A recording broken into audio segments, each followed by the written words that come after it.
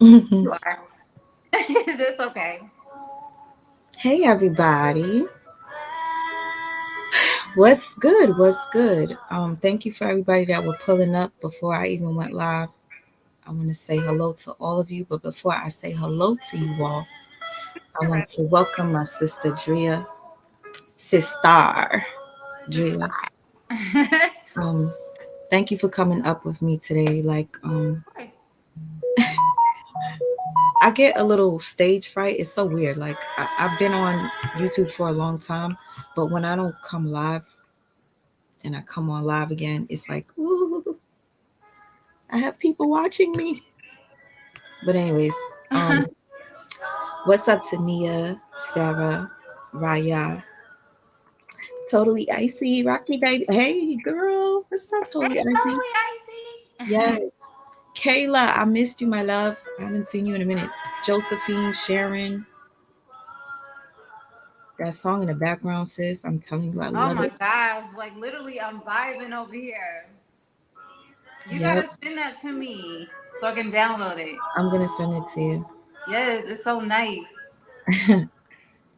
What's up, Sheena, Zara? What's good? Elizabeth, Loretta. yes.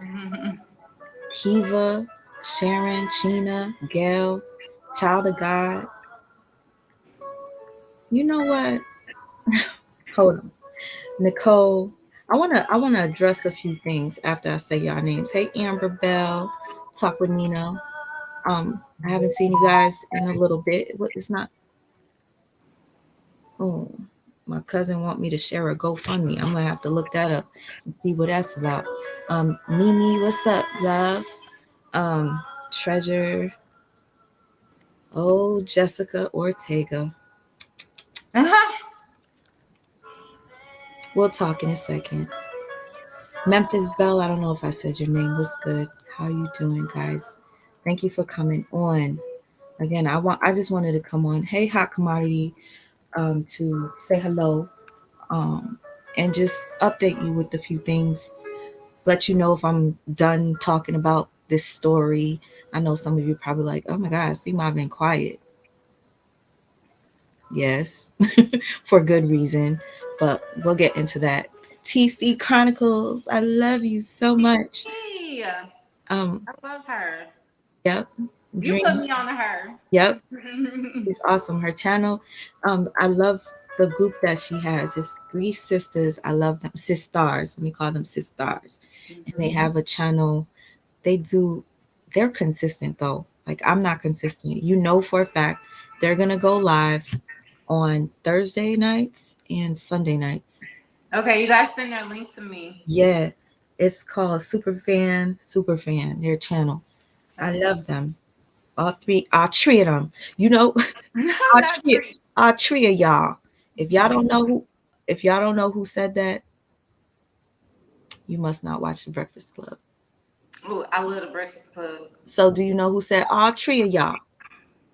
No, I don't. Sweet Ma, don't put me on the spot like Oh, that. you don't know who said that?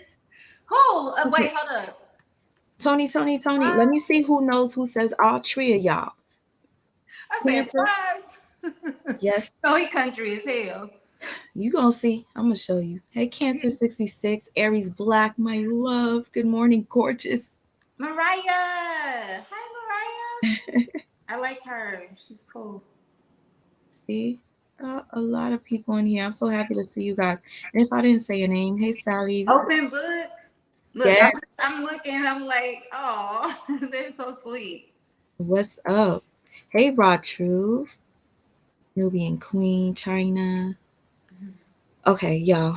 I know sometimes people get irritated when you come on a live and you just keep saying names. Hey. But listen, it's respect. I want to just say hello to everyone. And Honeybee, hey girl, Honey Betty. Um, I am that somebody. That's my good sis. Where? I am that somebody. I love I'm her. not fighting.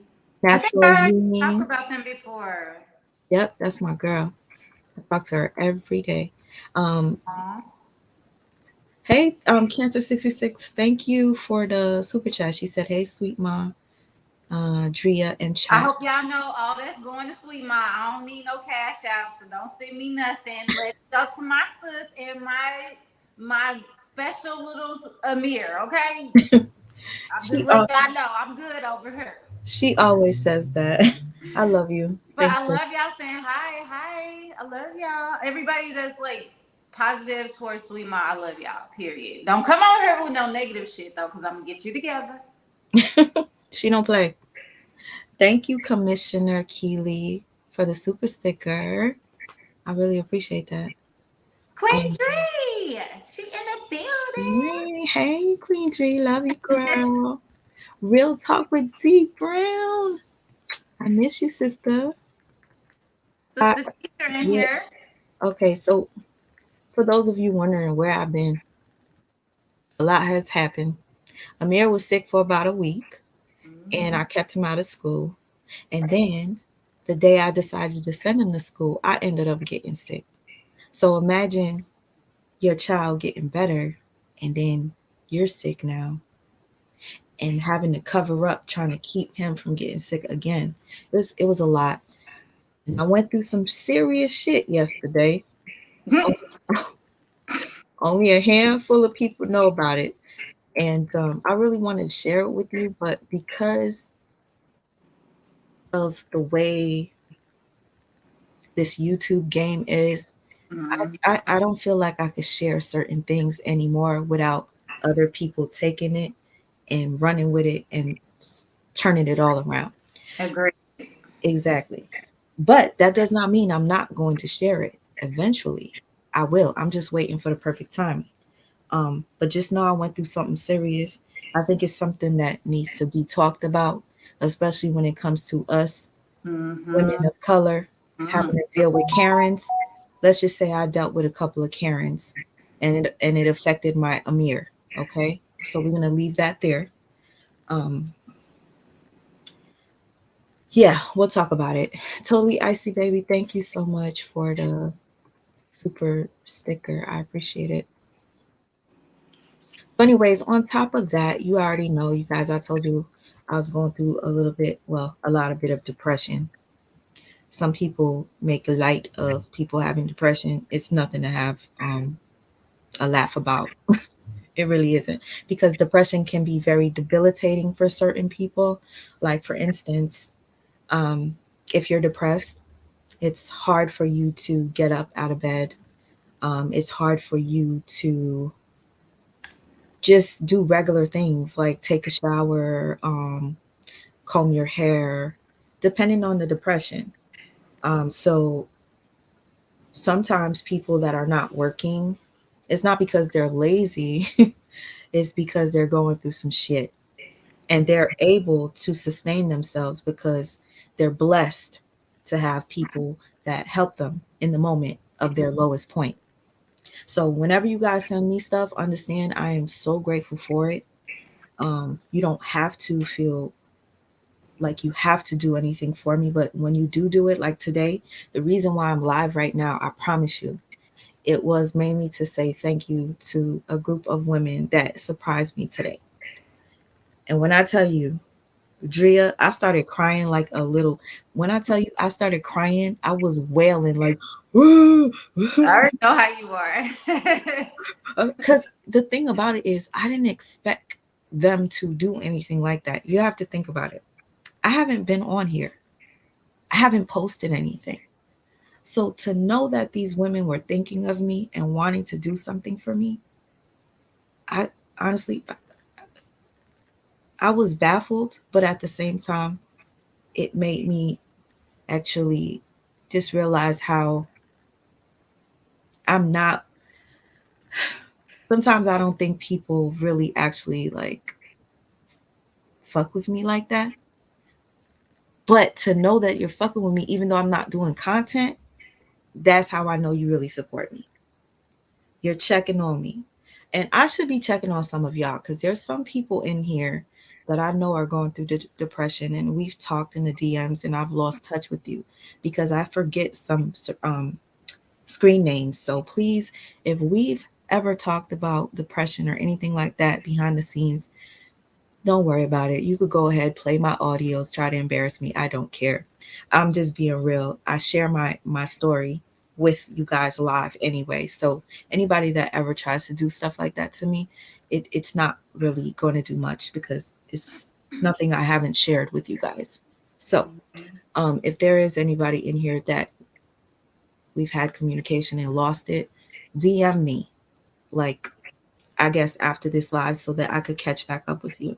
Sometimes I need to screenshot names to remember because there was a certain person I've been looking for about a month and I keep scrolling trying to find her and I can't find her. So if you know we've had a conversation and it was deep, hit me back. But real quick, I want to say thank you so much to TC. She sent me something and I had told her, we were talking and I was like, damn, it's so cold where I live now. It's so cold. And if you guys didn't know, there's like terrible flooding in New York City. It's so bad. I was supposed to go somewhere today, didn't go because of the flooding. Um, anyway, I had told TC something. I'm cold and I need a jacket. And I had a narcissist that I dealt with, which I their own family told me they're a narcissist. So I'm not just saying it just to say it. Their own family member told me I was fucking with a narc. So the narc bought me a couple of things. And I said to you guys that we need to start letting go of items that come from toxic people, narcissistic people, people that have hurt us. Why are we holding on to the items that they purchased for us? So, yes, indeed, I had these two coats, but every time I put the coats on, I thought about that person. And I'd be like, damn, am I that desperate that I'm wearing a coat from somebody that did me dirty? So I took the coats and I put them in a damn one of them big trash bags to give to Goodwill because I'm like, no, I could do better. I would. So TC was like, here, and she sent me. She's like, here, it's to get a jacket. I was like, she is so sweet. Mind you, it was just a random conversation, and she just did that. So, like, when people do thoughtful stuff like that, I honestly I can't thank you enough. Um, the next person, Queen Dree, I love you so much. She sent me something. Oh, I love her. They I all love TC as well. imagine you. I swear to you, I'm just chilling. One of the Karens said something that made me so pissed off that I couldn't, because you can't talk to certain Karen people the way you want to because they will scream and say you're attacking them. So a Karen said something to me earlier. Some of you in here might know if I talked to you earlier, you know. And I wanted so bad to cuss her out, but I couldn't. So I started to like get a little angry, emotional. And then all of a sudden my phone started going off. And I'm like, hold up. All at the same time. So it was all these ladies from this group, and they're basically shouting me out and saying, Team Truth, Team La Truth. Hold up. So that was Queen Dree. Then we have, and the fact that you guys came up with that, thank you so much. Because while I'm angry, all of a sudden, I'm like, oh my God. And she could listen. I called her as soon as I got off work because our time difference is like literally 3. I'm on the West Coast, she's on the East. And literally, I called her and she's like, oh my God, sis, I got to tell you what happened today. And when she told me, I said, I told you people love you. Like, that shit just warmed my soul. It wasn't even me. I was just like, that's dope. Like, that's amazing. So she has so much gratitude, y'all. Like, literally, she's being modest right now. She had hella gratitude. I talked to her about Thank you, 4 sis. hours ago. No, because seriously, I was like, you know, when you do an ugly cry, and then I was like, damn, yo, I ain't going live because my eyes kind of felt a little swollen. Hey, Dawood, I would say I like your name, but I there was this Dawood that did something real effed up to me. I'm gonna get into that, you guys. Me and her were having a discussion, and we have both dealt with a lot of narcissists. And I wanted to do something where we talk about our narc tales. So it's gonna be narc tales. I usually don't like to tell people what I'm gonna do because you know, people might prey on your Idea. yeah, prey on your downfalls, take your ideas, say that you're copying them, stuff like that. I don't like that. But this has always been a thing. If you guys follow my channel, I talk about that a lot. And some people say I talk about it a lot because I am one myself. And at this point, like, it's not that I get upset that people call me that. It's when I know that a person calling me that is actually a person that's doing fuck shit. Like, you can't call me a narc if you're displaying narcissistic behavior.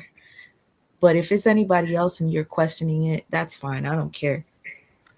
But when it's somebody that clearly is not in the right, you can't call me a narc. No, seriously. Thank you, Team Latruth from Ladon. Thank you so much. And thank you so much. We love you, Sweet Ma and Amir, Team Latruth. Thank you, Blanca.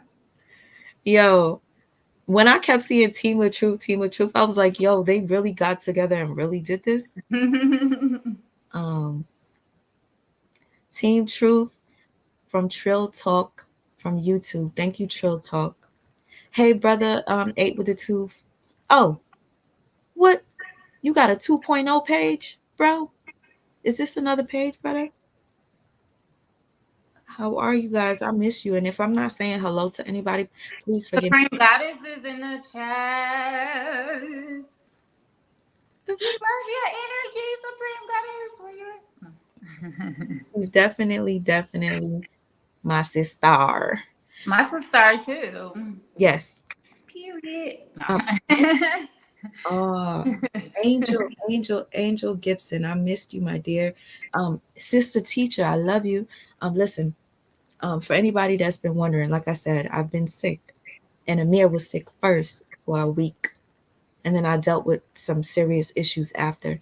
And I wanted to say, you know, we talk about the Latruth saga and Brianna and stuff like that. And sometimes we focus so much on it that we lose track of what we got going on in our personal lives. We can't do that. We have to find time to balance. So, you know, taking this little break doesn't mean that I'm not going to do it anymore. I'm not going to talk about it. I just had a lot going on.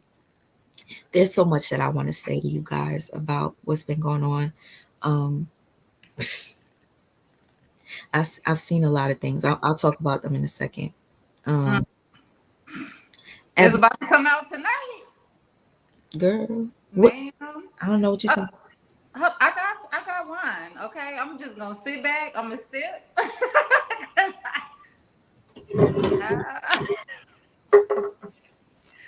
It's gonna be some tea tonight, y'all. Y'all might want to stay. You think so? It's gonna be some tea. Well, we got tea. Oh, piping hot. What is it? You're gonna have to blow it before you drink it. What is it? You want? No, I'm not gonna unleash it. I'm gonna let you just, sip, let it flow. Wait, I'm gonna have your back. Yes. What is it? Something we talked about? Mm-hmm. Message me. Hey guys, if you guys are just tuning in. I'm not playing with you today, sweetie. Ooh, child. You know, we not messy over here, but we messy. Meaning, now listen, me and my sister, we talk about some shit, and you notice I say sis because I ain't on no snake shit. I don't know about these others, but we're sisters, okay? But it's just some people playing on people's tops, We'll be watching. Anyway. Okay. Y'all, let me just say this. If you have discernment, use it whenever you're watching people. And I say it, use it on me too. If you ever feel that there's something off about me and whatever you want to address it, you could address it to me.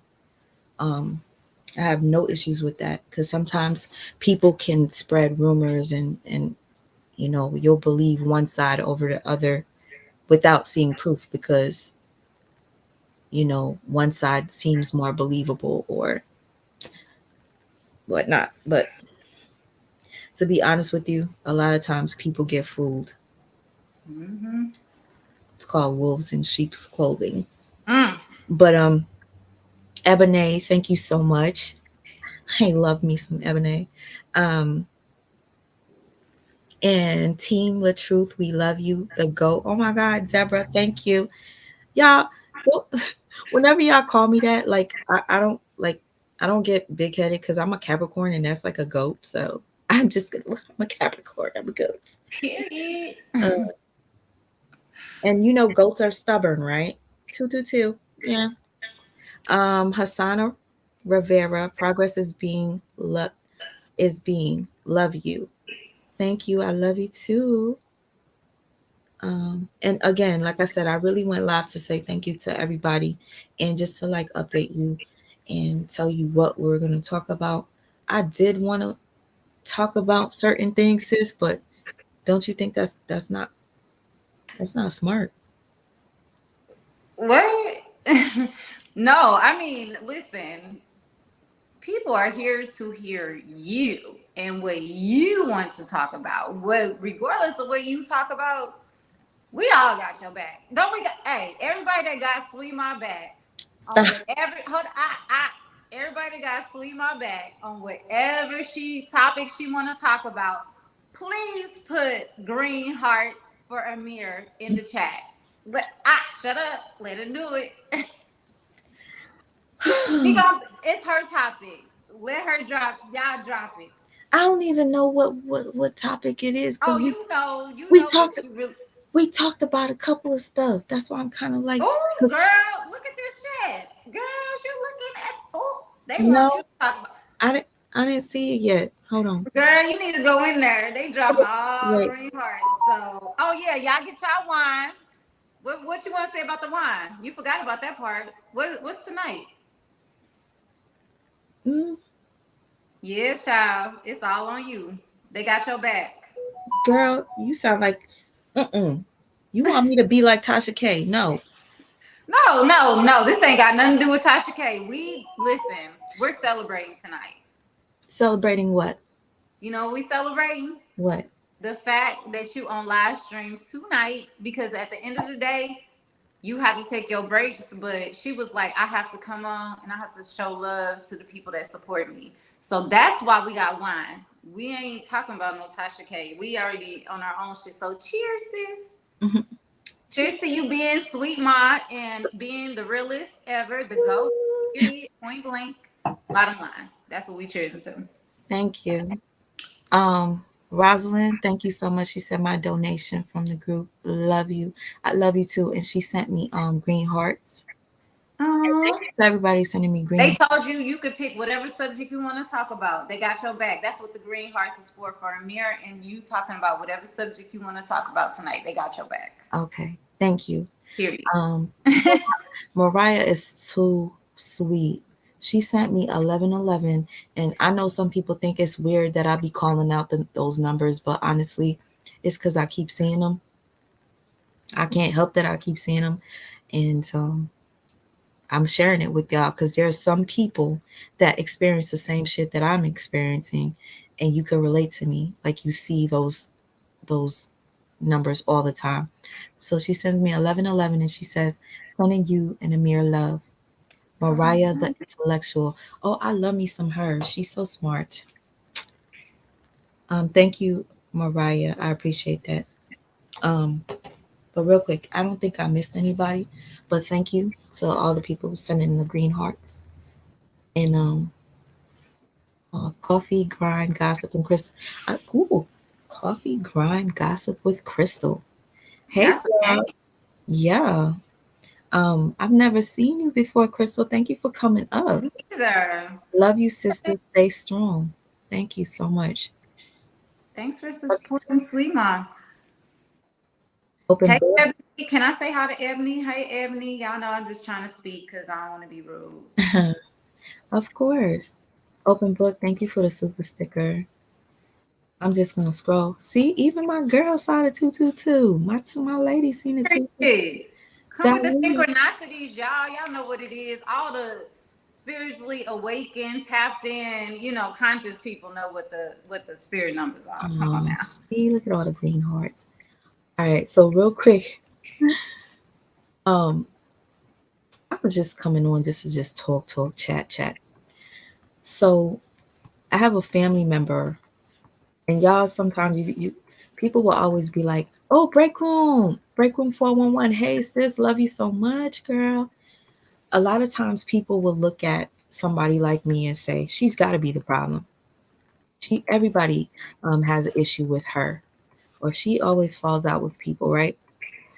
But I had this family member, and she came from Haiti, and she lives here now. And when she came, I thought she was so sweet. I'm like, oh my God, I love her. She makes me feel safe and stuff. And then she stayed here, and she stayed here for a good 6 months. And I started to see the real her. She would badmouth my home to other people when she started to make friends and stuff like that. And those other people came back and told us what she was saying. Like, she's so ungrateful. Y'all got her chilling, staying in her crib, no, not paying for nothing, and she's disrespecting y'all. Eating me out of house and home, constantly talking about she's on a diet, but she eats everything to where there's not even enough food for me. Or, I used to have this girl with me every single day. She would stay here with me, and we would literally take the phone and walk in the kitchen and hold it like this and record her plate. Cause I'm like, damn, her plate would be like a plate a size of like maybe two men. So I'm like, I still got the recordings in my phone just to prove to you that she used to eat us out of house and home. And sometimes she would hide the food. So anyway, finally she ends up leaving. She finds a place, and she would invite everybody in my crib to dinner, but she would never invite me. And I would go places, she would never acknowledge me or Amir. Like, let's say we go to a family function or something, and I'm just like, yo, what the hell did I do to this lady? Like, when she first came, she told me she's so religious. She's a top in her church. She's so sweet. So anyway, she invites everybody to dinner all the time but me. So I'll be at my auntie's house, the one that helps me watch Amir, and she'll come visit. And it's like, when she leaves, she doesn't say bye to me. And it's like she does it on purpose. So I'm like, yo, you know what? Fuck this bitch. Next time I see her, I'm going to give her the same energy. So I start giving her the same energy, and she be kissing my ass. So I'm trying to understand how people work, y'all. People are fucking weird. So when I'm kind to her, she treats me like shit. And when I'm rude, she kisses my ass. So anyway, it's been over like a year. She invites my brother to dinner and his kids. All of a sudden, I get a phone call on Sunday that just passed, and I see she keep calling me. And I'm like, why does she keep calling me for? She's calling on WhatsApp. I don't answer. Then she calls me on my phone. She's like, hey, I just wanted to invite you over for dinner. I'm like, huh? It was like a shock to me, because I'm like, bitch, it's been like almost a year and a half or so. You never, like, I live in this crib. You invite everybody, even had a party and didn't invite me. And now you're inviting me to dinner. And I was like, oh, I'm sick right now. I swear to you, I feel like I'm under attack. I go, I'm sick right now. Sorry, I won't be able to, but thank you so much. And she goes, no, no, no. I'm going to send the food over to you. So I'm like, okay, thank you. So she sends the food over through her son.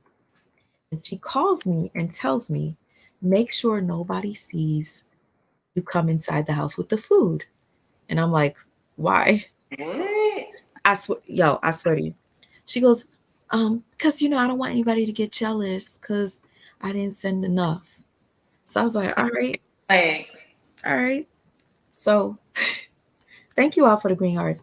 I was like, so the son comes to the door, but he doesn't want to come inside. My mom is in the kitchen. And I'm like, you don't want to say hi to my mom? Like, he was like, nah, I gotta go. I gotta go. So he gives me the food and I go inside. And I'm just like, yo, this don't feel right. So she calls me again. She goes, so nobody saw, right? And I was like, no. She goes, there was nobody downstairs. I said, my mom is downstairs, but no, she didn't see. So automatically I said, I'm not eating the food. There's no fucking way I'm gonna eat that shit. So let me tell you, my ass was so hungry. I opened it and I said, damn, this shit looked pretty. It looked nice. And I started smelling it. I was like, damn, is this what it felt like when that damn Eve went and bit that damn apple? Because it's like, damn, it looks good, it smells good. I want to eat it so bad. And I put it down. I almost wanted to go like this and go like, just because it smells so good. I said, this bitch, she put something in this motherfucker. Because how you going to invite people to a house party in my crib, but you don't invite me? How are we going to be at a family function and I roll in with my baby and you act like you don't see me or Amir? But now you sending me food? Mind you, you could have said, all right, you can't come to dinner now, but how about next week? Why did you have to go out your way to send it over to me and tell me to make sure nobody's in the kitchen to see so that they don't get jealous? So yeah. Nah, you followed your intuition, because at the end of the day, why the fuck would you not invite me, but yet you want to send me something? You know what I mean? Like, I can't be in your presence with what you've created or made for the family, but you can specially send me a delivery of the food. No, ma'am, Pam, you eat that shit. And then I will watch you while you eat it and see what it do. Okay. Seriously. Y'all tell me in the chat, do you think that she did something to it? They already said they believe she put something in the food, or she probably made it with intentions of making you sick, which is a spell that she put on the food, which will also make you sick. So no, ma'am. You did the right thing. Follow your first mind. Yo, I told somebody that knows her, and they told me, take that food, throw it out. And I went to go throw it out in the garbage, and she said, no, don't even keep the container. So I took the container, threw it in the garbage, and just put it outside the house. And this is from somebody that knows her, that told me not to eat it. Oh, baby. She definitely put some voodoo, hoodoo, something. And that's the only thing I hate about my culture, is that we're known for that, but I don't play around with voodoo. I don't. Tanya, you see that a lot too? Me too. I see 444 damn near every day. That's right. one. You have to be careful. Her intentions weren't pure. Yeah, intentions behind anything is literally a spell. That's the creation. Like, people be like, oh, you got to do all this when they think about voodoo. Voodoo is literally what you speak over something and what your intentions are. So if your intentions are negative over anything that you deliver to somebody, you give to somebody, you making while you doing it, you creating while you doing it, that is a spell. That is black magic. That is voodoo. That's what voodoo is. A lot of people think you gotta kill a goat or some shit. It ain't even that deep. It's all about your intentions. It's either positive or it's negative. Let me tell you, speaking of that, one time Amir's dad, Amir's dad he's not a good person, okay? And the reason why I'm a little nervous, I say this only because I know that he had people watching me. And he had messaged me like maybe a couple months ago. And he goes, "Oh, you talk about me on YouTube?" And I was like, yeah. And I got scared because he's a dangerous person. So anyway, I was like, yeah. So he's like, so you need to tell me what you've been saying. And I was like, you saw already. And whoever told you, he goes, no, I need you to tell me out of your own mouth what you said. Girl, while he was typing, I was on YouTube blocking all the videos, putting them private because I was shaking because he's a sociopath. I didn't know this though. I didn't know. And if you guys know the depths of that mental illness, you know that they can really hurt you. So I started taking all the videos down. But anyway, he would be with me. We'd be good for like a week, and it'd be like the perfect relationship. Literally would not go outside to go party, didn't do anything. He was always just with me. And what would happen? Then the next week would go and he would leave. And he'd be like, I don't want to be with you anymore, and then leave for a week. So this was continuing on and on. And some lady came up to me and she was like, mind you, this is somebody I know very well. She was like, I could give you something to make him stay. And I was like, what? She was like, yeah, I could give you something to make him stay. He'll never leave you. And as soon as she said that shit to me, I was like, I ain't fucking with her. She offered me food before, never ate her food anymore. She told me she had something that could make him stay with me. And I just... Can I just say this now that we on that subject for people, because I'm very, tapped in on all this when it comes to spirituality and just like rituals and things like that. You all do not listen to people when they tell you like that they can make somebody stay in your life, okay?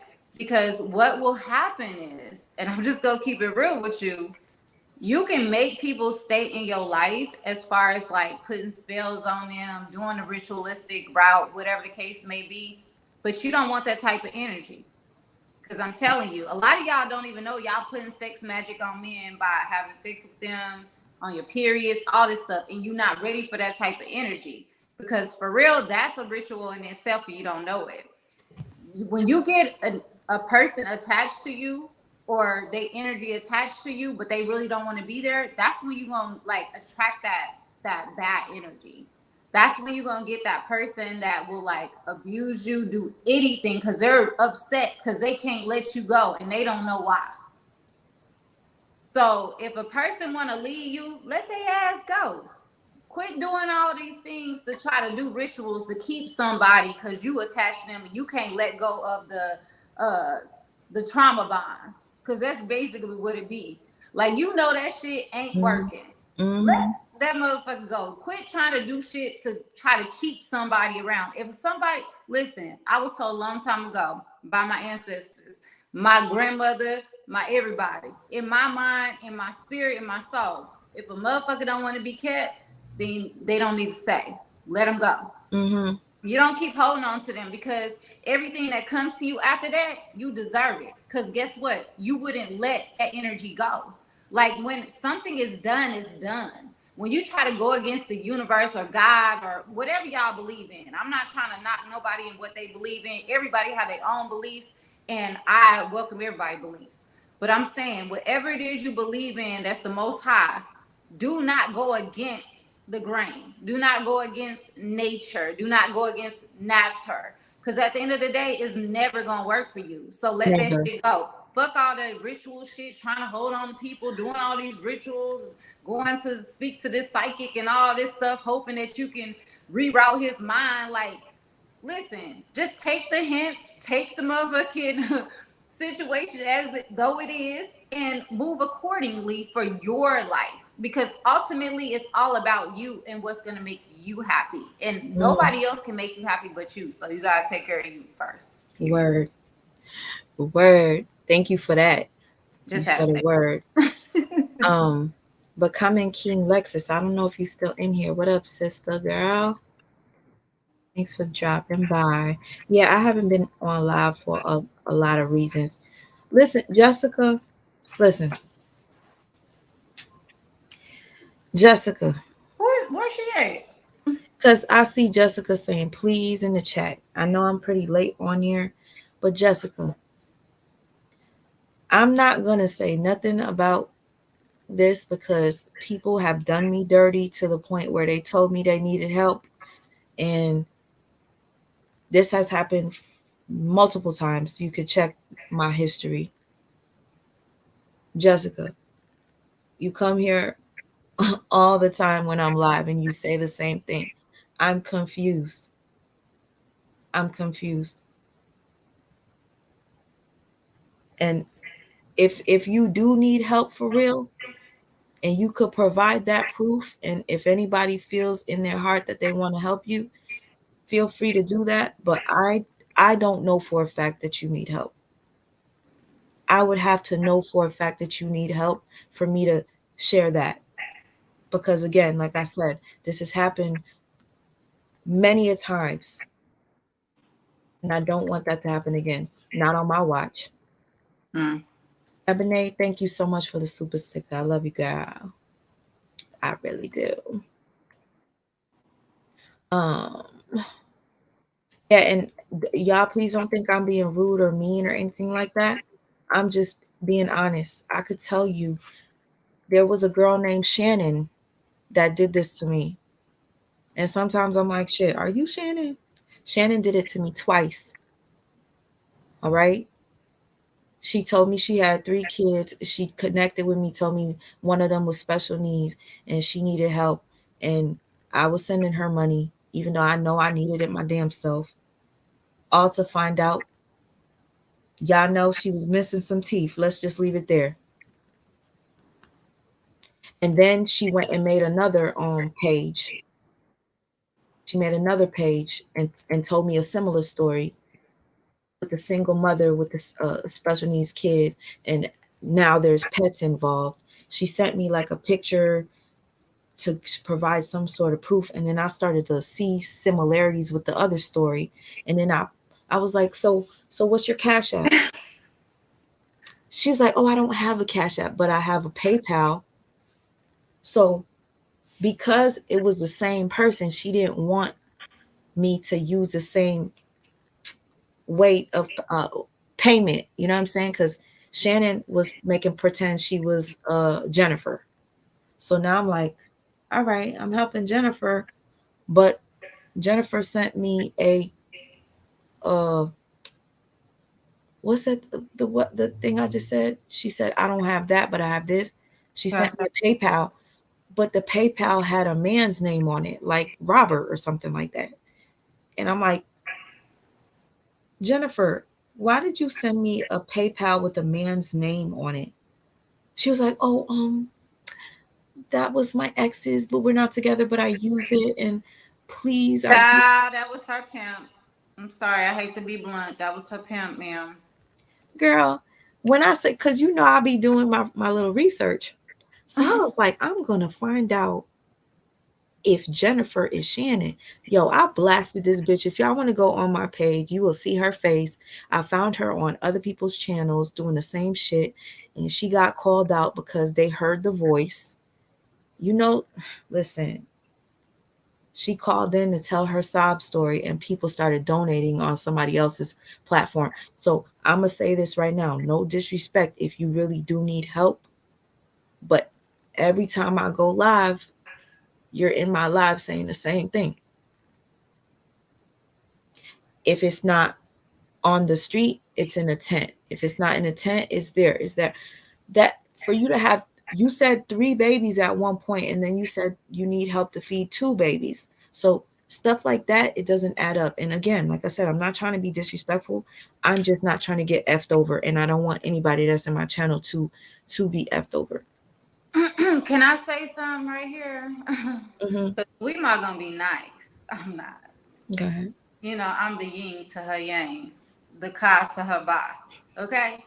And I'm not here for no personal gain because that ain't what it is. So I'm here to be the y'all can point all y'all blame to me, okay?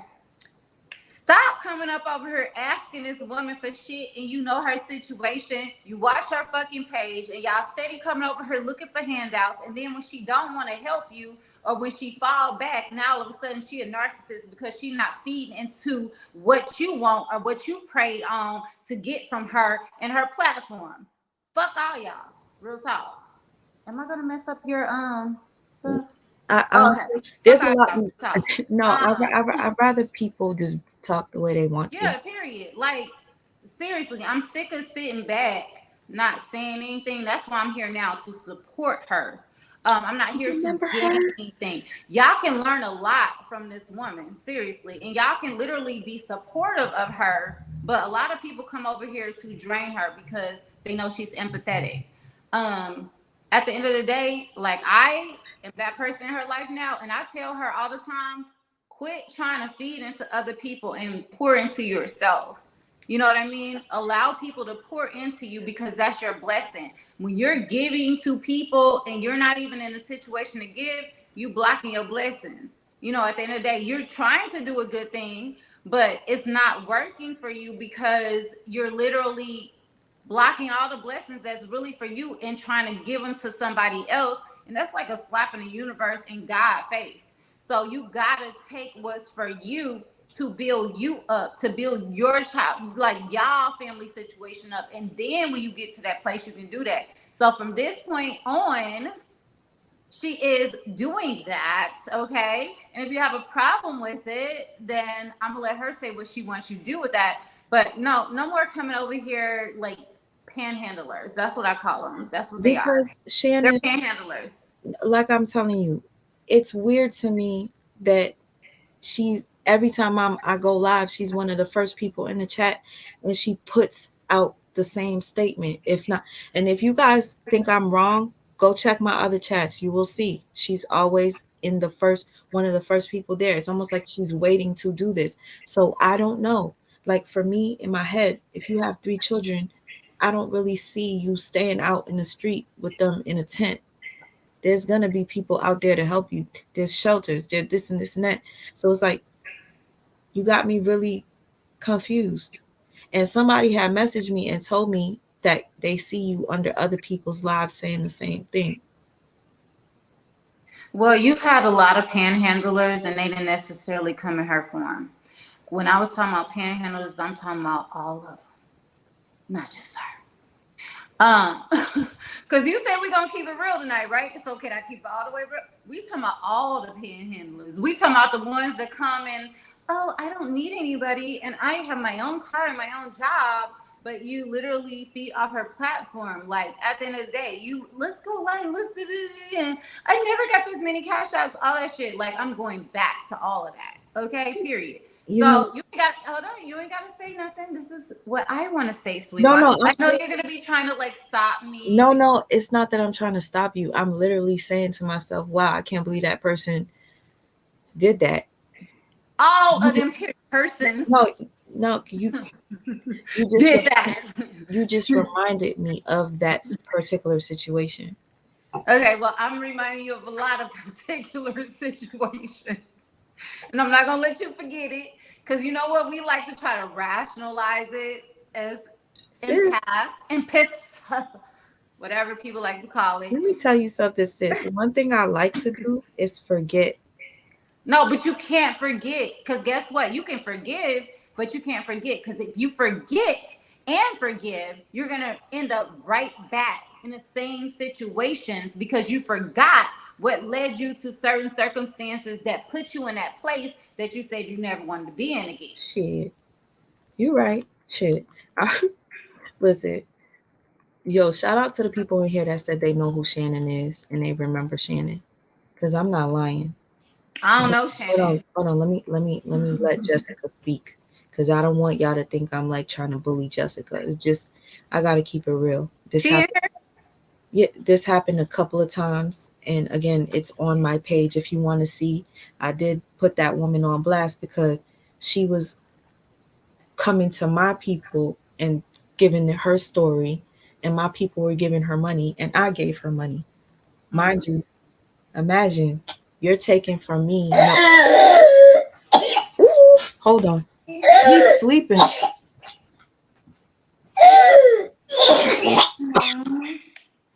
Happy.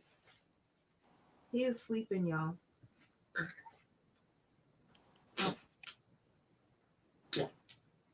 Yeah, if y'all don't know, to some of y'all who don't know me or Amir,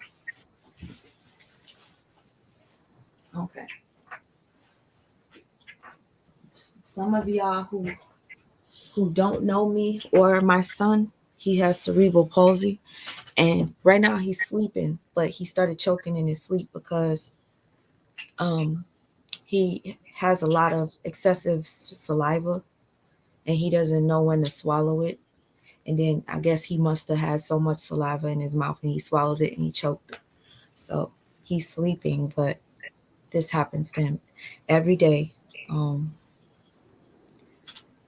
I tell you it's a lot, it's a lot, it's a lot, a lot of stress. But that's my baby. I love him so much. So for instance, Shannon knew that my situation with Amir, Shannon knew I don't get disability like some people think I do. I got denied disability twice. True enough, when I got, hold on, you know what? What? What happened? Why do people do this? What So happened? somebody messaged.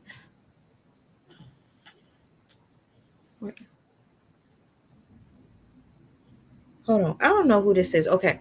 So somebody had text. I'm not going to read the text out loud because obviously I don't know if this is personal. So somebody had wrote me back in March and said, "Hope you have a peaceful night, D." And then I said, "Who is this?" And then the person said, "LOL, who is you?" So I put a rolling eye emoji, like the fuck? Like if somebody's name is not stored in my phone, it's because we don't talk, or it's because if I have to say who is this, that means we don't talk, period. So March, April, May, June, July, August, September, 6 months, and now they're texting me again. Right now, while you're live, Yeah. they're watching you. Are you watching me, person? If you are, text me and say you watching me. They're watching you. I'm telling you. For them to just out of all these months, just hit you up right now, they watching you. Who is this person? They said that they really care about me and Amir. If you care about me and Amir, send a $500 cash out. No. Tell me who you are. If you're watching me, let me know right now. Because apparently I hurt you. Did I say something to hurt you? Hold on. I'm going to wait. If you're in here, text me and tell me you watching me right now. Because I ain't trying to embarrass you. But one thing that pissed me off is not hearing from somebody and then they text me and then I say, who is this? And you say, who is you? That shit pissed me off. And then you text me 6 months later to tell me you thinking about me. That's the stuff I don't like, yo. I swear to you guys. I don't know who this is. I'm gonna wait and see. But they say that they're thinking about me. And you really believe that? Talk to me, sis. You really believe that? Girl, somebody is watching your live right now. They fucking with you and they trying to see if they can get to your mental. Fuck you and all that. Blast on Twitter. I'm gonna blast back like I'm on some K Michelle shit. Real talk, like serious. No, they be playing on your empathy, and I'm tired of that shit. Like, who are you? How about I speak to them? Who the fuck are you? Because I know you watching this live stream. You decide you want to message her. Why she on live stream on some like weird ass shit? Just speak and say who you are. If you care about her so much, then change her motherfucking life right now. Period. Drop your cash app, sweet mom. If they ain't talking about shit, keep it moving. Because that's what we on right now. They still talking? No, Okay. it's just baffling me right now. I'm gonna read it because it's not like personal. Like they didn't say, oh, like their name or anything like that. It's not. They say, hello, my name. Some of you know my name. These people are weird. They are Hopefully, freaking. hopefully this is your number. I'm texting. I won't dare call you until I get a better communication with you and also your permission to do so. If you do see this, I've been so uneasy today thinking of you and what you could be possibly going through. I just want to talk with you because I care about you and Amir and want y'all to be all right. You really have no idea how bothered I am after reading your last message. Much love and prayers, my friend. My heart aches right now. Damn, so When was whoever the it is, last message? You messaged 6 months them? ago. No, 6 months ago, all I did was send a rolling eye emoji. So it gotta be somebody you don't fuck with if you sent a rolling eye No, emoji. just sis, I just told you. Somebody said, "Hope you're having a peaceful night," and I said, "Who is this?" And then there was like, "Who is you?" So I rolled my eyes. That was it. The person said, "Reading your last message." So this could have been somebody that I messaged.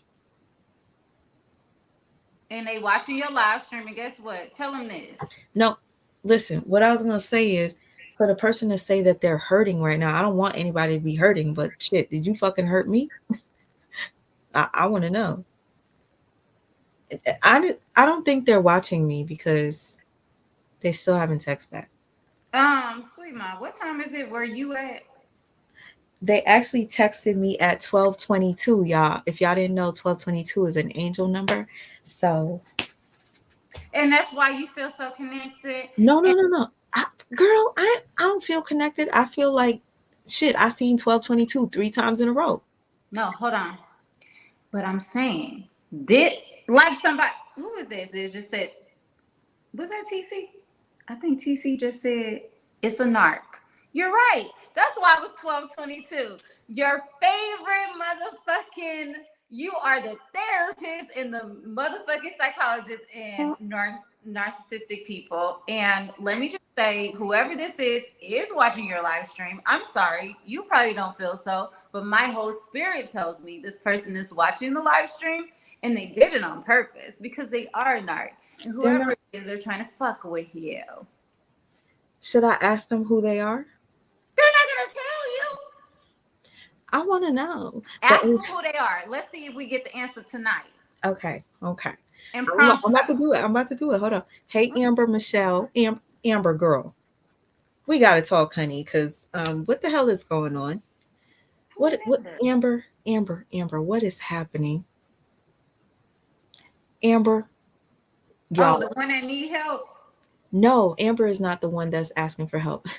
Oh shit, I forgot to read Jessica's fucking excuse my language message. Jessica, type it again because I freaking missed it. Because she was trying to tell me, yes, I do need help. I'm not lying. And I, anyways, Amber, what the hell is going on with all this stuff? The beef, how did it reignite? Because it's a lot. We'll talk about. You know what? Who is Amber? Amber has her own channel. She has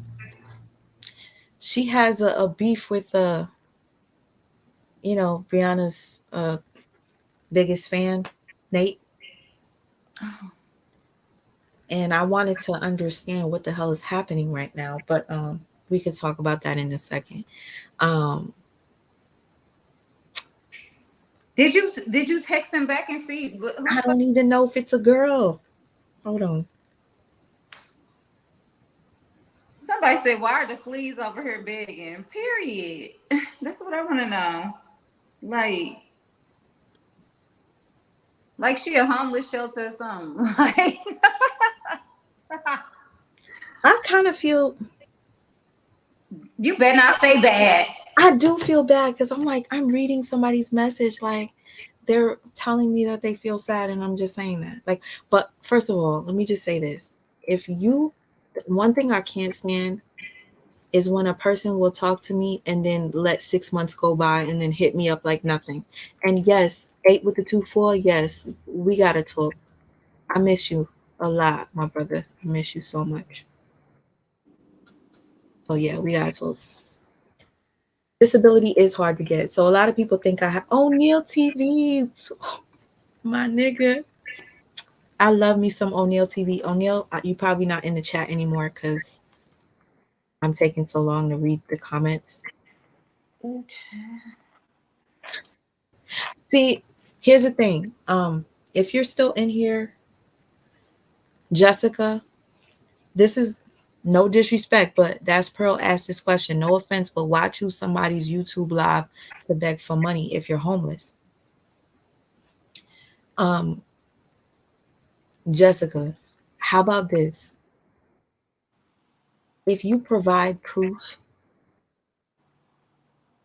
I'll share the proof. And if anybody wants to help you, they will help you from their heart. No more helping people from this platform is happening. Okay. She is just going into her old ways, y'all. It's gonna take her some time to like rehabilitate. Sorry. Because there is no more helping on this platform unless it has to do with Sweet Ma. Not me, not no guest, not nobody. Okay? Everything is going to Sweet Ma and Amir. If you ain't in here promoting for Sweet Ma and Amir, then you're not talking about shit. And we're no longer highlighting it. We don't care. There is lots of programs in your neighborhood, sweetie. If you need us to help you be able to Google those programs for you, then me and her will do that for you. But other than that, this platform is not a help site for you. I miss my baby. He's knocked out, y'all. I wanted to show you him. I gotta clean this. Gotta get off the subject. She irked my nerves. Let it resonate for 5 seconds. All right. Listen, I understand. She's trying to protect me. No, I ain't trying to protect her. I am protecting her. And at the end, there ain't no trying to it. I am protecting her. And that shit is dead. Period. Point blank. This point on, we have already decided. Remember, we talked about this. You went through therapy with me about this. We said, do this together. Let's say this together. No, Sweet Ma, get back on the camera. Let's say this together. We will no longer enable the bums that want crumbs. Y'all, I gotta lose. I don't know if that was the actual speech, but I just made that up. But anyway, it's what it is. Okay? Yeah. If you need crumbs, there are hope centers in your area. I don't know where you are located. However, if you have a problem, type it in Google. I can help you with that. Okay? And Sweet Ma don't even reach out to her for even helping you Google. Reach out to me. Listen. All right. So again, next subject. She knows that I need a little bit of guidance in a sense. So she's just trying to be that for me. And again, I said what I said. She said. But listen, Awesome Real, like I'm literally trying to change because I notice I go through the same patterns over and over and over again. And people tend to think that I'm the issue. But I'm literally going through the same shit over and over. If you check my history, when it came down to the first story I touched on, I was doing it by myself. And then I started connecting with a lot of people. And certain people would donate to me. Like, for instance, I had this lady, she used to give me money. And one day she went on somebody else's platform and she started to say, Sweet Ma, used me for Cash App and Sweet Ma this and that. So I was like, you fucking bitch. I gave the lady my phone number. I thought she was so fucking sweet. I need to stop falling for people. She was an older lady. I was like, oh, she's so sweet. She went on to this lady's platform. If y'all don't remember, she went on this lady by the name of Mona Simone's platform. And a bunch of women got on there and started talking about how they gave me Cash App. So you know what I did? I returned every single Cash App to all them ladies. All right. I didn't care how much it was. One of them said that she sent me over $1,000. You know what I did? I went and I showed all the receipts. She sent me at least maybe $190. I have a video. I showed it. I showed whatever. So the point I'm trying to make is I always come across people like that I end up trusting. Lady had my phone number. Lady had my address. She used to mail me stuff for Amir, for her to go on somebody else's platform and say that she gave me $1,000 and she only gave me 190. So after I had to provide receipts for that, I start talking about another group of people, and then I meet another crazy person that did something similar. I'm doing the same shit over and over and over and over again. And I'm just like, yo, that shit is the definition of insanity, right? So Yeah. having somebody like you stopping me in my tracks while I'm about to do something stupid is a blessing. So thank you. Just like my sister Supreme Goddess, she just stopped me from doing some things too. She texted me in the background. You know what I mean? I appreciate that type of sister love. Well, the whole point of the matter is, and this is what I'm observing. Like I told y'all, I'm a Virgo, so I observe a lot. And what I have observed over these months, when y'all didn't even see me on her platform whatsoever, and I'm just here to support her again.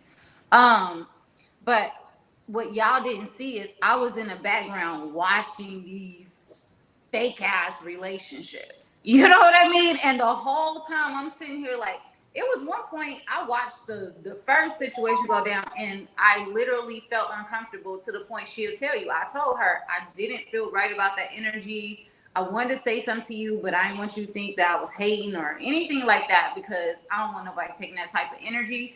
But one thing that I can say is that people watch you, they see your energy, they see that you're an empathetic person, they see you're a giving person, and they feed off of that energy and they play on that shit. They either play on it for their own personal gain, they either play on it so that they can get something up out of the situation, they either play on it, you know what I mean? Like, it's all types of plays. But at the end of the day, like, people can feel how they want to feel about me, and me speaking my truth and me speaking the truth to her and what I've observed. At the end of the day, it's about you. This is your channel. This ain't nobody else's channel. You have literally worked your ass off for years to be in the position that you are in. You have worked your ass off to build the platform that you have, the followers you have. And it's only within your right for people that support you and follow you to help you, your son, in that situation. If they help you in vain, that's all on them. Fuck what they said about you after they did it. If they didn't do it with good intentions, that's a reflection on them, not a reflection on you. You don't have to explain shit. Keep it moving. Block them motherfuckers and keep it moving. Because at the end of the day, if they really for you, they would never make no moves like that. And that's real fucking talk. They would never make no moves to supposedly support you and love you, only to turn around 2 weeks later, 3 weeks later, 4 weeks later, as soon as you say no, as soon as you ain't saying yes no more, and you say no, or you blocking certain things, all of a sudden you a narcissist, you this, you that. Them ain't real fucking friends. Because if they were, they would talk to you behind closed doors. They would settle the shit with you behind closed doors. And then y'all would still be a united front. And in real life.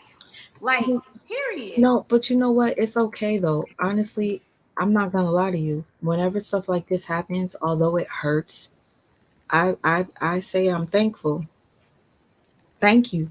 Yeah, because you should learn from it. But you can't keep doing the same thing. I do keep doing the same shit. Yeah, you be like, thank you, I learned that, but then you still let the same motherfucking weak ass niggas come in your life with the same fraud ass shit, pretending they this and they that, and they sending you this and that, and at the end of the day, they throw that shit back in your face. Like, you know what? Anybody that send her anything, guess what? You ain't getting it back from this point on. You look stupid if you gonna try to throw that back in her face. She moving on. She not addressing shit no fucking more. And it's all about growth and elevation for her and Amir. Like, fuck all y'all. I'm sick of y'all. Period. And I stand on that shit. If you got a problem, come to me. Bottom line. I'm with the shit. Thank you, sis. I love you. Sis Star. Listen, a lot of people are thinking that the person that's messaging me is watching the live. Mm-hmm. Because like somebody said, and they messaged you at 12:22 because and they heard you talking about that. Like they watching you. Listen, I don't believe in coincidences. That's one thing I don't believe in. Let me tell you something that happened to me. I was gonna do like a story about it, part of the narc stories. There was this. I'm gonna just make it real brief. There was this guy that I thought literally was sent from heaven, right? This dude professional, had his own business, and he was a firefighter. Like I'm like, but he was like shorter than me or whatever. Well, we was like the same height. We was like this, maybe a little shorter than me, whatever. Looking like Cat Williams, but a sexy version. He looked like Williams, but like I'll send you a picture. Okay. Oh, why you look That's like that? because I'm literally pissed because I'm thinking about this. I'm going to tell you guys the story in depth because it's deep. Let's just say I was dealing with a person, and one day, I think I told you guys this story. He took me out to eat, but he wanted to go like an hour away from where we usually go. And I'm like, why he doing this? And he didn't, like, his phone kept ringing, but he didn't want to pick up the phone. And then his pager started going off because, you know, he's a businessman and he's a firefighter.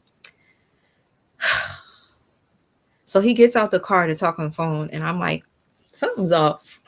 And his family member sitting in the back seat, and I'm just like, something don't feel right. He gets back in the car. He says he has an emergency. He needs to leave. He's going to drop me back at his place. Why am I laughing? No, you got me smiling because I'm like, where's this? It's like I'm laughing because I'm embarrassed because I'm about to tell you guys something that's going to embarrass me. So we drive back the hour. He drops me off at the apartment, tells me, y'all going to think I'm stupid. Hold up. Y'all going to think I'm so stupid. He tells me to stay in the bathroom but keep the lights off. All right, hold on. All right, why am I laughing? Honestly, it's because I feel stupid. Like, I didn't know what I was dealing with back then. So I stay in the bathroom and the lights are off and I'm pissed off. I'm pacing back and forth like, fuck this nigga. Fuck him. So he left me. He said he's going to come back. It's one of his family members got locked up and he needs to go take care of it. So whatever. So as I'm in the bathroom pacing, I said, fuck that shit. I'm turning on the light. I turn on the light and I'm sitting at the edge of the tub, like going through my phone. And then all of a sudden I hear a window break. Now I'm like, fuck. Oh my God. Window breaks. I'm in the bathroom. I turn the light back off.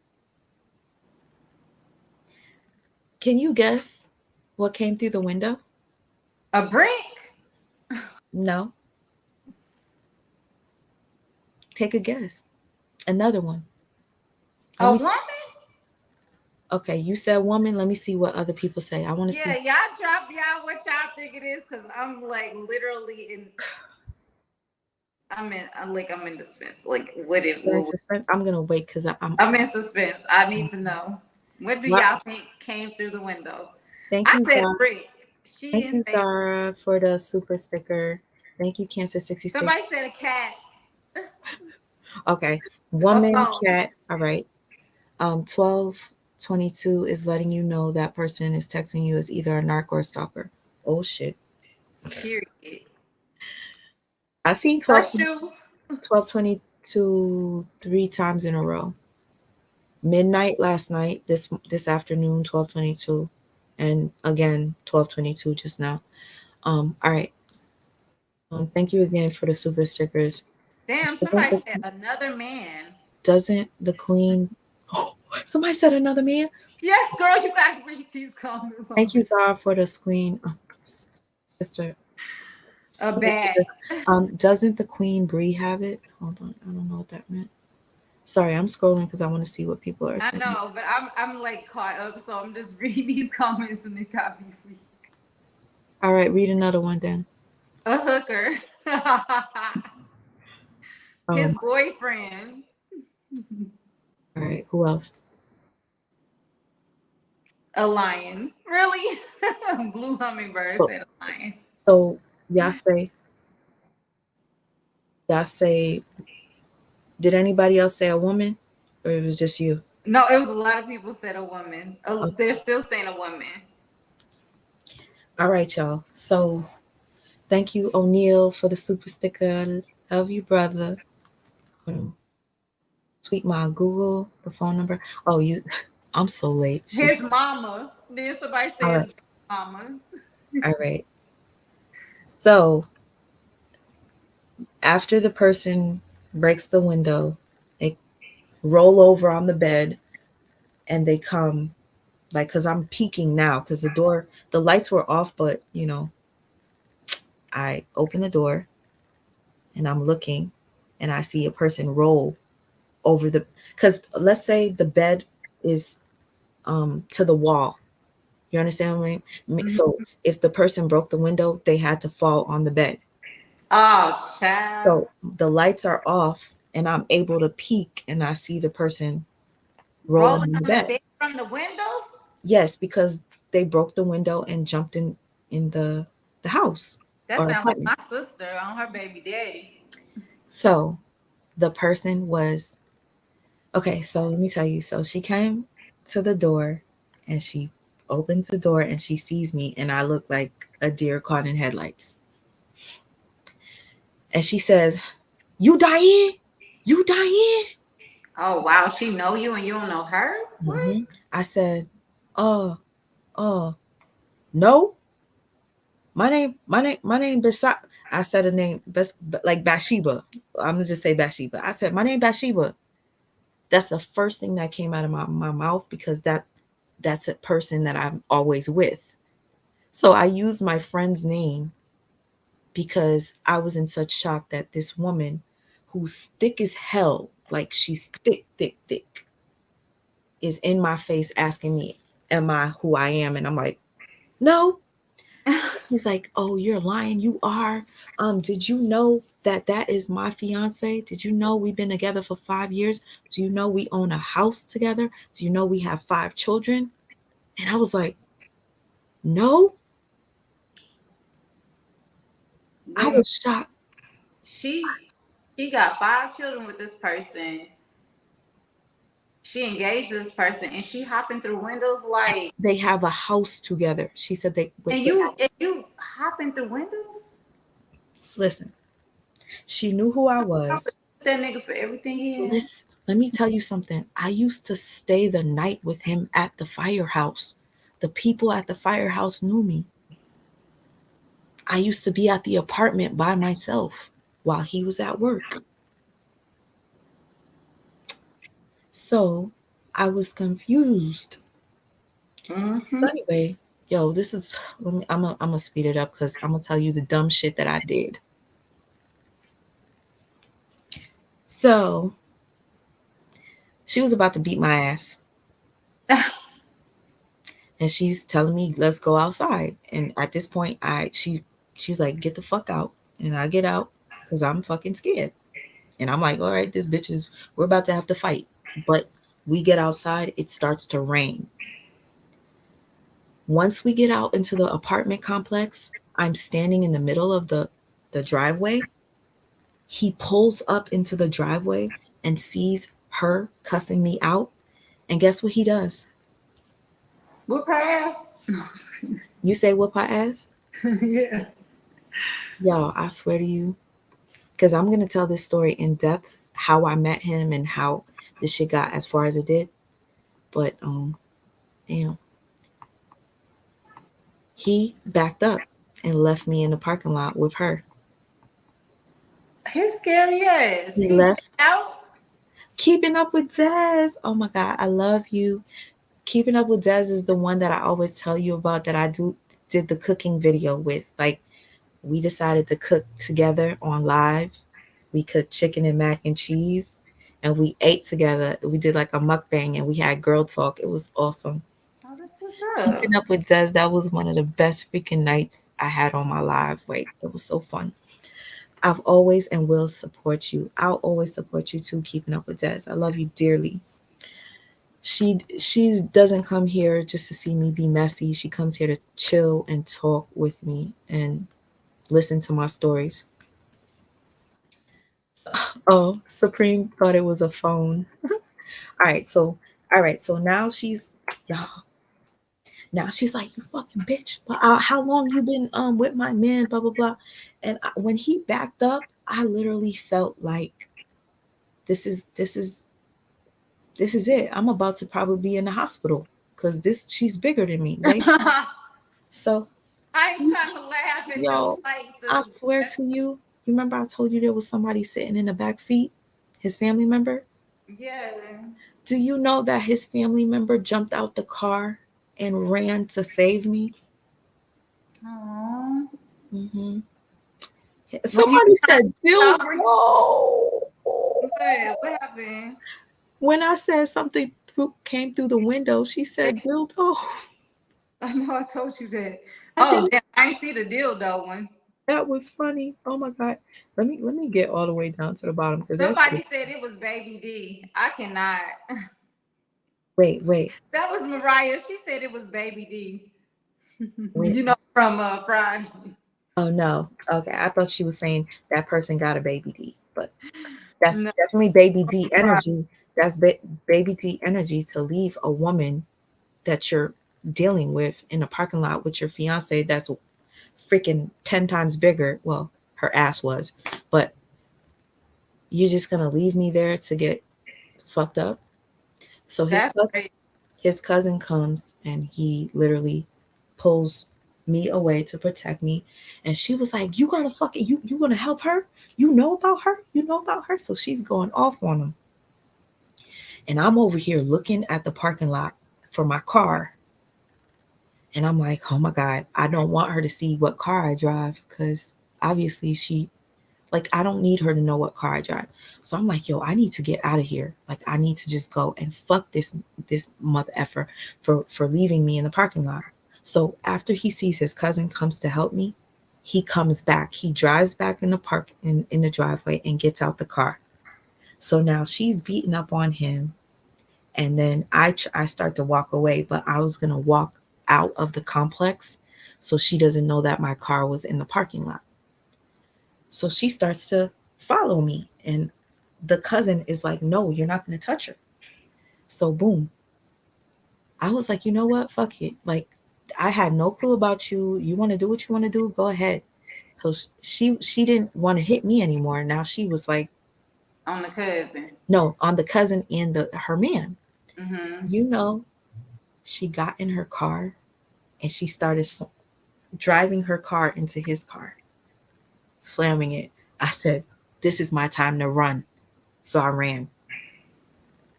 I said, I don't give a fuck. She's so preoccupied with him. I'm Mm-hmm. going to run. And he started saying, Diane, come back. Now he want to call you. While she's banging into his car, like backing up. And he was like, yo, Diane. And she was like, oh, so you're going to try to get her to come back? All right, fuck you, nigga. So I ran. I got in my car and I sped off. The cousin came in the car with me. And I was on E, yo. I had zero gas. But here's the thing. I was like listen, I was so into the guy that during the time I didn't have money for the gas. I was staying the weekend with him, and he fed me. He used to give me money, put gas in the car, whatever. He was supposed to put gas in my car, and I was like, fuck, I can't go back home. I'm an hour away from home. His cousin, he's like an older guy, but he's like a little on the spectrum, a little. So he was like, I could ask my mom if I could borrow. Mind you, he's a grown man. What? I could ask my mom if I could borrow her credit card so I could put gas in your car so we could get back home. So his cousin was really trying to help me out. He was like, I'm so sorry. And I was like, if you knew he was engaged, why didn't you like say something? He gonna break the cousin code. You can't say nothing. Listen. So he ended up getting a credit card to put gas on my car. How he get the credit card? We went to his mother. Oh, he got it from his mama? Grown ass man. That's the thing. Grown man. I was thinking this was gonna turn into a love story, like the cousin end up being your nigga because he had your back, but child, he broke as hell. Listen, because I really think that he was like something a little off about him, but he was man enough and smart enough to help me out. Protect the woman. Okay, so I'll be like cousin for that. Okay, here's where y'all gonna say I'm crazy. So the guy kept calling me, and I would not pick up the phone. Called me at least like maybe 50 times. And I finally picked up and I went back. The firefighter? I went back. Listen, I went back. And the reason I'm telling you guys this right now is because something recently happened. Child, he came back in your life recently? I'm going to tell you guys, when you hurt a narcissist, trust and believe they're going to come back to fucking annihilate you. So let me tell you, I went back. That same apartment that was broken into with that she popped through the window in? I went back and I stayed the night with him. That's how, like. Was the window still broke? Oh, child. What do you have up there? The plastic? He put something to cover it, but the point is, like, people don't realize how, if you dealing with a person like that, how they literally have you under a spell. No, like, I get it. It's like I'm telling you the story. Was it cold though? Because y'all on the East Coast. Was it cold? Y'all on the East Coast. Yeah, it was cold and rainy. With the plastic on the window? I mean, it wasn't like cold, like cold. It was rainy, like it was cold. A little breeze coming. Like I need a jacket type. What when you went back? So anyway, I don't. Now that I'm telling you guys, I feel a little embarrassed, but don't feel embarrassed. This is actually funny because you healed through it. So keep it going. No, I didn't. Wait till I tell you the fuck shit I did. All right, so I ended up going back and we made up. Mm-hmm. And I went back home, and he would constantly tell me how much he loved me and stuff like that. And I'm going to tell you what instant karma looks like. So it's months now. Months. We're still communicating. Love me. I'm not with her anymore. Okay. I wanted to go to a Wu-Tang concert. Always wanted to go. But I've never been to one. So I decide I'm going to drive up an hour to this concert with my cousin. My cousin cancels on me, right? Once my cousin cancels on me, I'm like, fuck it. I don't care. I'm going by myself. I love Wu-Tang. I'm going. So I drove that hour to go to the show by myself. I didn't have tickets. I was going to see if I could get them at the door. While I'm driving up there, I get a phone call from that girl that I told you guys I went to a concert with a couple weeks ago. Mm-hmm. She calls me crying, telling me she went on a date with the guy. They went to the hotel room and he ditched her. And she doesn't think he's coming back because it's been hours. And she has no way to go back home and no money. And I was like, that's crazy. You're in the same town that the concert is. Okay, don't worry. I'll scoop you up. As God is my witness, if she was here with me right now, she would vouch for this story. The concert was across the street from the hotel she was at. So to me, that was a sign. Like I was supposed to help her. You get? So At this point, I only have $90 cash in my pocket. I had a job and everything, but I only had $90 cash. Why didn't I have money? But anyway, so we get to the line. I see a line with a bunch of Caucasian people and then one with all black people. And I was confused, like, why is it segregated? Turns out the line with the Caucasian people, they are people that purchase tickets online. And the line with the black people, they're buying the tickets at the door. So I get to the middle of the door and I'm gonna try to like speed it up like quick so that I could tell you what happened recently. So I get to the door and they say tickets are sold out. And I'm like, oh my God, are you serious? So I'm standing in the middle of the two lines and I'm just looking defeated. And all of a sudden, my little firefighter is crossing the street with his fiance. And he acts like he's never seen me a day in his life. Mind you, we just talked about how much we love each other. And now he's crossing the street with his big booty. And she comes and tries to fight me in front of the concert. Girls, keep it cute, sis. Like, who fighting at a concert, especially Wu-Tang? Mind you, she was way older than me. So it's like, bitch, you should know better. So anyway, because he's way older than me. Like right now, like he's like close. I'm 40 right now. I think he's like close to 60. I think he'll be 60 soon. Anyway, he was older than me. He's like 50. He looks good for his age though. He's like 50. I don't care. He could be like 57 right now, something like that. Anyway, so like, dude, she's trying to fight me and you're not even helping. He had somebody else with him that pulled her away from me. And he went to the door because he has money. I seen him go like this, right? I swear to you. I wanted to just melt. He went to the front of the door, went like this, and they let him in with his fiance and his boy, right? Thank God for his boy, because his boy is the one that pulled the fiance away from me. So now I'm standing there, not only feeling defeated, I'm broken because this motherfucker just did it to me again, and I feel stupid. Let me tell you what happened real quick. So there was a white couple walking past, and they were like, "You want these tickets? You could just give me $90 for 2 tickets." So I went to give them the $90, and some guy with dreadlocks, and I remember him clearly. He comes, he's like, "I'll give you 100." So he gives the couple $100 and he walks off with the tickets. So now I'm like, wow, so many bad things are happening to me at once.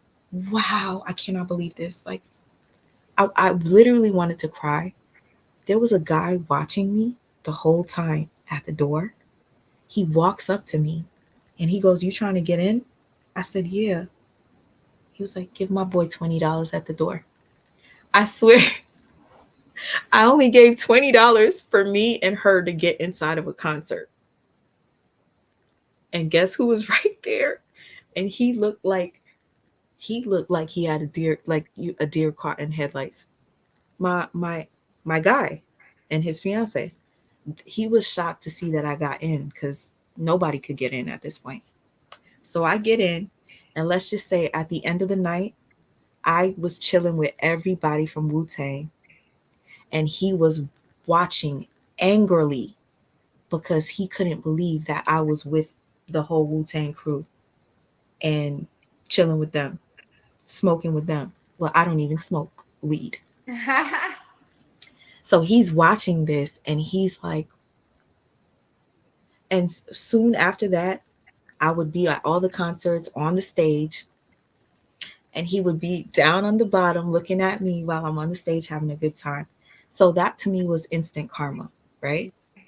So years go by. I see him at the club and I pay him no attention. Fuck him. What he did to me, I'll never forget. I see him at the club, but somebody broke into the car I was in. and broke all 4 windows.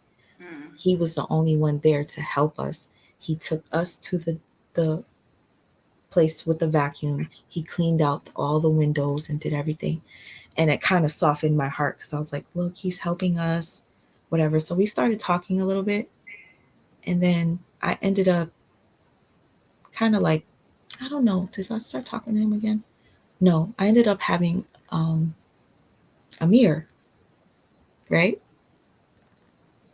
And he calls me while I'm at the hospital, and I'm going through it with Amir's dad. Amir's dad is literally like cheating on me in my face while I'm at the hospital, suffering, can't even walk because I had a C-section. And he's like laughing at me because I'm in pain. Sociopaths laugh when you're hurt.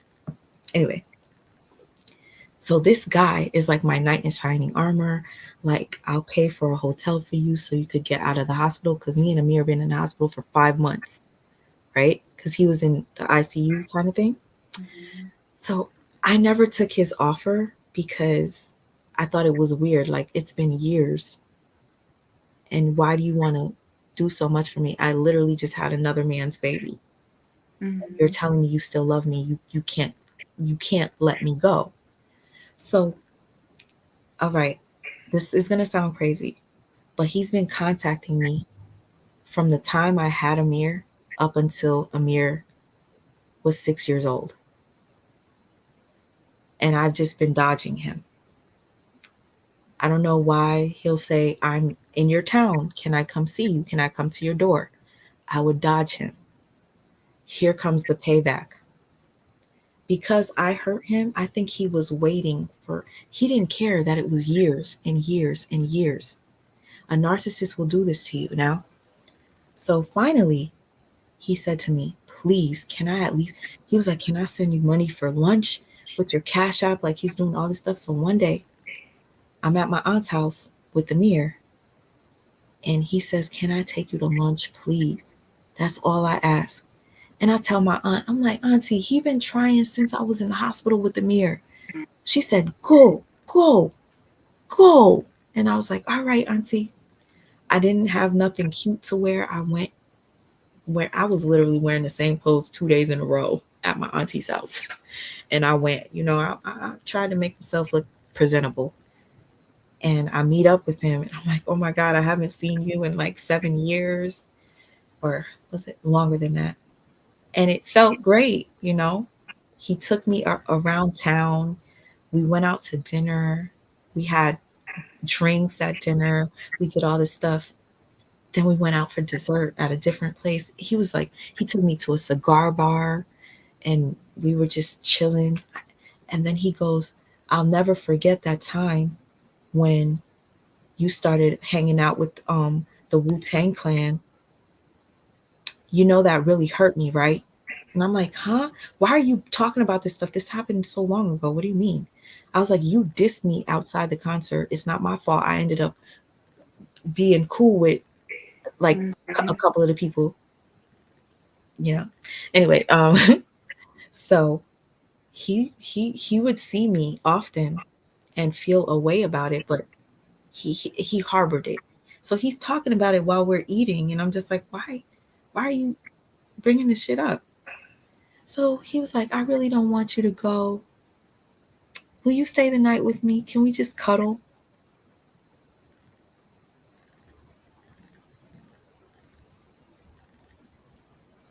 Guess what I did? You went and cuddled. If I know you the way I know you, you was literally so empathetic. You went and cuddled. And what happened?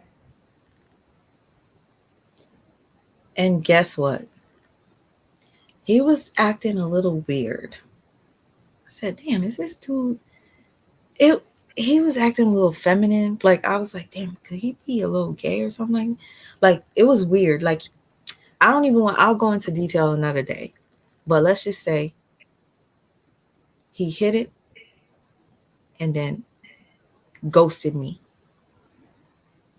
Never talked to me after that. And I said to myself, he's been waiting years to do this. Because I He felt rejected. Yes. And narcissists don't like to feel rejected. They want to feel like they were the ones that made the decision at the end of the day. No matter how long it takes, they have to be the one that controlled the situation and made it as though what it is. Do you know, sis, what you just said? Like, it shocked me because I was like, yo, for 6 years, 6 years, you waited just to do this and then literally never fucking nothing, no text, no nothing. Not a peep, not a nothing. Mind you, he was like, oh, we can't stay at my house. We're going to have to go to a hotel because they're working on my house. So he pulled up to the house, parked the car to the side, and went and got like a bag with clothes and stuff. And then he took me to Walmart to buy like some pajamas and some soap and like sweatpant outfit so that I could wear the next day. And he did that and then literally never talked to me again. That was his whole objective.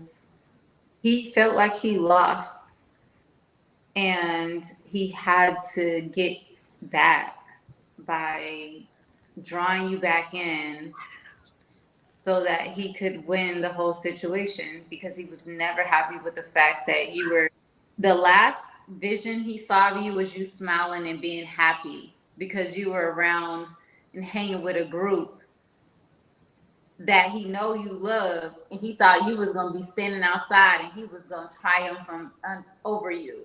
But that's not the last visual he had. The last visual he had was you triumphing and hanging out with the same group that he shelled out all that money to go see.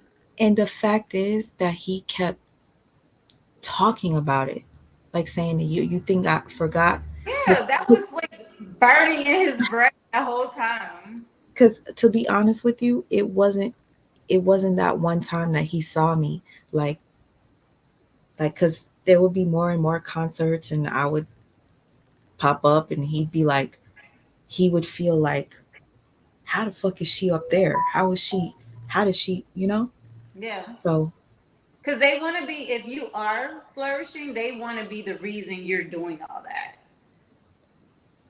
If they're not, like, if they intended to tear you down, that's the last visual they want to see, because that means they triumphed over you and like you're all now sad and decrepit and everything because of them. But no, his last image of you was you smiling, like he didn't have no control over your life, like you actually won in the end. It turned out for the best for you. So that whole time, that's been eating him up. See, that's why he stayed with old girl, because she jumped through a fucking window. They love for you to prove how much you love them, how crazy you will go over them, because that means they have power over you. Do you know, it took me a long time to kind of get over this because I felt so fucking disrespected. I'm like, yo, you waited this many years just to do this and then completely just not ever talk to me again?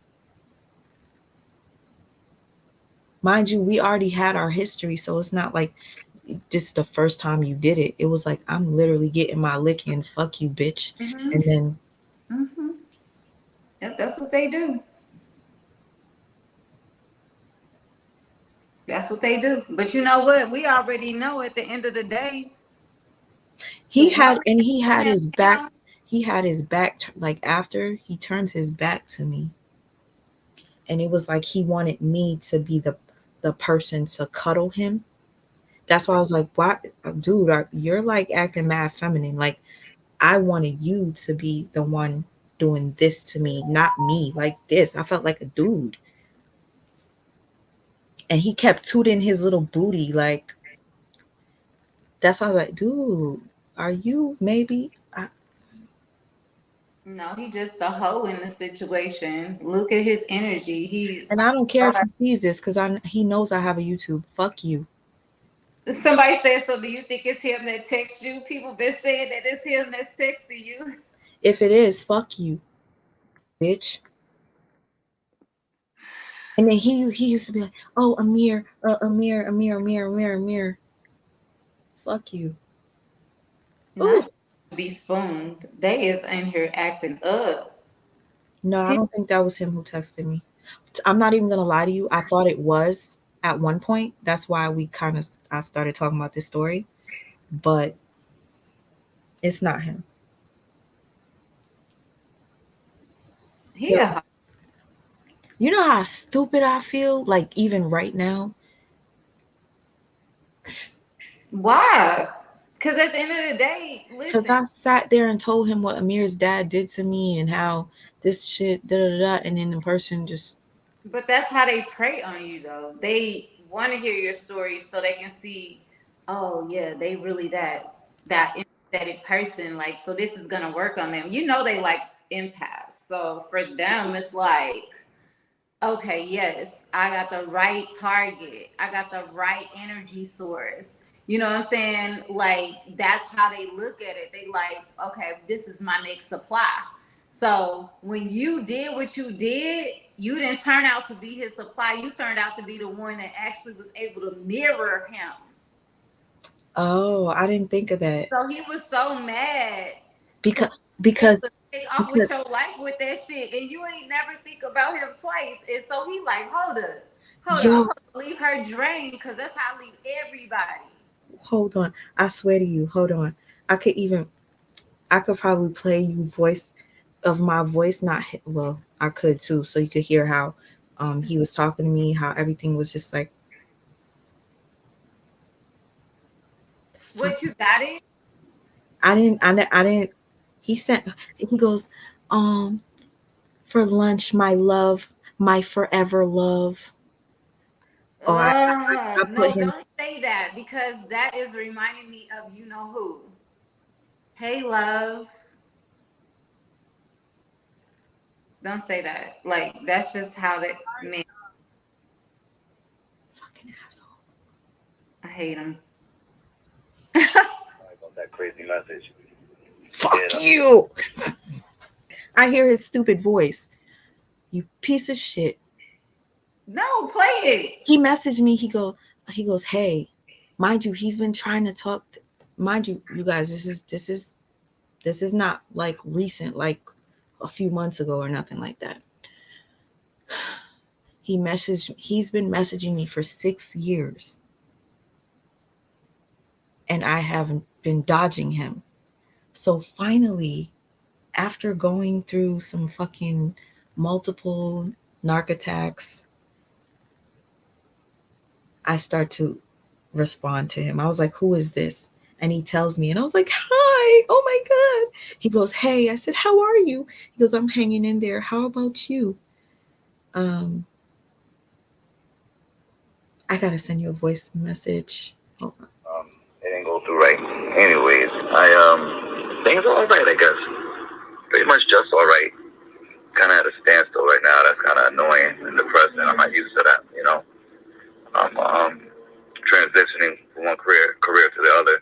Done with the fire department. I retired. It's been long enough, and I'm just about all the way into the next career. You know, as far as practicing law. Got a few things I gotta. Oh, and another thing, they love to change careers. Oh, and brag about what they're doing. So now you're doing law, but he had multiple other businesses too as well. But like the point that I'm playing it for you because I don't give a fuck. I said if you're watching, because how do you for 6 years pursue somebody, 6 freaking years messaging me, please can I take you out, please can I just pull up by your house to say hi?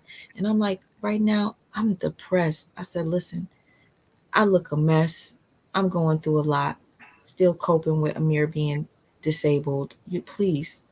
He was like, can I just do something to make you happy? I would always decline it.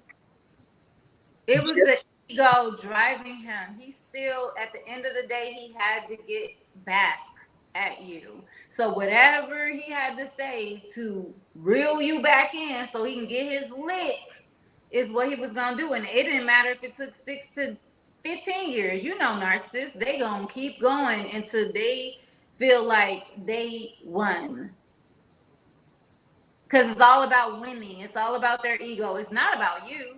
It's all about what they need to feed their ego, what they need to make themselves feel like they're still in power and nobody's ever overpowered them. You're gonna be mad when I show you what he looks like. Child. You're gonna be like, bitch, are you serious? I'll show you so and so and what he looked like, because you would be like, I'm gonna send it to my sisters, to the ladies that I be talking to in the DMs. I'm gonna send it to you. Because I don't lie. When I say somebody look like somebody, you tell me if I'm wrong. Hold on. All right. Supreme, I'm about to send it to you. Supreme, but I need you to confirm whether he looks like the way I described him. I want to see if you see. I'm gonna send you a better one. Hold on.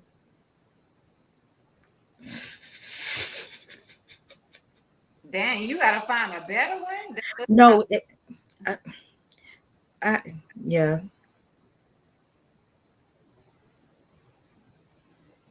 I said he looked like Cat Williams. Is Supreme, confirm if he looked like Cat Williams in here. And you too, Drea. Oh, you sent it to me? Hold on. I gotta.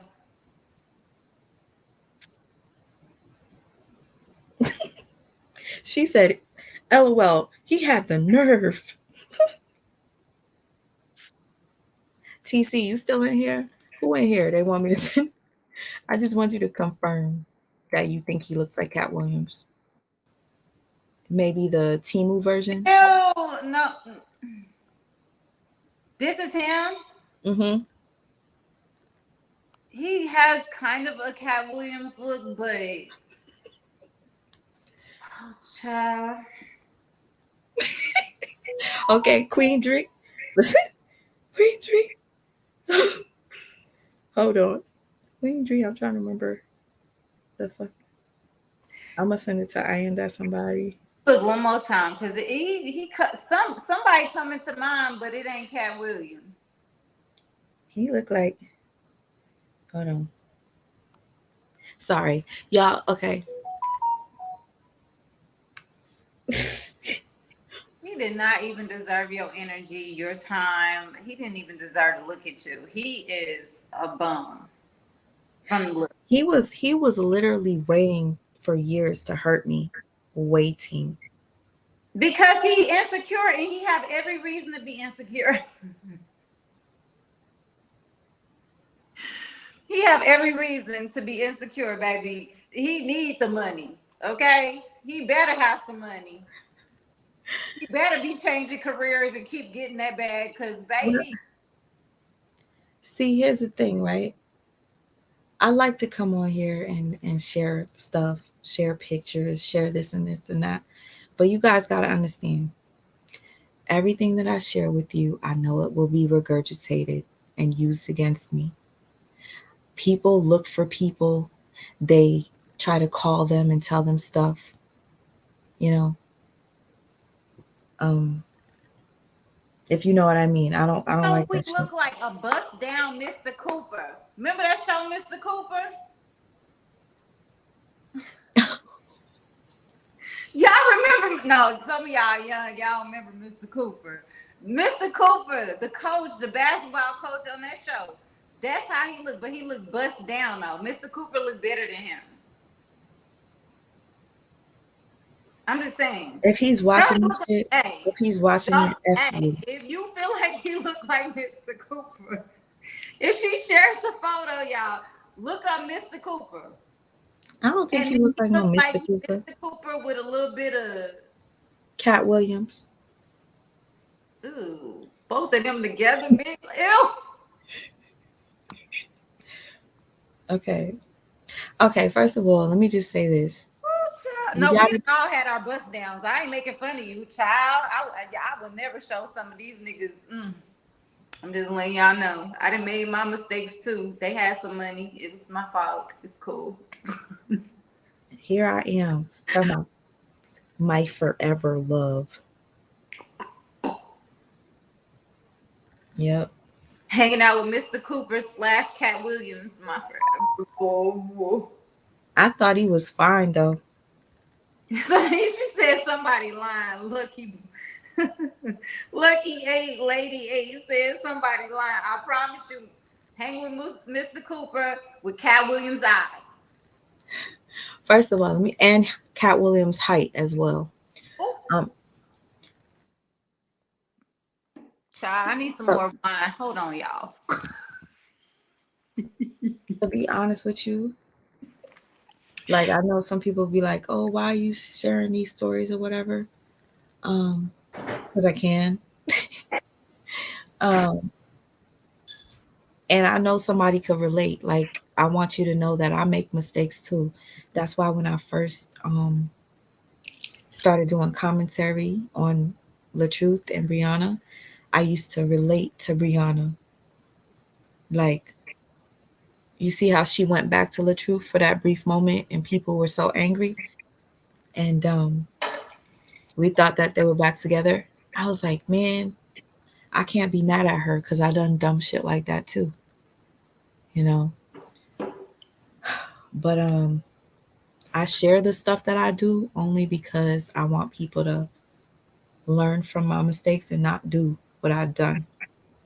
For instance, y'all, for any of you that are in here that recently heard the rumor again that was spread about me and my ex, and me stealing a married man never happened, me cheating on my fiance with his best friend, that the story is all mixed up. I told the story already verbally back in 2017.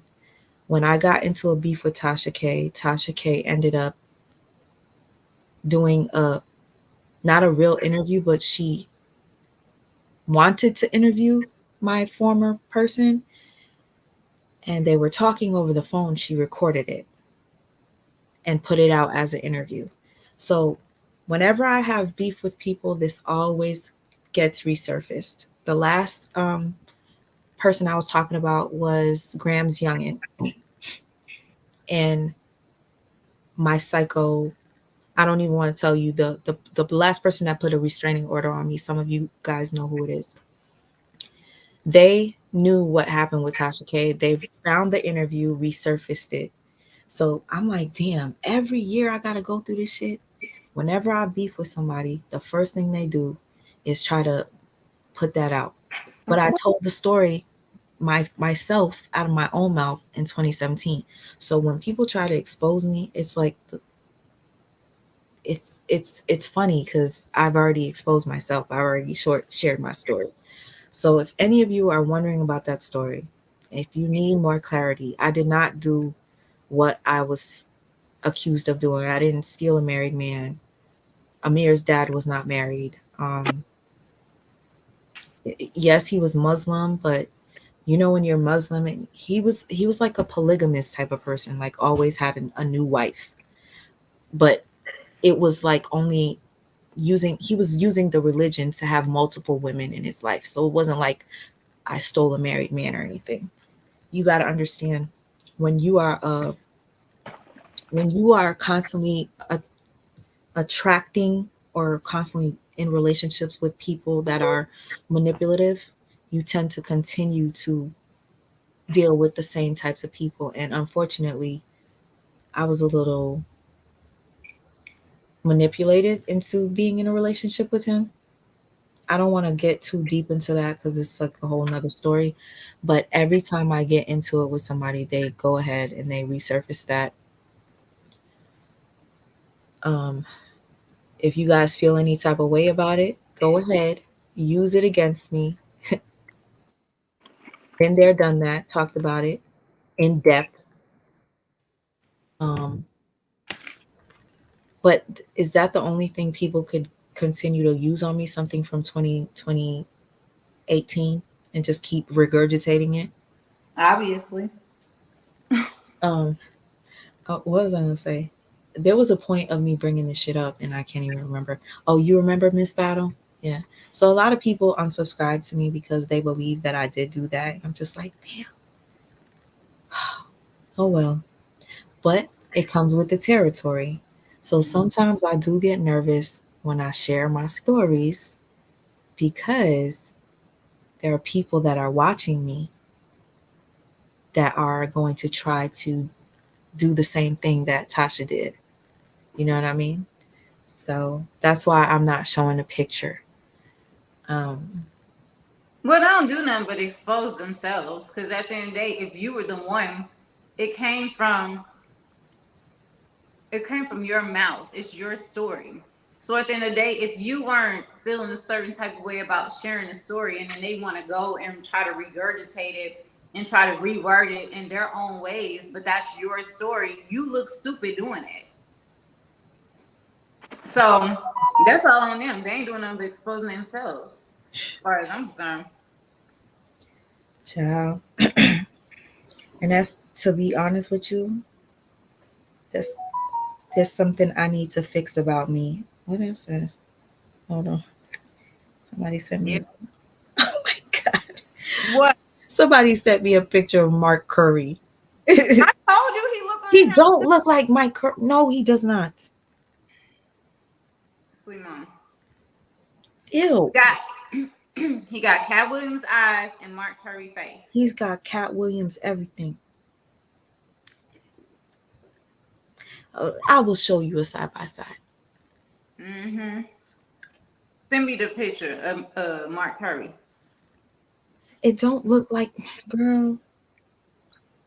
Let me show you. First person came in my head. Hanging with Mr. Cooper. Yeah. He do not look like no damn hanging with Mr. Cooper. He don't look like this. His mouth don't. Ew. No. He got the same head. Ew. You guys want to know who I do a recent picture of him. That's a young picture. You know who I used to talk to, y'all? Y'all know Jodeci? Can you guess who out of Jodeci I used to talk to? Take a guess. JoJo. No. Why you say it like that to mom? No. Yes.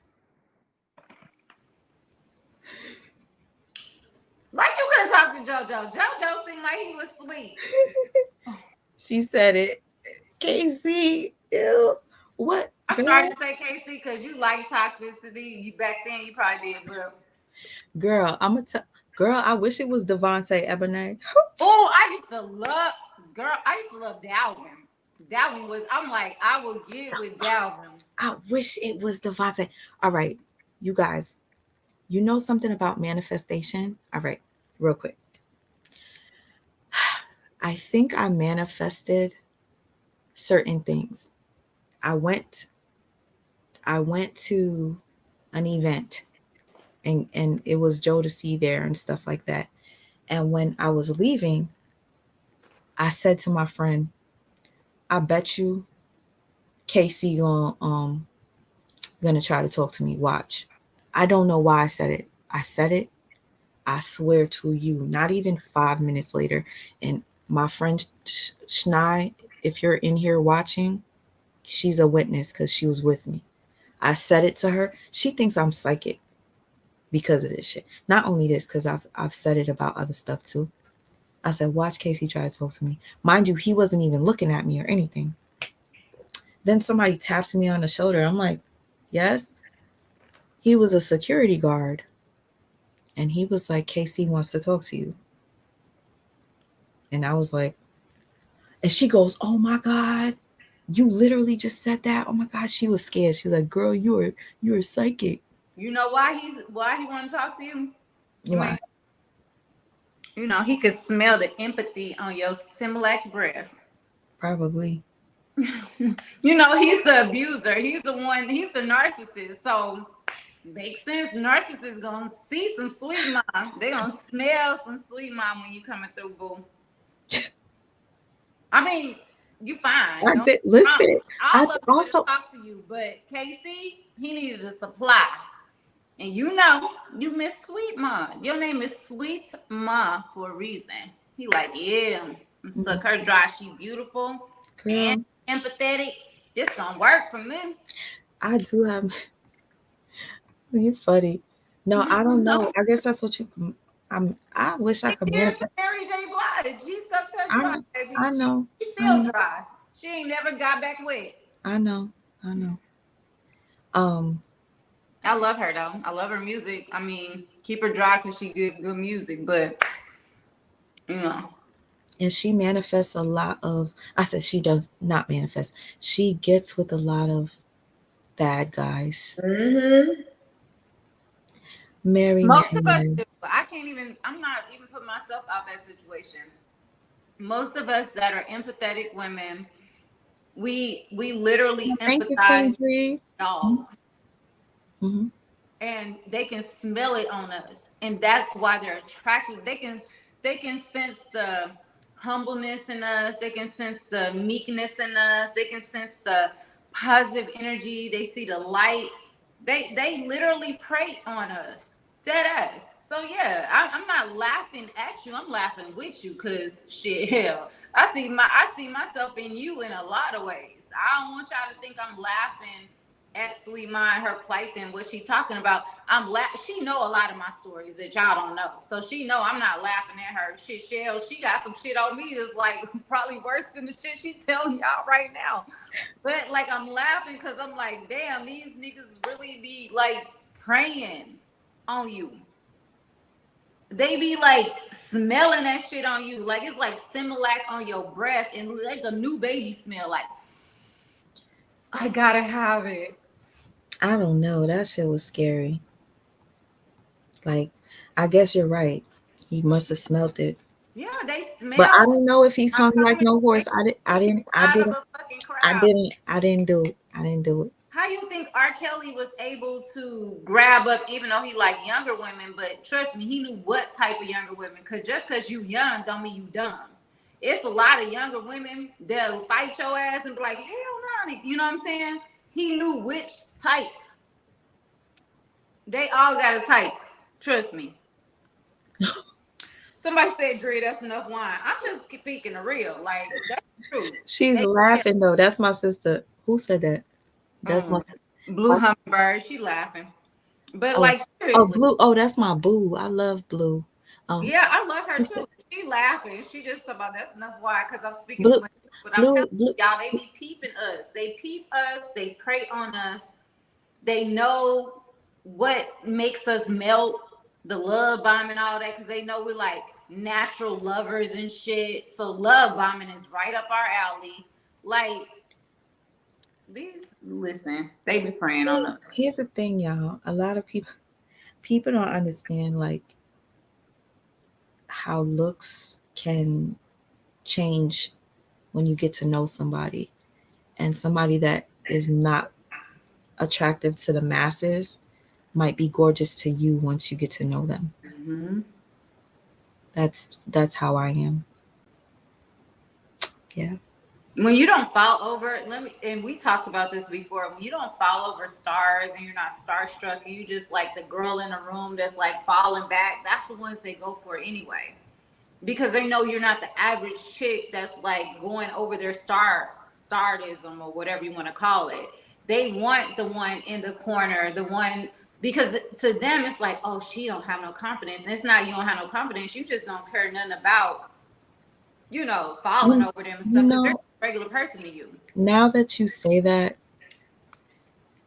I think that is true, because I think that's how I started to be connected with certain people, because I wasn't like the girls that came with the high heels on. I had on my Timberland boots. Mm-hmm. I didn't have no makeup on. I remember I went to a concert, a huge concert. I forgot, it was some big spot in New York I used to frequent. I used to love going to this spot. It was like the Lox, Busta Rhymes, Mobb Deep, Little Kim, all types of people were there. And I'm in the audience. I'm watching and I'm freaking going crazy, right? And then I was like, girl, I don't know why, but I feel like Prodigy gonna try to talk to me. I swear to you. So guess what?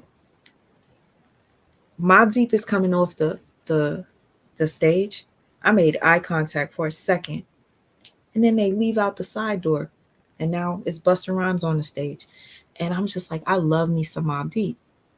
Next thing you know, I see security come and back through the door and come and they get me. Mind you, I'm deep in the audience. They get not that deep. They get me, and I pull my cousin with me. I'm like, what happened? It was like, Prodigy wants you. So I go outside, and I felt so embarrassed because I had on not high heels, but they were like thick, not the pointy kind, like thick. I took them shits off because I looked a little taller than him. What?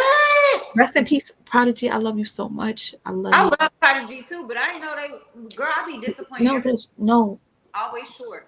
Girl, he was a little taller than me when I took my shoes off, but how tall are you? I'm 5'3". Girl, what's that, 5'4.5"? I don't remember what he was, but he was such a girl, when I tell you, so sweet. Mind you, I never did anything with KC or Prodigy or anything like that. We just used to talk on the phone, me and Prodigy. And I remember one time I got into it, and I ended up moving to Georgia for a couple of months, and I didn't have any money, and he sent me money to get on my feet while I was staying with my family in Georgia. But yeah, I think about him passing, and I'm just like, he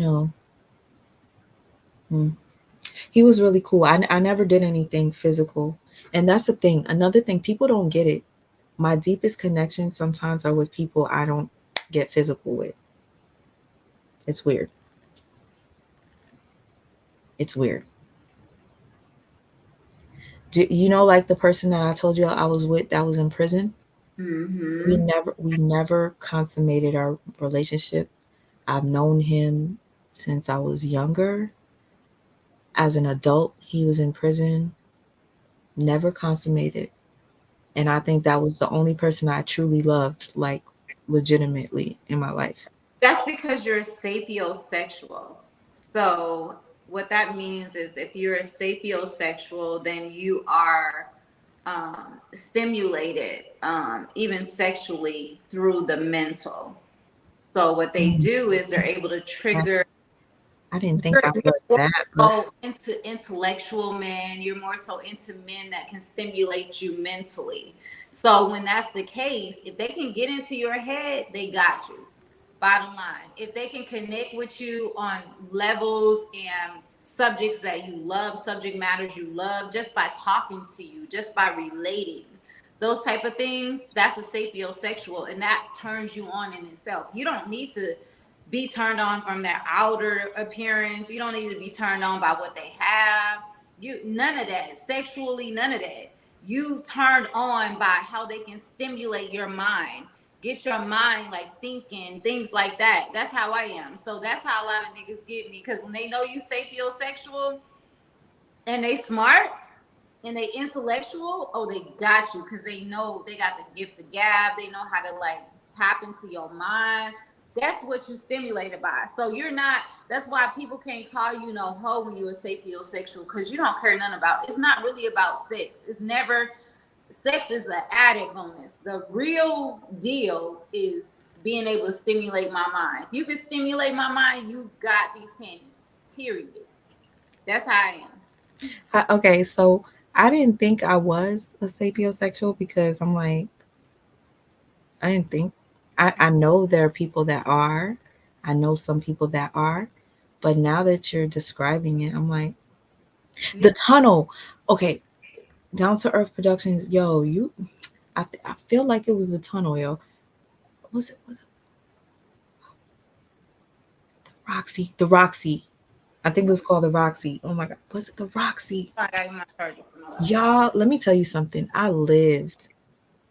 I done experienced so many things, you guys. I would love to share with you. You can really manifest a lot of things. Your mind is very powerful. If you don't believe me, I'm going to tell you.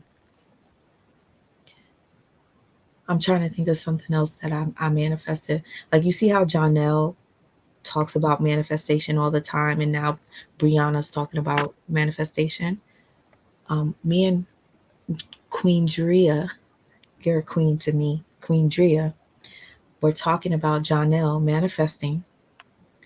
And if you want to tell them what you felt about Jonelle and Brianna's relationship, you could tell them. I would But love to. unconditional love, sweet ma. Thank you, that girl Roxanne, for the super chat. Thank you. We were talking about Jonelle and Brianna earlier because I was talking about manifesting, and I said Jonelle manifested his role on Wu-Tang. He really did. It is real, you guys. Your mind is powerful. If you want something, you could attain it. You just have to, I don't know how to Tell them describe what it. they have to do. I can't tell you how to do it, but I've done I it. can. Okay. I've done it multiple times. Sometimes I wish, I ain't even gonna lie, I manifest. Oh God, there's some bad things that I manifested that I don't even want to repeat. I can literally, like, this is a point where I can interject, not to take over, but Oh, I feel go, sis. one thing that I'm not is a hater.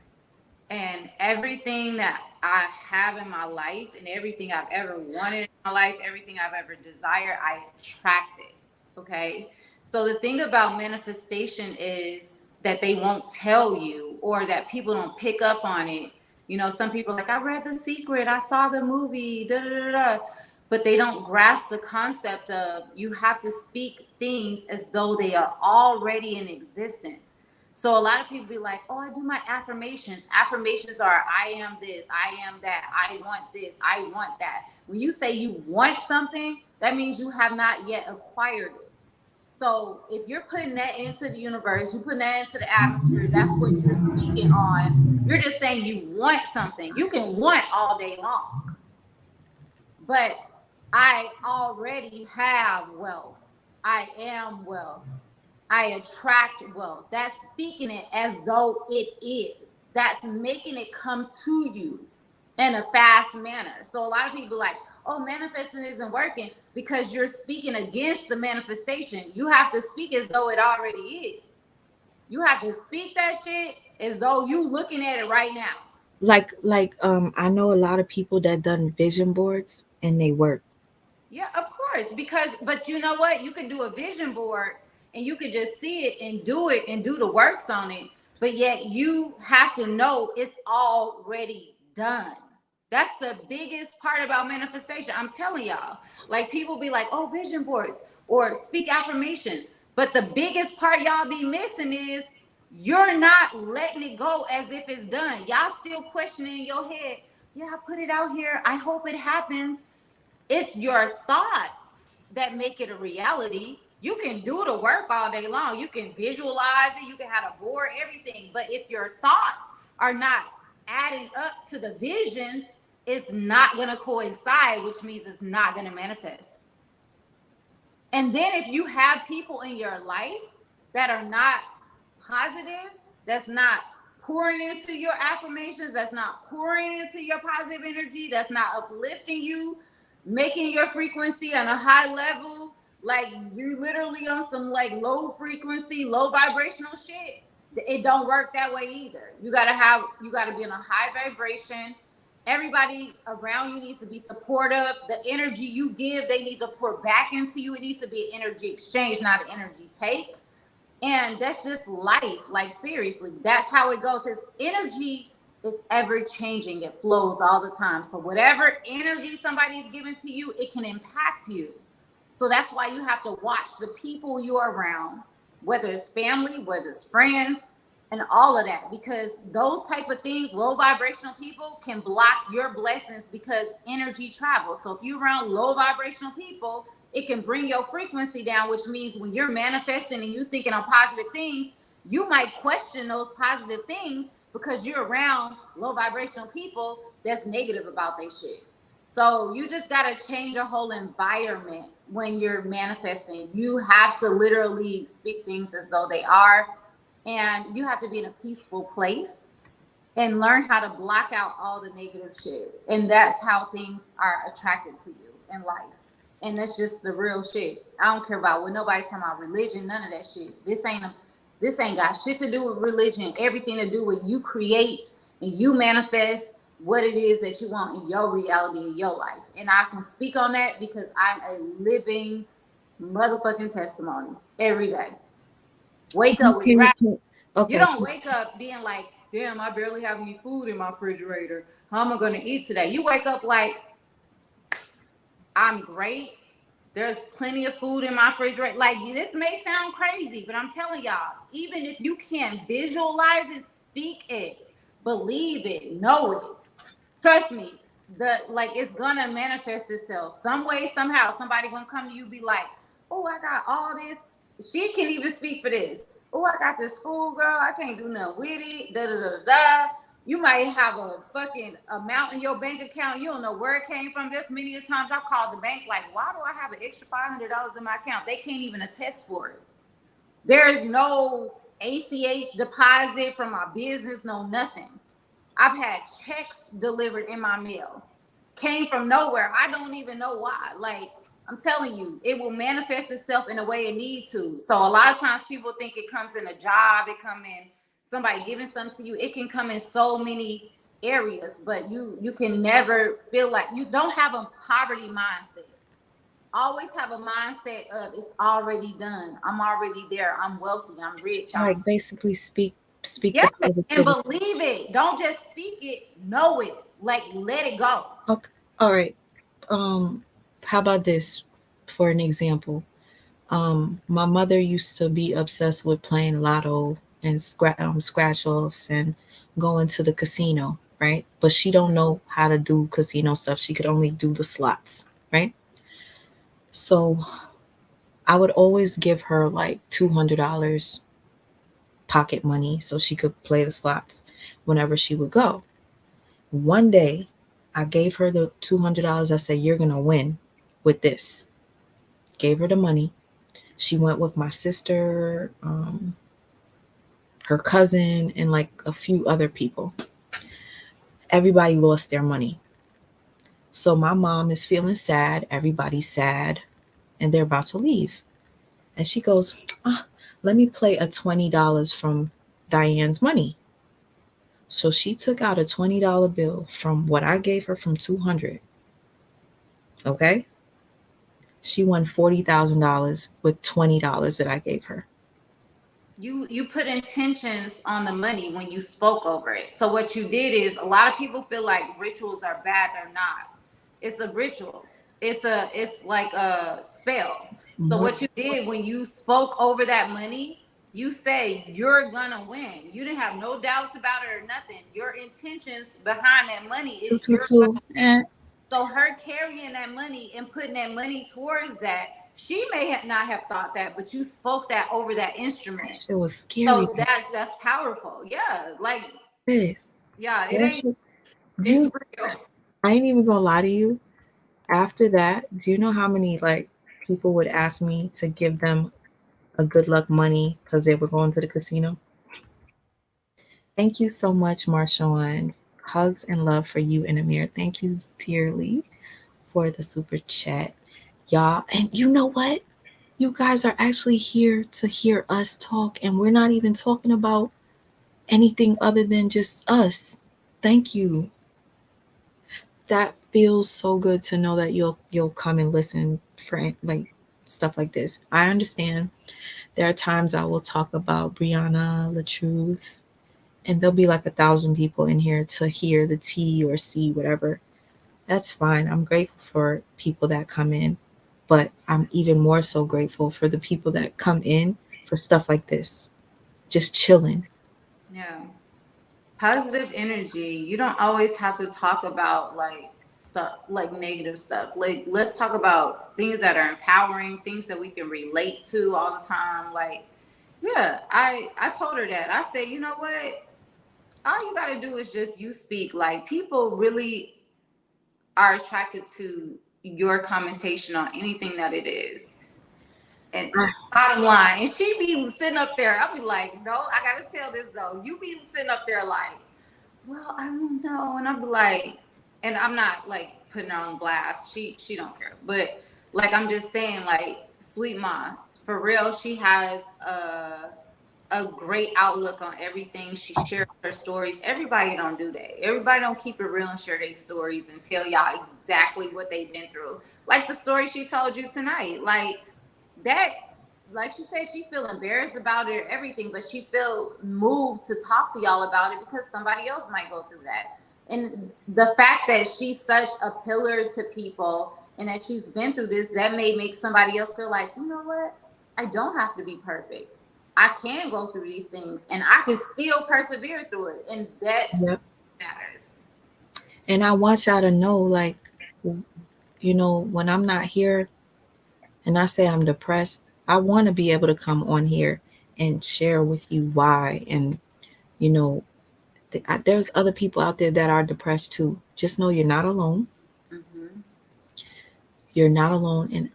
And if you want to come over here and hear me tell you the bad shit that happened to me so that maybe you won't feel so bad about yourself, feel free to come on over. But what I'm saying is I love to share these things because I want you guys to learn from the mistake. Like, for instance, how dumb do you think I feel that I come up here and I talk about narcissism and red flags to run from, but I literally just got fucked by a narc and discarded immediately after. Somebody that's been pursuing me since I was in the hospital with Amir, telling me I want to treat you like a queen. You're my forever love. I'll never forget you. I've loved you since you were 26 years old. And now I'm 40 and you do this shit? How you think that feel? So with me trying to teach you guys from my mistakes, I still fuck up, right? Mm-hmm. And I'm okay to come on here to share with you. And if you guys want to regurgitate it, feel free. But no, you heard it here first, right? And if you want to hear about that story about me getting with Amir's dad and how I literally took accountability and I said I felt like I fucked up and I said, you guys, hurt people hurt people. I tried to hurt somebody I love because they cheated on me. Mm-hmm. So I went and I fucking tried to hurt them. And look at my life now. I'm a single mother and I ended up with a medically diagnosed sociopath. And I said, I got my karma. I did. So if you guys want to run with the story that you're hearing on the opposite end, go ahead. But I told the story first. Check the record. You will match the story up together. I remember God really, I don't know, be sending some people to be looking out for me. When that interview first came out, you know, it took me, I couldn't listen to it. It took me 2 years to finally listen to it. And at that 2 years, I could still remember where I was at listening. I was at my job, at my desk. And I finally got the courage to listen. I cried listening to that shit. Some of it was true. I ain't gonna lie. Some of it was true. Now, but there was a young lady, and we don't talk anymore. This is the craziest shit. This young lady is the same lady that said that I was scamming you guys to get Amir's leg braces. But she was the same lady that defended me when it came to Tasha K trying to expose me. She took my video and Tasha K's video and she literally merged them together. So I would say one part and then my ex would say one part. And then the girl said, Sweet Ma literally said this exact same story back in 2017. You guys are regurgitating it, thinking you're exposing her when she didn't fucking exposed herself.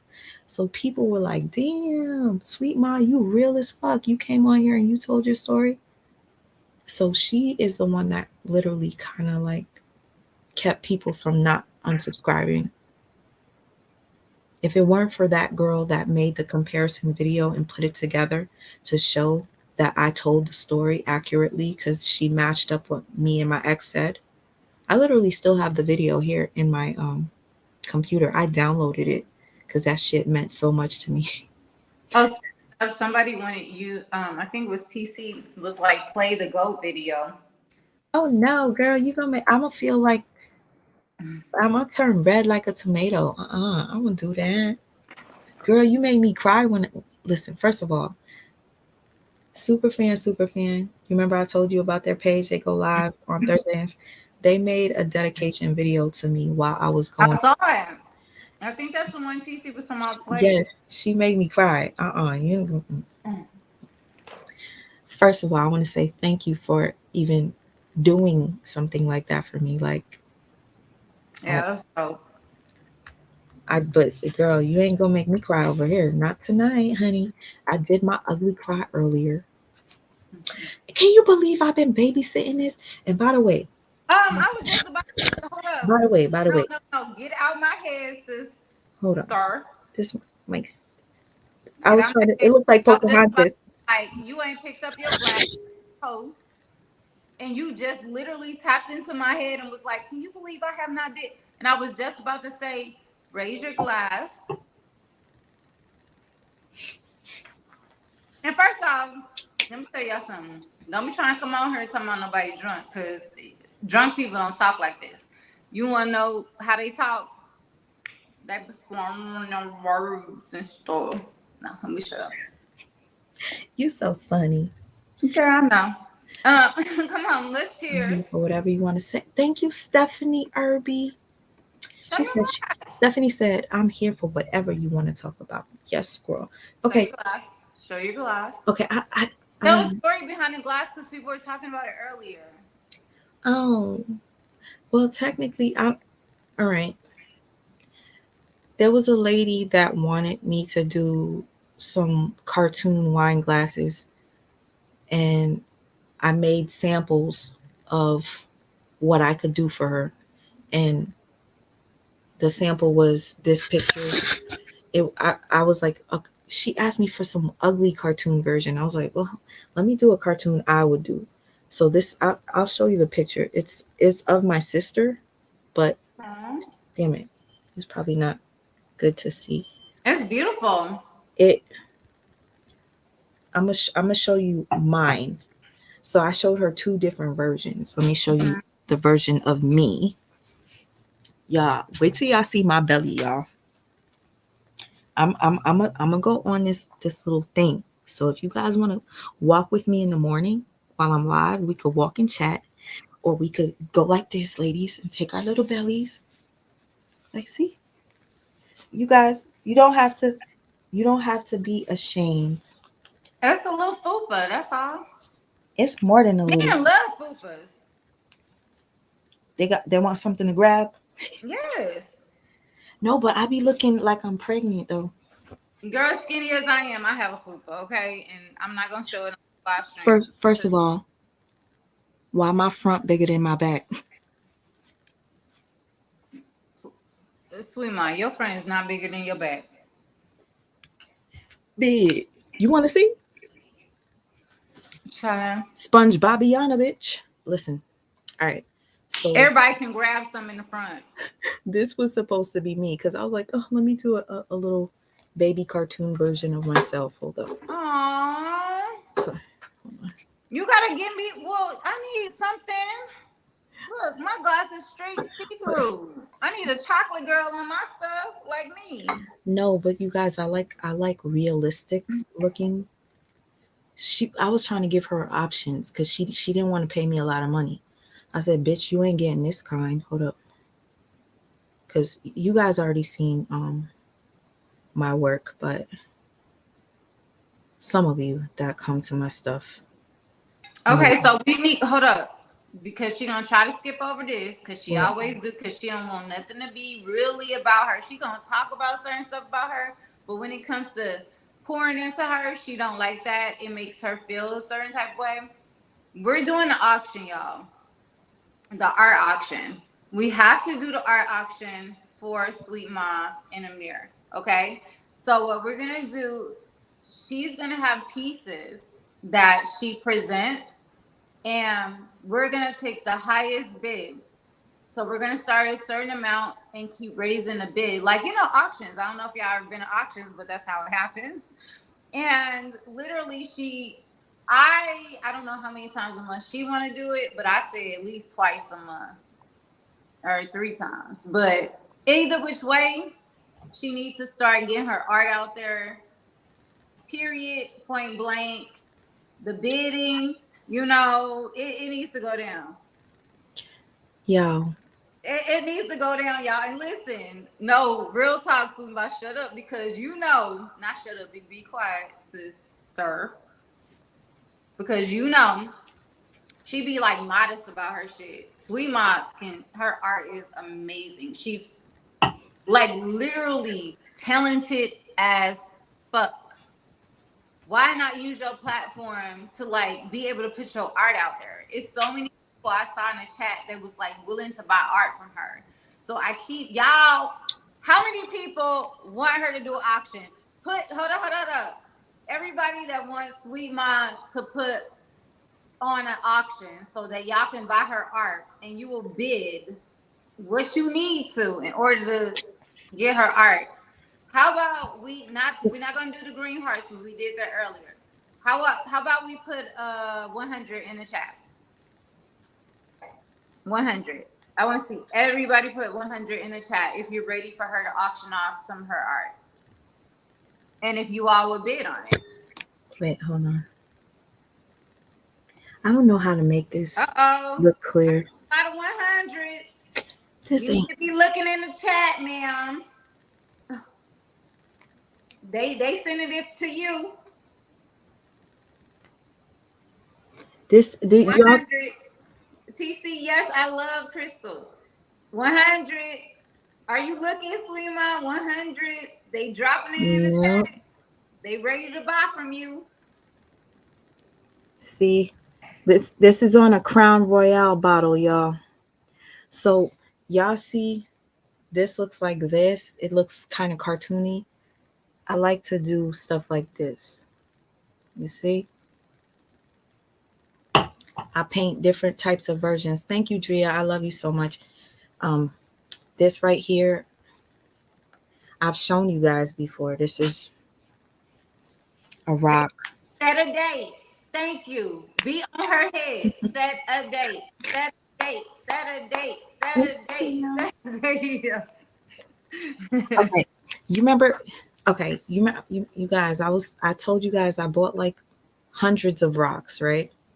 And I paint on rocks. Like, let's say if you wanted to get somebody a set of like a family, like let's say it's your sister's birthday and you want to get her a picture of her husband and 2 kids, I could do all the people as a rocks, and then it comes like in a cute little bundle with little other stuff that are sentimental, mind you, y'all gonna think I'm crazy when you see my rocks. Like, I literally had to put them outside because it was taking up too much space. Another thing that I do, y'all gonna think I'm obsessed with my sister because I use her as my muse. Y'all know those little incense bottles? Hold on, where my sister at? Hold on. Oh shit, where is she? Okay, there she go. All right, y'all know those little incense things where you stick it and then it blows like this nice smelly? I made a sculpture of my sister's head, right? And I put it like she's smoking a weed. So it's going to be the incense coming out her mouth, but it's her head. So imagine like you're a smoker, you're like just one of those people that like to have that Zen type of feeling. And you know those men that be inviting you over and having that incense on, ready to fuck. Like imagine having a piece like that in your crib with your head smoking weed. Or if you want like Bob Marley, your favorite artist, I'll show you the head. It's back here somewhere, but I don't want to make a mess because I have so many boxes here. But I have so many things to offer, but you guys, depression kind of held me back. That's why I was trying to tell you. I just say about speaking things as though I said, listen, I'm being honest with the people. No, can be honest, but we're gonna speak positive affirmations. We're gonna speak All positive. right. How about this? Depression No had longer depression has had a me hold on. back, but I'm here now and it's on and popping. We gonna Right. set dates. We here. So what's Depression had a hold on me, you guys. Depression kept me from doing my craft, but it no longer has the hold on me. I'm going to beat depression's ass. you already? Yeah, yo, y'all want to jump depression with me? We could beat that We bitch up. already beat that shit. What?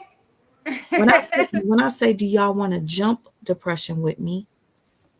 Meaning any one of y'all that's going through it, you don't even have to type. You could come and watch. I will do the live on depression. Drea, I want you to be there too. And we'll talk about depression. If y'all want to come up and share your story. Every day, just so y'all know, the reason she said that is because she know I fight depression every day. So if somebody could tell y'all besides her dealing with depression, taking vitamin D and all the things that I've had to do in order to beat the beast, I'm one of those people. Like it's still a fight, but depression is real. And yeah, we already won, y'all. We won. So you just have to own the winning ticket. You have to you have to take the ownership of winning, and you have to take the front seat of it and not allow it to control you, but you control it. I'm gonna tell you right now, it can control you so much so that you can take your life. It could control you so much that you end up having a stroke. Yeah. My cousin took his life and his 3 kids' life. So, and he was so normal to me. I looked at him like, you were capable of doing that? Mm-hmm. You never know what somebody's going through mentally, y'all.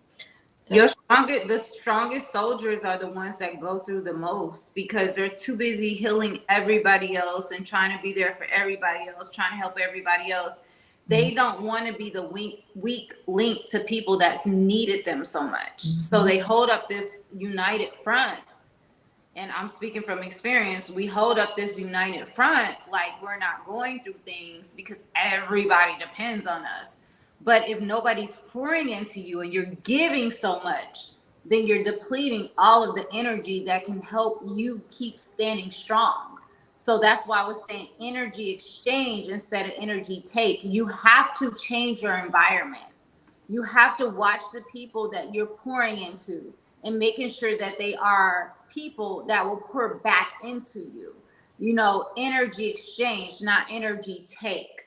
Because at the end of the day, it's good to help people, but if people are just there to take, they're going to drain you so much to the point you can't pour back into yourself and be healthy enough for yourself, strong enough for yourself. So that's the biggest thing that, you know, I've learned in my journey of dealing with depression and fighting depression. Like you have to make sure you do the things that keep you healthy in environments. Stay in the sun, go get sun. Don't stay in a house and dark and all of that. Like make sure you get some light, make sure you exercise, make sure you walk, make sure you connect with earth, make sure you journal, make sure you meditate, make sure you pray, whatever makes you feel in a place of peace. Listen to your best music, listen to R&B, listen to jazz, listen whatever. Like honestly, you have to heal yourself. You have to protect your own energy realm. And honestly, we can't blame people for draining our energy. We have to change who we bring into our energy field and making sure that they are healthy people like ourselves so that we can pour into each other, you know, when we all need it, instead of somebody that's just there to drain your energy like a narcissist and then just leave you dry because they want to see you in your lowest self. Like you want people to empower you the way you would empower them. So it needs to be an energy exchange, not take. So now it's up to us to decipher and utilize our intuition and discernment to know who we should allow in our lives and in our energy field. Thank you for that, sis. Well, clearly my discernment didn't work with this guy that was pursuing me for 6 years just to. Well, you're still learning though. But at this age, I'm so You're ashamed. still learning. There is no cap on learning. We No, learn. you don't think I've been burned enough for me to be like, the fuck is wrong with you, girl? But thank you, that girl Roxanne, for the super sticker. Um, I was gonna say something that I can't even remember. And quit beating yourself down because you love hard. Quit beating yourself down because you accept people because you really want to see the best in them. That wasn't your fault because you like, okay, it's been 6 years. He may have changed because you yourself, you would have changed. Sometimes we put ourselves in other people's shoes, but they don't put themselves in our shoes. You know what I mean? That's why I was saying it's an energy exchange. So we have to decipher the energy that we allow on our path. But you don't blame yourself for it because at the end of the day, you had good intentions. His intentions weren't good. So you don't have to worry about your karma, your universal karma, what is going to come back on you. You did things in the way that you were raised with your moralistic compass. He did things on a manner of trying to get back with intentions of destroying you. Nothing good comes from people like that. They can make images seem like they got it like this, they got it like that. They are miserable. I don't care how much money they got. They miserable. They can't sleep at night. They relationships is fucked up. I was just talking about this on my live stream earlier on Facebook. Like fucked up relation. I used to make $100,000 a year for at least 5 years. And let me tell y'all something. I look back on that time. I was the most miserable person fighting against suicide and everything that whole time. I had the most toxic relationships. None of my relationships were positive. I can go and buy anything I want in the store. Lost all my designer. People steal my designer. Everything. Like I was making that much money. I ain't got shit to show for it, but toxicity. I didn't know that, sis. Peace is actually health. Peace is actually positive energy. Peace is actually being in healthy relationships. Peace is people pouring back into you the things that you will pour into them on a positive manner. Peace is actually being able to live with your own thoughts, sit with yourself, date yourself, love yourself. That's peace. That's prosperity. That's wealth. If you don't have that, it don't matter what amount of money you have nothing. Bottom line. Damn, sis, I didn't know. You can't put no price on peace. I didn't know you were like that. So that's why I don't care about none of that stuff no more. I learned it don't matter the amount of money you bring into your life. Like money is nothing. It's nothing.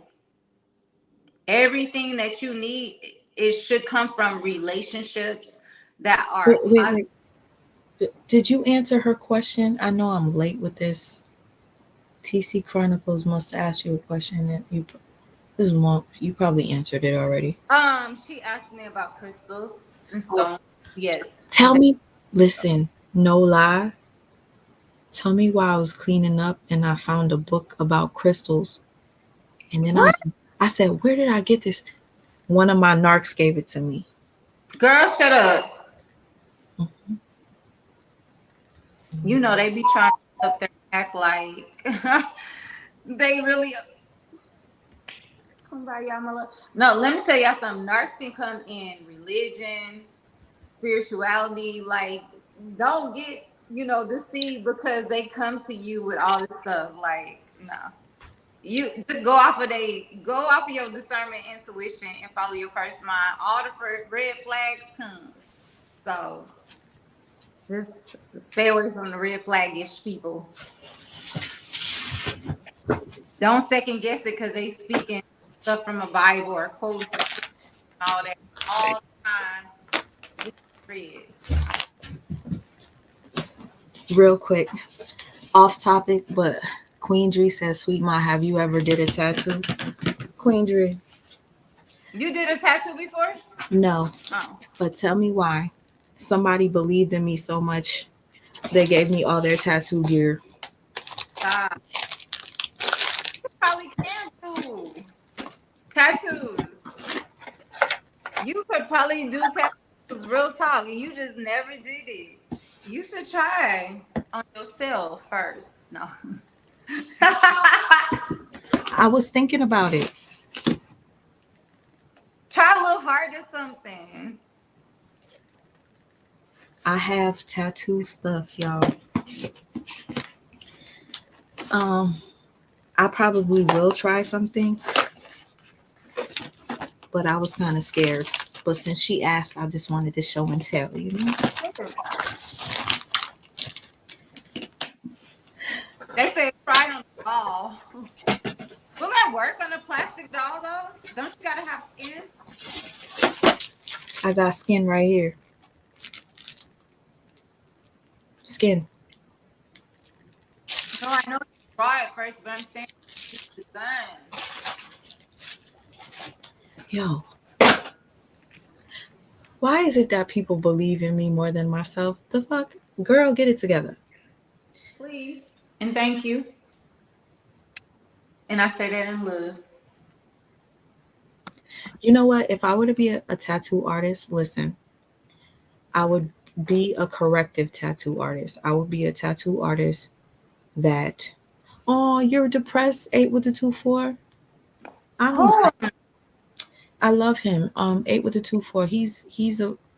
He's one of those brothers. He's one of us. Don't be depressed. Please don't be depressed. Like, wait, we can't say that. We gotta be empathetic. Because he's talked about the same thing you said, the S word. He's felt like that before. He's talked about it here. Can I just touch on that S word? Mm. Now I'm about to be real about it. Mm-hmm. So the last time I thought about the S, and I honestly, these are the times that I want to share my life, because it's situations like this coming where I feel like we could be that moment that somebody stops. Like, I stopped my cousin from blowing his brains out one day. I literally took the time to like listen to his feelings. And I'm gonna say this much: you're not alone. Like, literally, the last time I thought about the S word was 2 years ago. And not just thought about it, I literally tried to do it. And I had just crossed the Texas situation. Are you serious? I didn't tell you this. The Texas situation happened. I was rerouted here to Las Vegas, and I felt like, man, I had my whole life together. And I followed this man and I trusted him. And like, out of nowhere, he like basically like stonewalled me and started not ghosting, but what do you call it? Like, where they like silent treatment. Discard you? Discarded me, all this out of nowhere. It was crazy. He was love bombing the hell out of me, sending me money, all types of stuff. I'm in his home. Like, to live in somebody's home and then they come out of nowhere with this type of energy, it makes you feel like, damn, like you're just like a bum in their home. And you know, you had your own business. I had 2 businesses. He invested in one of them, begged me to be a part of the other one. All my shit is in his home, and all of a sudden I'm being discarded while I'm in his home after he's been out of town for 2 months, and I've been being his dad's caregiver and shit. Like, shit was crazy, y'all. One day I'll tell a story. But I was in such a low place that I was like, well, I'll just leave, because obviously you don't want me here, which is what he probably wanted, was me to leave, because after I left, I found out he brought another woman into his home for Thanksgiving. I left 2 days before Thanksgiving. He already had another woman in the home with all my things still in his home. I'm in Las Vegas with my brother. It made me feel so low, y'all. Like, to the point, I never thought I would think about the S word ever again in my life, because the last time I thought about the S word was like 10 years ago. With all that happening, me not having my business, like all that stuff happening in my life, like, one day I was just at my lowest point, and I literally like tried to end my life. I felt so low, sleeping on my brother's couch in his studio apartment. I just left a fucking loft downtown St. Louis with my own 2 businesses. I'm flourishing, like not needing nobody. Just left a fiance 3 years ago. Like I was on top. To get to that point where I'm needing people that really don't want me there from what I feel and all this other stuff, it was just the lowest point I could ever. And to me, it was like, you fucked up because you literally trusted this person and you allowed this person to move you from one place and trust them to another place. And now look at you. You're nothing. You have. Oh my gosh, sis, please. Hold on.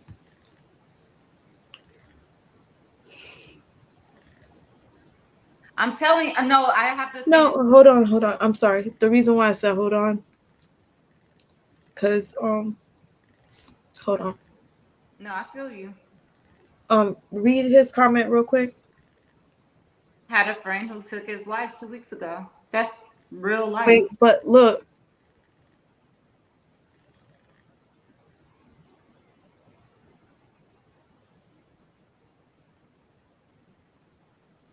No, you're not. You're not. Hold on. No. I'm just saying to think that that's an option.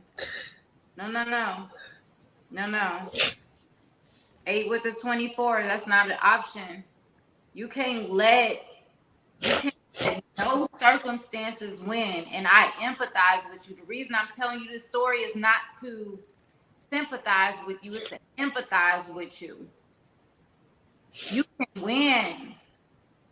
You can win through this. This shit is not something that you can't overcome. It may seem very bleak right now, like you don't have no options, but you have to trust God. You have to trust the higher power, whoever you believe in, whatever you believe in. You have to trust and understand that you got this. This too shall pass. When people say that, that's not cliche. You are more powerful than anything. Trust me, you got this. Don't ever feel like this is an end. This is not an end. This is just the beginning. This is to teach you a lesson. This is to teach you who not to have in your life. This is to teach you that you can triumph through everything. I know it seems like you can't, but I promise you, you can. I'm telling you this because I've been there. When I tell you I swallowed I didn't even get to that point. I swallowed a whole bottle of fucking pills, sleeping pills. And when I woke up, I was disappointed. I didn't want to be here no more. I felt like everything was coming against me. Everything. That's not the answer. When you meant to be here, you meant to be here. Period. It don't matter what you do to try to get rid of your life, you're going to still be here. So you got to make the choice. Guess what? We here for you. Don't give up. We here for you. Don't give up. I know it seems like I'm just saying this. I mean this. Do not give up. We here for you. Anything you need, DM me. Like if you need Sweet Ma to give you my number, whatever you need, I got you. I got you. Like literally, I will be there for you. I will listen to you. I will shut my mouth, whatever it takes. Whatever it takes. That's not your answer. That's not your answer. You here for a reason. Honestly, sis, I'm literally speechless because I really care about 8 with the 2-4. So it's like seeing that shit. And by the way, thank you, Queen Dree, because I didn't see his comment. A lot of people, y'all think I see the comments. Sometimes I don't. So she actually told you that this is a conversation that needs to be had. People literally go through this type of shit. We dealing with inflation right now. We dealing with people losing their jobs. We dealing with people that's homeless. We dealing with so much here in the Americas alone. Like y'all, it's real. Shit is real out here. Sis, thank you for sharing what you shared, because it's almost like you started talking about it without me even knowing. 8 with the 2-4 lost a friend. Rest in peace to your friend. I was just speaking my experience. Like I want people to know, like Me, I don't know about nobody else, and I know Sweet Ma talks about this all the time. I'm not perfect. My life ain't perfect. My mental health, I fight for that shit every day. Every day. All this positive energy y'all hear me speaking about, I fight for this shit. I have to apply this shit. I have to, like, literally. So if you have an issue and you literally need help, we want to help you, but we not. And I definitely don't want people here to like impede on Sweet Mom because she did with her own fighting. All of us deal with some type of mental illness that we have to fight through. Let's just keep it real. Whether people want to admit it or not, PTSD is very prominent in our community. Depression is also mental illness. So it's like when I say somebody's mentally ill, guess what? So am I. But that's where PTSD is trauma. Post-traumatic trauma syndrome. That's where it all stems from. All of us have dealt with that in some way, shape, or form, whether you want to admit it or not. Ain't nobody on this planet perfect. If you want to run around here like you perfect, okay, cool, whatever. But we all know we all been through some type of trauma, no matter what the circumstances may be. You either face it or you don't face it. People that face it, I respect them because at the end of the day, they being real. Like, they not trying to put on this persona like, oh, I got it all together and I don't need any healing. Everybody need healing. Everybody. We got too much. What do they call it? Generational curses going on in our families. If your generational curses ain't healed, you can't sit here and act like you could be a judge of nobody. You're not out here trying to heal your generational curses. First, you got to heal yourself, or you got to depend on your Most High to heal you. Because I'm not trying to like make nobody feel no type of way. I have different beliefs, but however, if that's what you believe, do that. But at the end of the day, you can't sit up here and point no fingers because we all have generational curses, generational traumas. That's where shadow work come in. That's where you need to face what your childhood trauma has really put you through. We try to bury a lot of that. We try to hide a lot of that. That's why I was telling Sweet Ma, I've been journaling. Things I never thought I'd do. And journaling has brought out the best of me. It's helped me heal through even dealing with a narcissist recently. And she can tell you, like, I've literally looked on the most positive things and aspects of that thing. But at the end of the day, ending your life is not an answer. I empathize with you completely. I've been there. You can try it. Listen, I've tried to end my life. Other people have tried to end my life. And guess what? I'm still here. So then what you gonna do? I'm not even trying to be blunt. I'm just saying, if that don't work, then what you gonna do? You still gotta face the issue. You still gotta face yourself. You still gotta face the trauma. You still got all of that. So the biggest thing is finding support groups, so people that support you, people that really love you. Literally take that help, because a lot of times we don't like to reach out to people because we don't want to feel like we asking for help. Let me tell you something. My grandmother told me a long time ago, closed mouths don't get fed. That was the deepest thing she could have ever told me. And guess what? I ignored that shit all the way till I was at the point where I'm at, where I want healing. I was like, my grandma told me closed mouths don't get fed. There was times I needed help. Guess what? I did what she said. Closed mouths don't get fed. I reached out to people like, hey, I just need this. I got you. This is that. It can be embarrassing. It can be this. It can be that. But at the end of the day, you're doing that for you because you know that's what you need. And you know the type of person you are. You got them in the end. We can't sit up here and be, I don't want people to think I'm begging. Fuck all that. Fuck all that. Because guess what? You blocking your blessings when at the end of the day, your blessings could be you just saying one thing to one person and to open up doors upon doors upon doors. It's a test for you.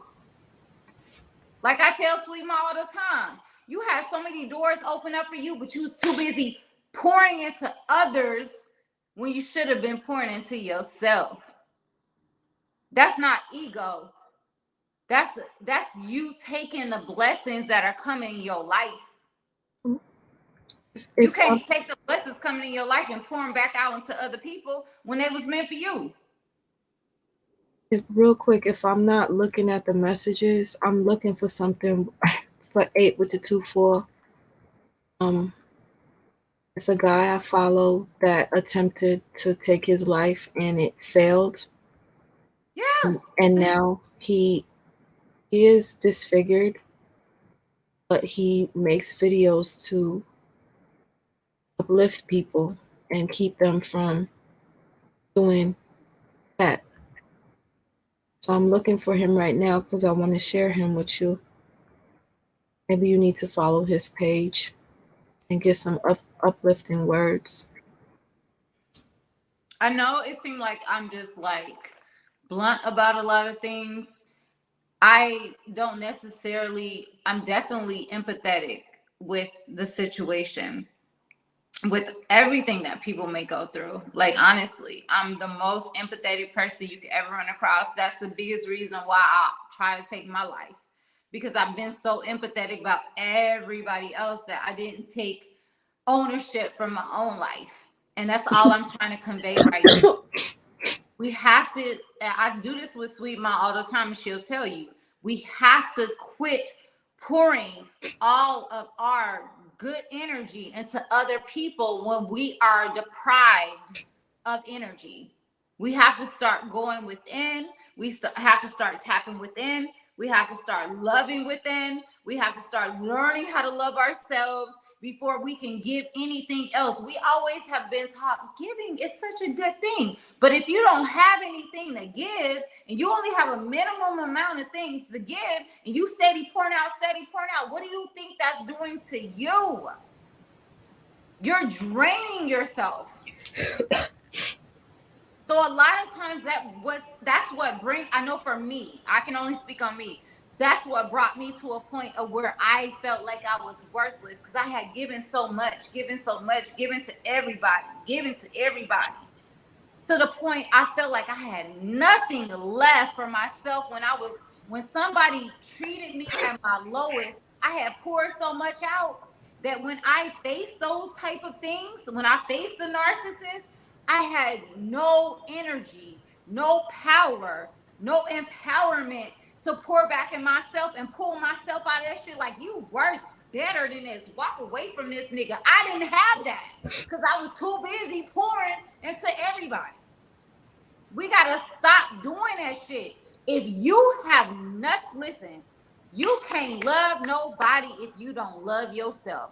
You can't pour into nobody if you can't pour into yourself. If you don't have nothing extra to give outside of pouring into you, then it's not your place to be able to heal nobody else. It's not your place to be able to give to nobody else. It's not your place to be able to invest in nobody else. You have to invest in you first. You have to flourish first. You have to be your strongest self first before you can pour into anybody else. And we have not been taught that. That is the biggest generational curse I can say that has happened amongst our people of color ever. We have never been told to pour into ourselves. We have always been told, give to this person, do this for this person. We've never been told to heal ourselves, to make sure we're complete, to make sure we're happy before we pour into our children. You can't even pour into your children. I don't care if you birth them. If you're not happy within yourself, you still dealing with childhood trauma, you still dealing with PTSD, and then you have children, you passing that shit on to them. Generational curses. We have to start healing ourselves, learning how to heal ourselves, going through therapy, going through counseling, journaling, whatever it takes, so that we can pass on this positive way of being able to face traumas, disappointment, discarding, narcissism.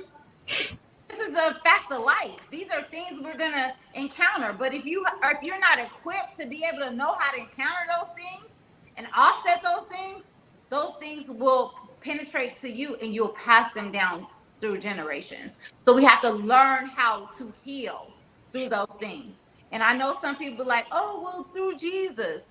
baby, you got to do the work. You can Jesus all day long, Bible all day long, meditate all day long, but at the end of the day, you can pray on your knees to they bloody red. You have to do the inner work. Bottom line. And I've been in all those places. I grew up in church. I'm telling you, I was on my knees today, was bloody red, thinking all I had to do was pray. And it literally took me journaling. It literally took me meditating. It literally took me dating myself. It literally took me not dating nobody and being within myself, being in quiet spaces by myself, and literally going through those inner thoughts in order for me to heal myself, to keep me from wanting to get rid of myself, because I have all these things in my head, all these traumas, and like in my subconscious that I don't even know what to do with. So we have to stop running from therapy. We got to stop running from journaling. We got to stop running from literally living our own thoughts. Like, we got to stop doing that. You have to feel it. It's okay to feel it. I know it hurt. Like 8, I know it hurt.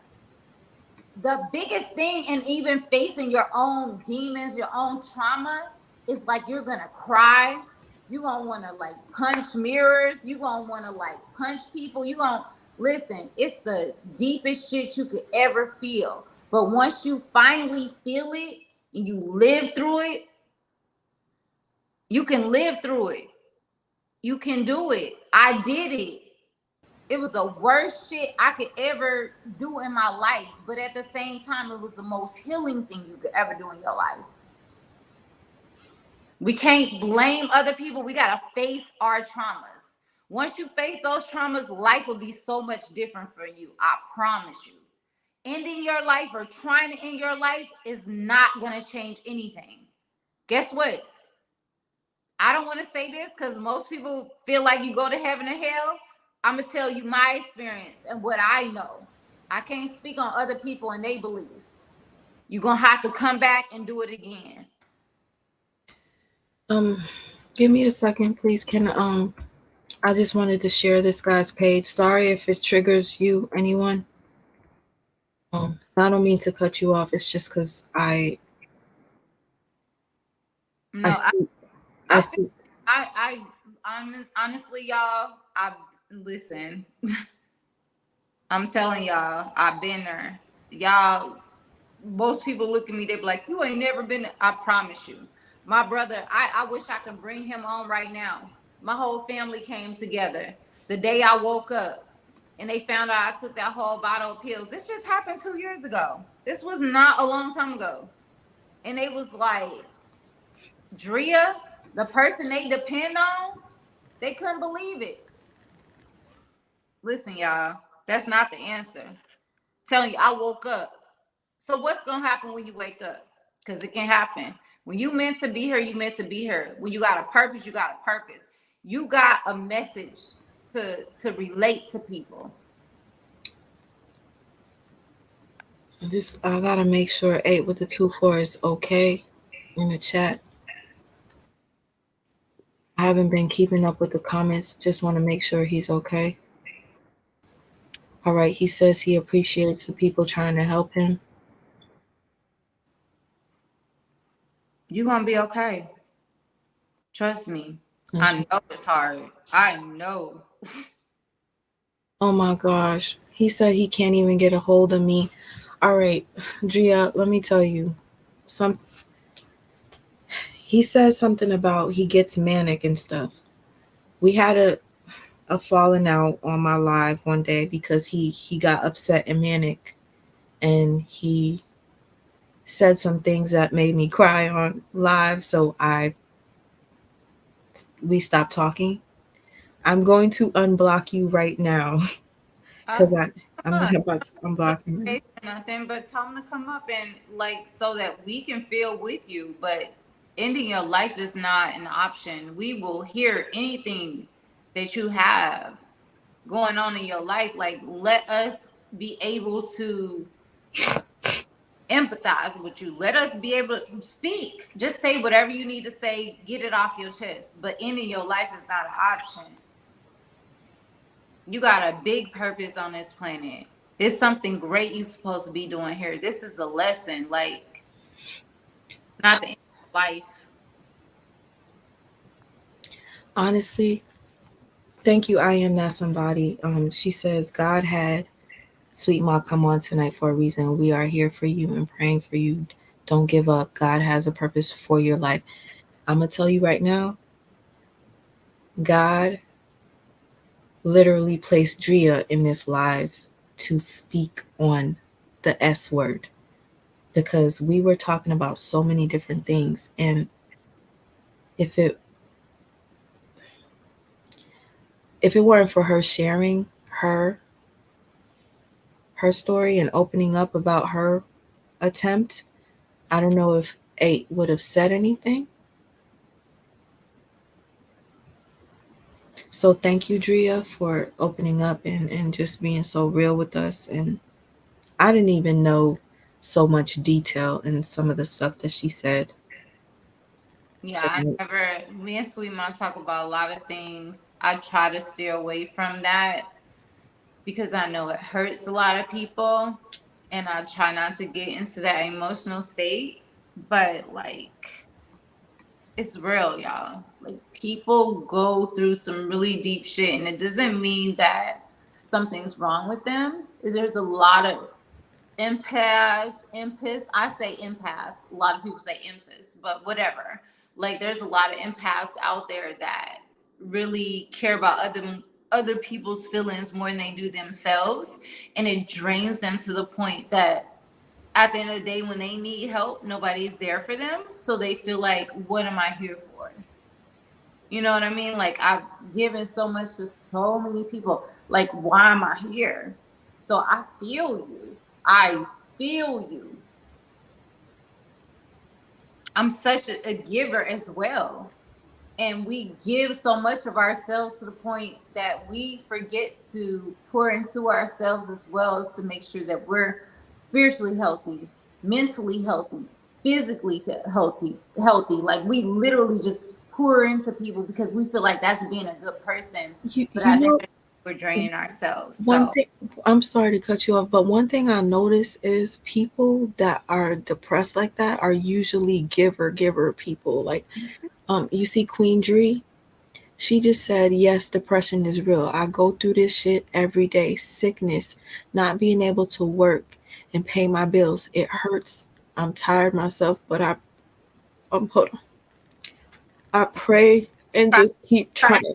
But like, I'm gonna tell you right now, Queen Dree is one of the people that gave me Cash App today. So it's like, she's struggling herself, and you see how she still gave to me. Like, Queen Dree, thank you so much. I'm gonna tell you right now, you are going to be blessed abundantly. Like, to know that you're going through that much and you still gave me something today means more than you could ever know. We Thank love you so much, Queen Dree. Like, that. We not y'all. It's the whole point. Like, we not, like, a lot of us deal with, a lot of people just don't speak about it. And so that was honestly, it was meant for us to speak about it. Obviously, we're here. So that's the point. Sis, TC says, yes, it is. My goddaughter fought it for years before she lost her battle. I missed her. Why am I so sensitive? I hate that shit. Don't do it, because you're going to make me cry. I'm trying not to. TC, rest in peace to your goddaughter. Same. Hold on because I'm a little sad. Hold on. Let me just share this real quick, because I want 8 with the 2-4 to see this guy real quick. Be a little bit emotional, but it's one really needed. And as you guys know, I'm a suicide survivor myself. I'm a survivor of 2 suicide attempts, and Admire where is born from those tears of my second suicide attempt.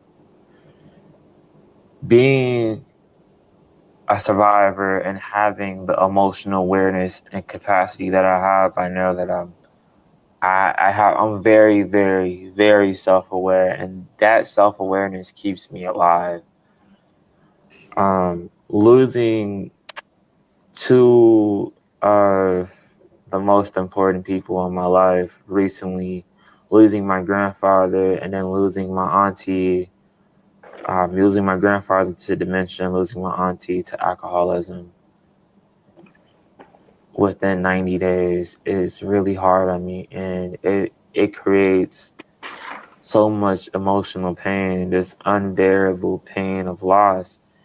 And people think that suicide is just this quick thing, but having suicidal thoughts, having unbearable emotional and mental pain is what prompts suicide, is what can prompt a suicide attempt. It's having an unbearable amount of emotional pain, emotional and mental pain, and all of the other methods of coping with that pain is no longer working.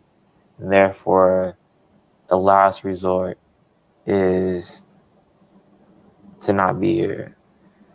And there's always a way to lessen that pain. And one of those ways that I do actively to keep myself from relapsing and having my third suicide attempt through all of these hard times is, first, I record voice notes of myself talking about what am I struggling with, the pain that I'm going through, the struggles that I'm having. I journal and I reread that. I'll record, I'll re-listen to that. And even with me making all of these videos, I'll even go back and listen to old videos, because not only I'm the creator of Admireware, I'm also a very heavily supporter of Admireware, if that makes sense. I'm an admirer and I'm Admireware.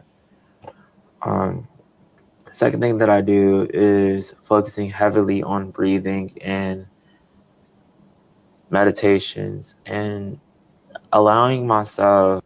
So I literally just wanted to like show you his page. I couldn't find him, but I do remember that every time I like his post, I see Ghostface Killer likes his post too. So the way I was able to find his page, because I couldn't remember his name, I went to Ghostface page to see our mutual friends, and I found him. So if you want to follow this guy, his page is called Admireware on Instagram, and he tells his story on how he tried to take his life and it didn't work, and that's why he's disfigured right now. But he literally has dedicated his life to speak on suicide awareness. So I think if anybody feels a way, you can look, and I follow him. I like to see what he posts. Some of his motivational shirts might be something you might be into or interested in. But he tried it twice and he survived twice. It speaks volumes, guys. You're supposed to be here. And 8 with the 2-4 says, do you see his comment that I pinned? Can I just say one thing about that comment? 8 with the 24. We have to stop speaking. Listen, y'all, words are spells, no matter how you put the words out there. The English language in itself was set up to spell cast on you. So if you're going to play spells on yourself, that's why it's called spelling words. It's a spell. No matter what words you say out your mouth, it's a spell. We got to stop, even no matter how you feel about yourself. This is why I was speaking manifestations over your life. And people can feel it's cliche. You can feel whatever it is. I promise you it saved my life. We got to stop speaking negative things over our life. We got to stop speaking things as though we feel at that moment. We got to speak the things we want, we desire in our life as though it's already happening. And I promise you it will change your life. Saying things like that you posted, it's in my Instagram is Drea Talk, by the way. It's Drea Talk. We got to start speaking things that we desire over our lives. It's so simple.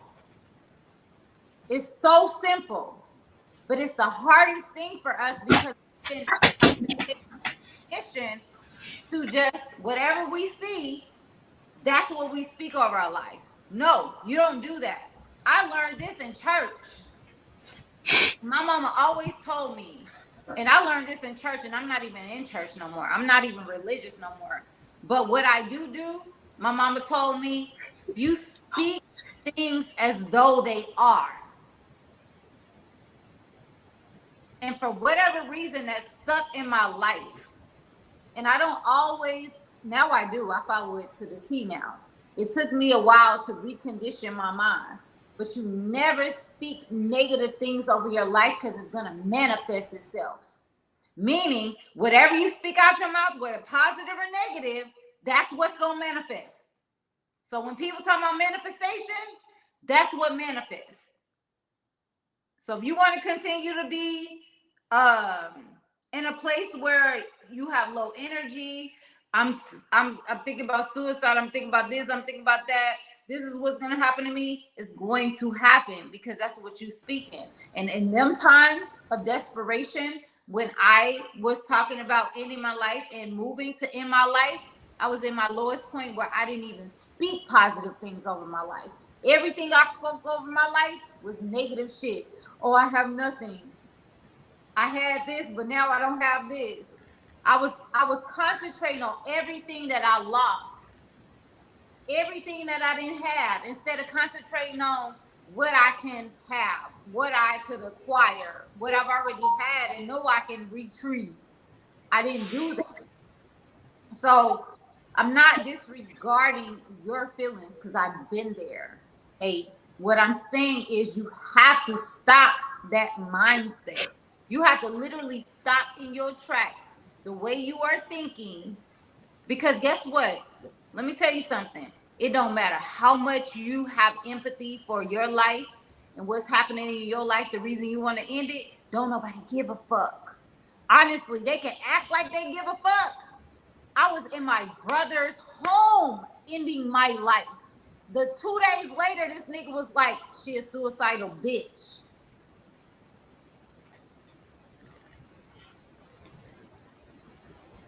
Wow. I'm telling you, it don't matter what nobody else outside of you think about you. You literally have to hone in to who you are. You have to hone in to the love for you, because nobody, it ain't no savior out the sky. And I don't even mean to like impede on nobody's religion. Ain't nobody gonna save you but you. When it's all, you can get on your knees to they bloody red. You're gonna have to make a decision whether what you want to, if you want to fight or if you want to give up. But you can give up and guess what? It still won't work. Like you said, you've been through. I've been through. Eventually, you're gonna have to fight, or you're gonna keep doing it until it eventually don't work. But at the end of the day, I'm here for you. If you need me, I got you. I've been there. I've been there. You gotta change your environment. You gotta stay away from people that are not for you. And you have to heal yourself. Meaning you have to go within and love yourself first. Self-love, and I know y'all done heard this from Brianna, the biggest fraud ever. Ugh. I hate when she says that shit. Because she has the least love for herself by her movements in her life. You can tell when somebody love themselves and when somebody really doing the work to self-love, and when somebody just throwing that shit out there because they done heard it somewhere else before. It's a heard it on before, but your lies ain't working now. Like, it's that type of situation. Like, you literally, when you love yourself, you gonna do the inner work. It ain't about nobody else. It ain't about pressing nobody. It ain't about having nobody in your circumference. It's about healing within. It's about self-work. And that sometimes means you gotta remove everybody out your life and decide, you know what? I'm here for a bigger purpose. I'm here to help the situation. I'm here to be here for my children. You say you have children, right? I told this to my cousin that was literally had a gun to his head. I was the life or death of him, saving his life. And I told him, think on your children. It's selfish for you to end your life and not think about your offspring and how they would feel without you.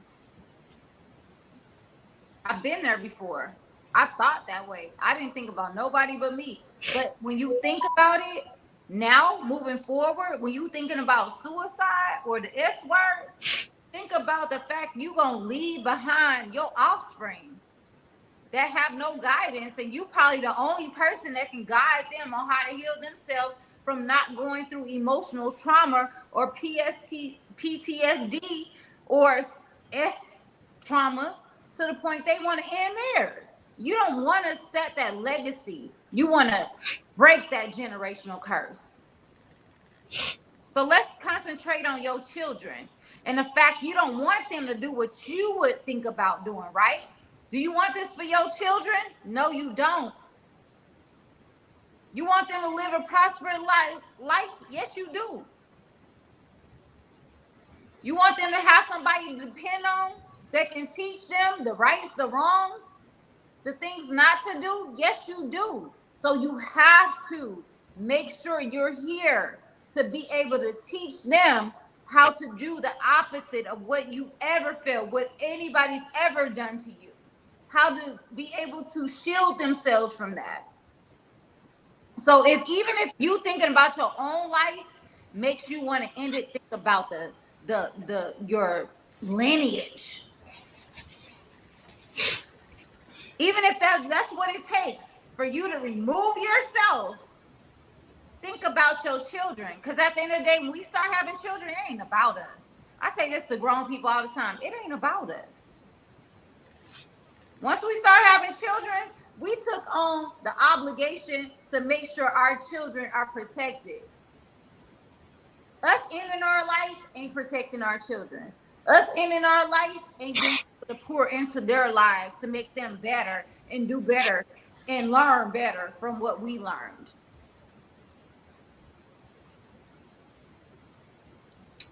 And that's the biggest advice I can give you. That's what's pulled me out of a lot of things.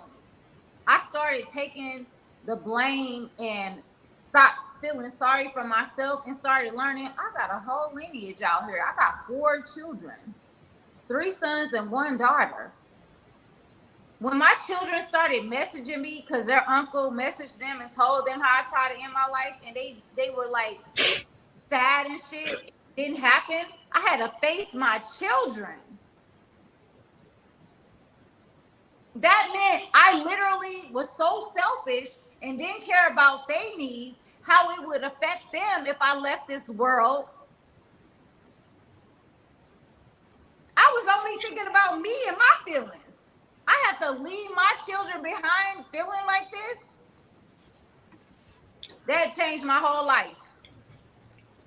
That changed my whole life. When I started thinking, I didn't think about them at first. But when they were messaging me, my brother had reached out to them like, your mama now, I need you. They had told them about what I did. My children was like, mama, we need you. Like, my daughter that don't even talk to me even reached out to me. You know how that made me feel? I'm their guardian. I'm their guardian. It's my responsibility to protect them. And I was worried about protecting my own feelings. So you got to do that. You got to take the whole spectrum of your life.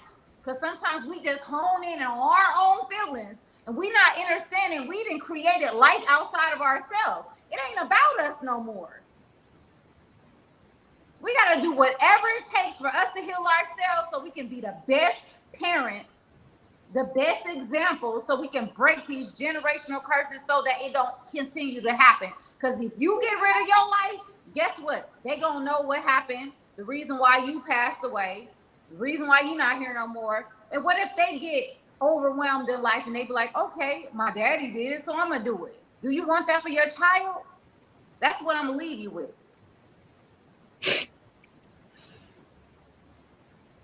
That's what I'm going to leave you with, because that's what made me literally be on some whole, you know what? You don't got to feel sorry. You can't feel sorry for yourself no more.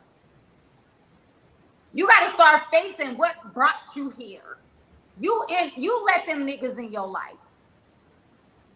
You accepted and did this and that for people you ain't have to do.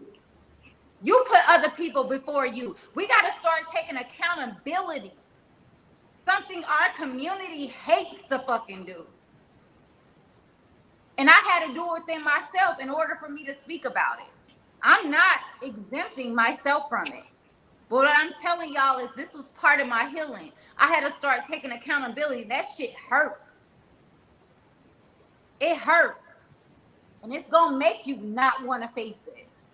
But what's more important? Breaking generational curses or continuing them to go? Because at the end of the day, you here for a reason.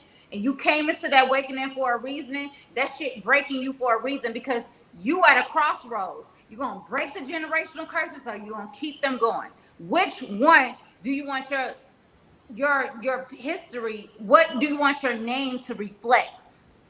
And for me, I want my name to reflect, I broke the generational curses. I uplift my generations. I healed them. I stood up to the motherfucking trauma. I made sure nobody else had to go through the shit I have to go through, because this shit is too fucking painful to keep passing down generations. Y'all got to start taking accountability. And I'm not pointing no fingers, but this is the fucking journey I'm going through right now. And I'd rather take all that pain. If I'm going to take some pain, I'd rather face the pain and change the pain. And change the trauma so that my grandchildren, my children, my great-grandchildren never have to want to end their lives because we don't know how to face trauma, heal from that trauma, and carry on positive energies and ways to be able to deal with trauma. It starts with you. It starts with you. And I ain't trying to preach. It starts with you. And that's some real shit I'm learning, like, honestly. And it's an everyday learning process. I'm not perfect. But what happened was I changed my thought process and was like, this ain't about me. I got 3 granddaughters, to be real with y'all. I got 3 granddaughters and 1 grandson. When I look in their faces, I never want them to feel what I felt. I never want them to be in a place of darkness. I never want them to feel like they need to end their life because of what somebody else did to them or somebody else tore them down. I want them to be powerful enough to know, you know what, that's not my trauma, that's their trauma. Let me let them deal with it and let me move on with my life and know how to separate themselves from trauma and not bond themselves with trauma.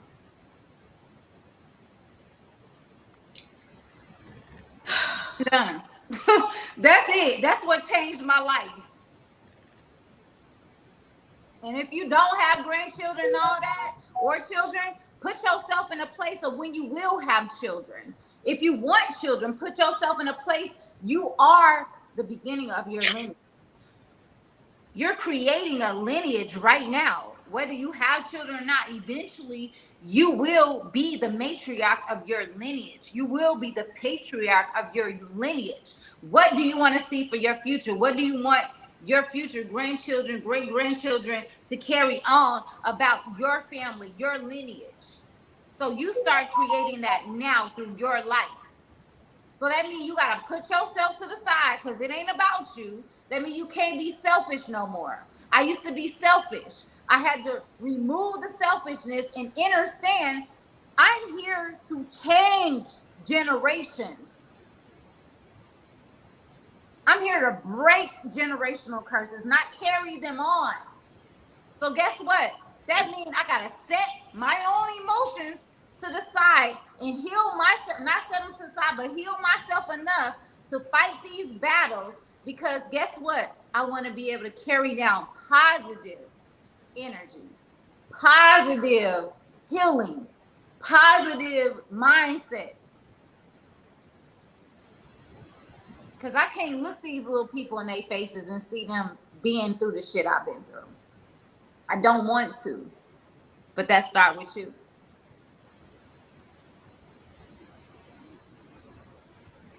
I'm done. That's what. You so funny. You said you done so many times, but you keep preaching. No, I'm really done though. No, but I really appreciate you talking about this. Jazzy Ray. Oh, there goes our other sister. Jazzy Ray. Hi. See, Jazzy Ray says, period. We don't want to pass any toxicity to our children. We got to nip it in the bud now. And brother 8 with the 2-4, you have 4 children and you say you have a grandchild. No. And come on, bro. A grandchild. Grandchild. About them babies. If you don't got nothing else, bro, listen. Concentrate on their faces. Look at their pictures. That will stop you from anything. I promise you. I guarantee you, when you look at their faces and how they would feel, just picture them at your funeral. How that's gonna make them feel. That should stop you right along, because it ain't about you. It's about you healing yourself so you strong enough for them, is what I'm saying. Oh, and also, I'm happy that I know you're talking about this, but Precious said, yes, taking one's life is hard on your family. My grown kids are not good and they have many unanswered questions. I completely forgot the trauma that you leave your loved ones with. Mm-hmm. My cousin who took his life and his 3 children, his brother is the S word still to this day over that. He did it on his brother's birthday. So imagine every year on my cousin's birthday, he thinks of his brother taking his life and all of his nieces and nephews. And I have to go up in his room and talk to him and tell him, no, don't take your life. We had to do this every single year. And now he's in prison. So when January 1st comes, I'm going to be so scared because this is going to be his first time in there while on his birthday. Usually when he's home, we're able to talk to him and talk him out of it. And he has a son himself, and he still feels the S word, even with the son. I'm not saying people will I'm saying I don't think a lot of times people really help direct people in that point. Like, honestly, it didn't take therapy for me to do that. It took my children from that last attempt messaging me and waking up out of a place that I thought I would never wake up out of, because my intentions was not to be here anymore. So when I woke up very groggily and I was able to check my phone and see my children reach out to me and be like, oh sis, you gotta cry, because girl, you gotta get that part out. Mama, are you okay? That shit hurt me to the core. Then I started visualizing them seeing me not here no more. We gotta I started removing myself from the situation because it's kind of even narcissistic for us to feel like we can just like end our life because we've been through shit. Like we have children that are gonna hurt from that. Oh my God, sis, I never seen you cry before, ever. Because it's serious. Like when that happened, like that changed my whole outlook on anything. Like anything. Like we can't do that. That changed my whole outlook on like So, anything. I don't know if y'all guys caught that. I don't know if y'all caught that. Her children literally came at the perfect time. Like you was not supposed to do this. And he's 8 with the 2-4 is messaging me in the background as well. He said, "Thank you, sweet Madria, and everybody in the chat. Sis, you opening up and sharing that, like I didn't even know this part of you. I never seen you cry before. Y'all, this is like, y'all don't understand. Like we're really opening up over here, and I hope that this touches somebody to think twice before you make that decision. She's here now. When I tell you she's such a blessing in my life, she's been here supporting me in my mental. Yeah, I know I got a lot going on, and she is, when I tell you, heaven sent. No, you are to me. Don't gas me up. No. No, I'm literally connected to her. Like it's weird, but she know. Thank you so much for sharing that. I can't believe I never seen her cry until my today. son came here to visit me, y'all, like literally in August. Share this real quick, and like facing him, he's a teenager now, like he's 18. And just knowing he knows I was at that weak point, like I felt like I had to make up for it.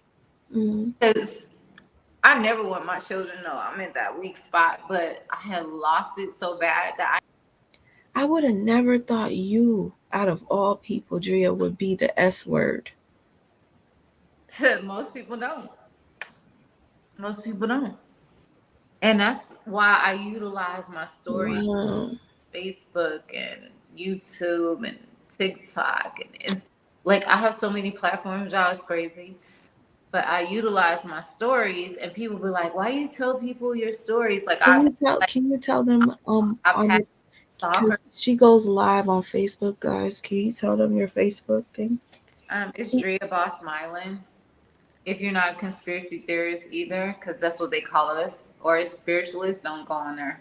It's gonna make you mad. But to look him in his face a couple times that I really felt ashamed because I put my children in a place to be scared about losing their parent. And that alone changed my whole thought process of how I'm going to deal with trauma, how I'm going to deal with, depression. So now I fight even harder. Like I used to fight, but not as hard as I do now after hearing my children's expressions and how scared they were to lose me. It changed my whole life. Sis, you got Supreme Goddess in the background. I'm asking her where she at. She's crying in the background. She's not even typing. I love my babies. Like it took them. And I'm thankful they're old enough to be able to message me and make me feel some type of way. Like, Mama, what's going on? Like they wanted to aid me, and my job is to aid them. Real quick, damn, hold on. Sorry. When Supreme said she was crying because watching this it's like it's a lot, and TC is telling me this is a lot. It's a lot to unpack. Trust me, I'm doing journaling right now. It's a lot still. Can I just say this? Mariah in the chat mentioned that she's journaling and it's helping her. And guess what, guys? I was talking to Drea earlier, and she told me journaling saved her, or is currently saving her from whatever she's going through right now. So, you know what, guys? How about this? Because I really want TC Chronicles to come up and talk. Not right now. Because think about it. I didn't tell you guys this. I wasn't supposed to stay on here long because I have to do some artwork to give away at my sister's event. And I didn't start.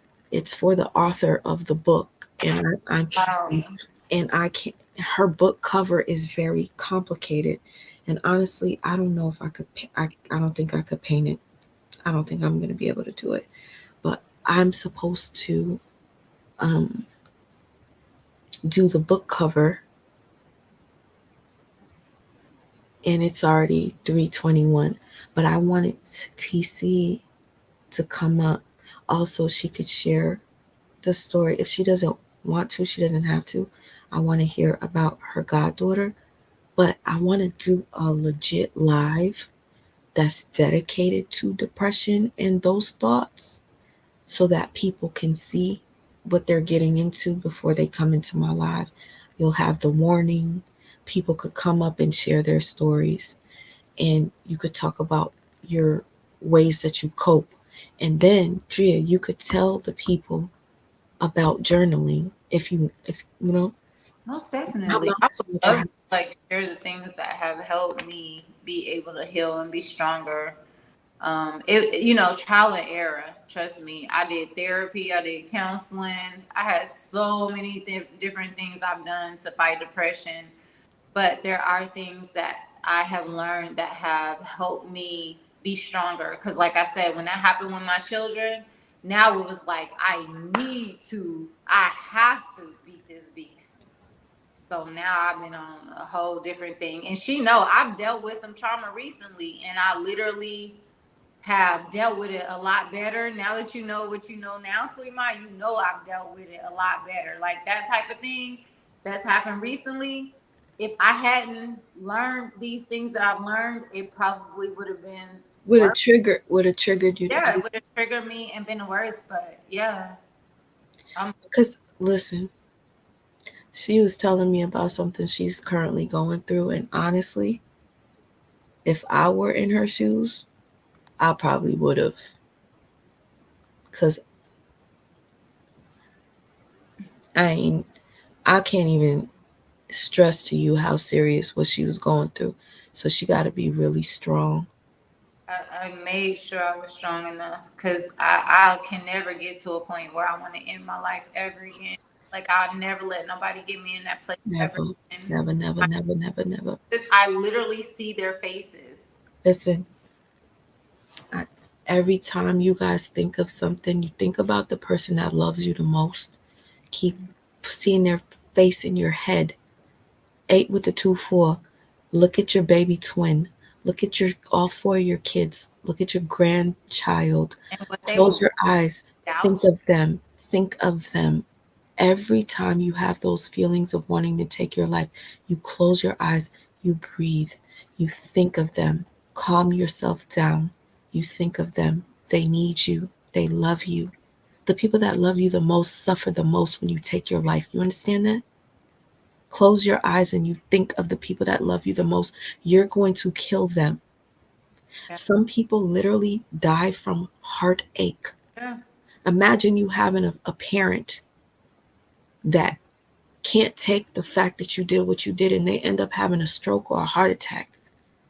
Or they end up being on drugs. Like all types of stuff can happen. They could be like not their best self because you literally ended your life and they literally dealing on the trauma of losing you. Like think of the person who loves you the most and how much you're going to hurt them. Don't do it.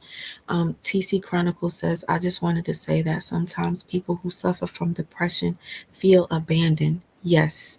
I learned from journaling. Didn't I tell you my abandonment issues from journaling is like all of them. I've had abandonment was my biggest thing. But when when we do that live and you talk about the journaling, I want you to show them where you got it, because it's a particular one that makes you kind of dig deep into your childhood. And that's why she said it's helping her. So real quick, let me just finish. She said depression makes you feel, most of the time you're suffering is because you feel abandoned. We have to get out of what society feels and heal and know that you are never alone.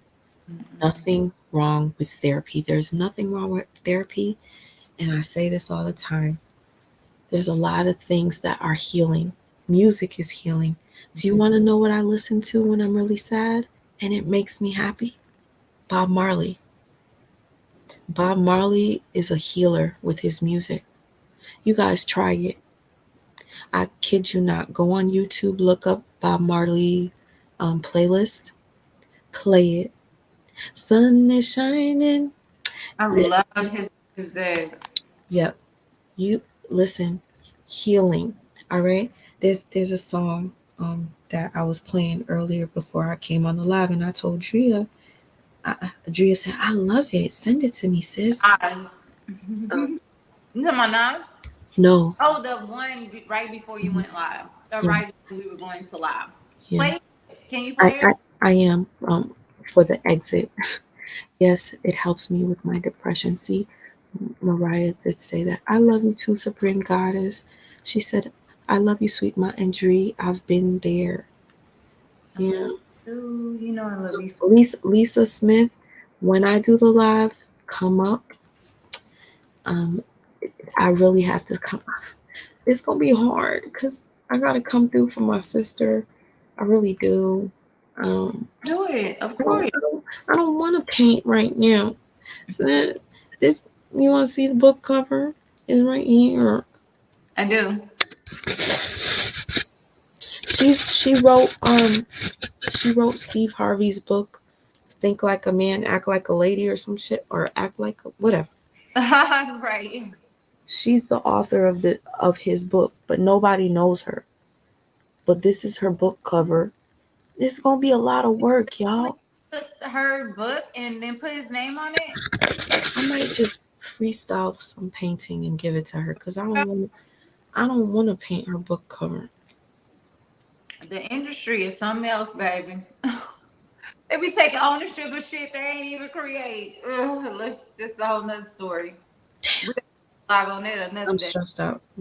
Sorry. Don't be stressed out.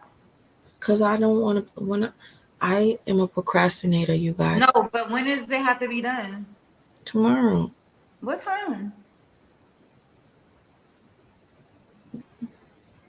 6 o'clock. And But the thing is, I'm an hour away from the place. Usually, I swear to you, I'm so crazy.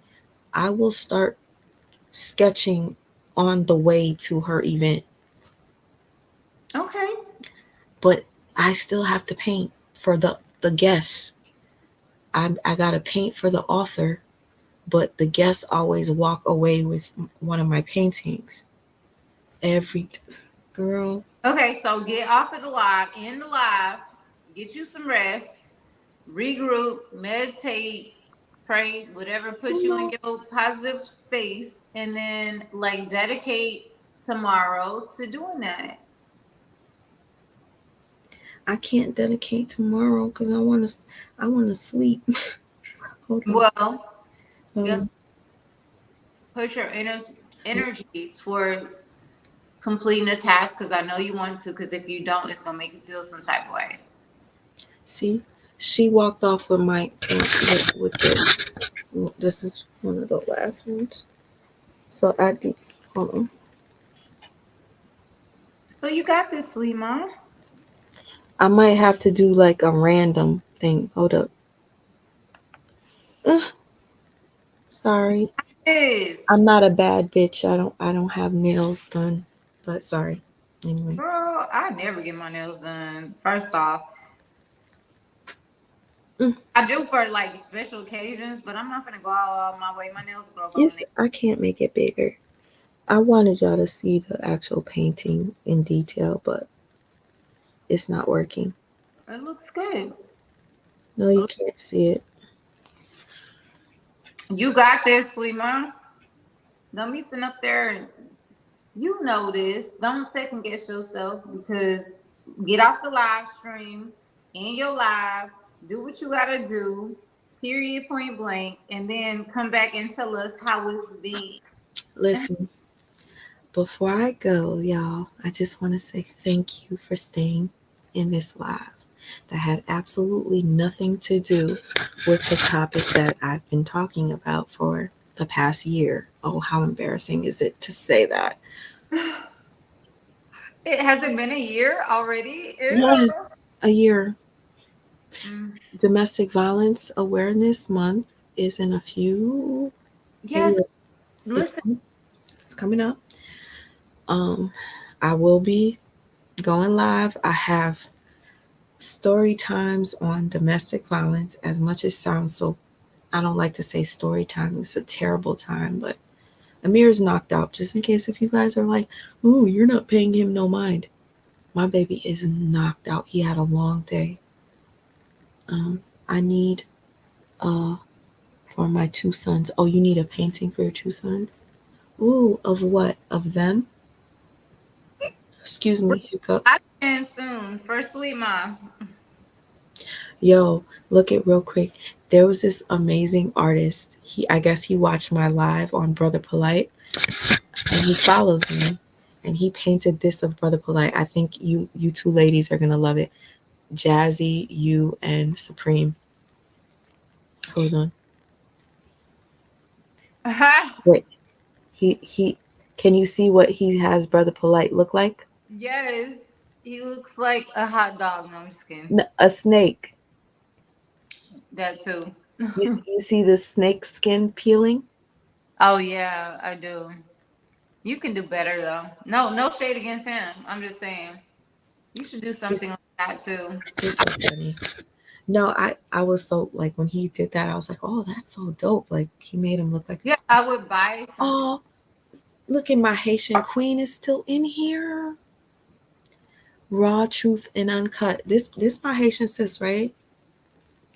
My Zoe in the building. My Zoe in the building. Okay, anyway. Um Thank you for coming up here. But when we do the DVs, I do have a couple of relationships that I was in that were domestic violence relationships. I'm not proud of them. One of them almost took my life. I have severe PTSD with that. When I talk about it, I always start crying. And I hate that, but it is what it is. I have to heal from it. It's still kind of stuck. Like I'm stuck in the trying to erase it, but it's still there type. Imagine almost losing your life. You were like so close and knowing that somebody that you love was the one that was about to do it. You know, I know. Yeah. Oh, yes. Oh, sis, would you tell that story? Huh? Girl, you know I will tell any story that's gonna help people heal from trauma that they've been through. Listen, y'all, her domestic violence story, let's just say she is a blessed woman because she is. Because he definitely didn't move that gun from my head. Let me just tell you that much. Supernatural energy, like the Most High, has always been on my side. Let's just say that. Yep. Amen. I love you too, TC. I love you, sis. Thank you for having my back, sis Drea. Good night, good morning, ladies and chat. To TC. TC. I can't wait to be, to be on a platform with you. If you're gonna be on Sweet Mom's platform, TC is awesome. Yes. You're amazing. I love your energy. You ain't no hater. Jazzy Ray, all the people that show me love, on Lisa says much love to you, Drea. Can I reiterate this one more time? I'm just a guest. This ain't no Sweet Mom Drea show.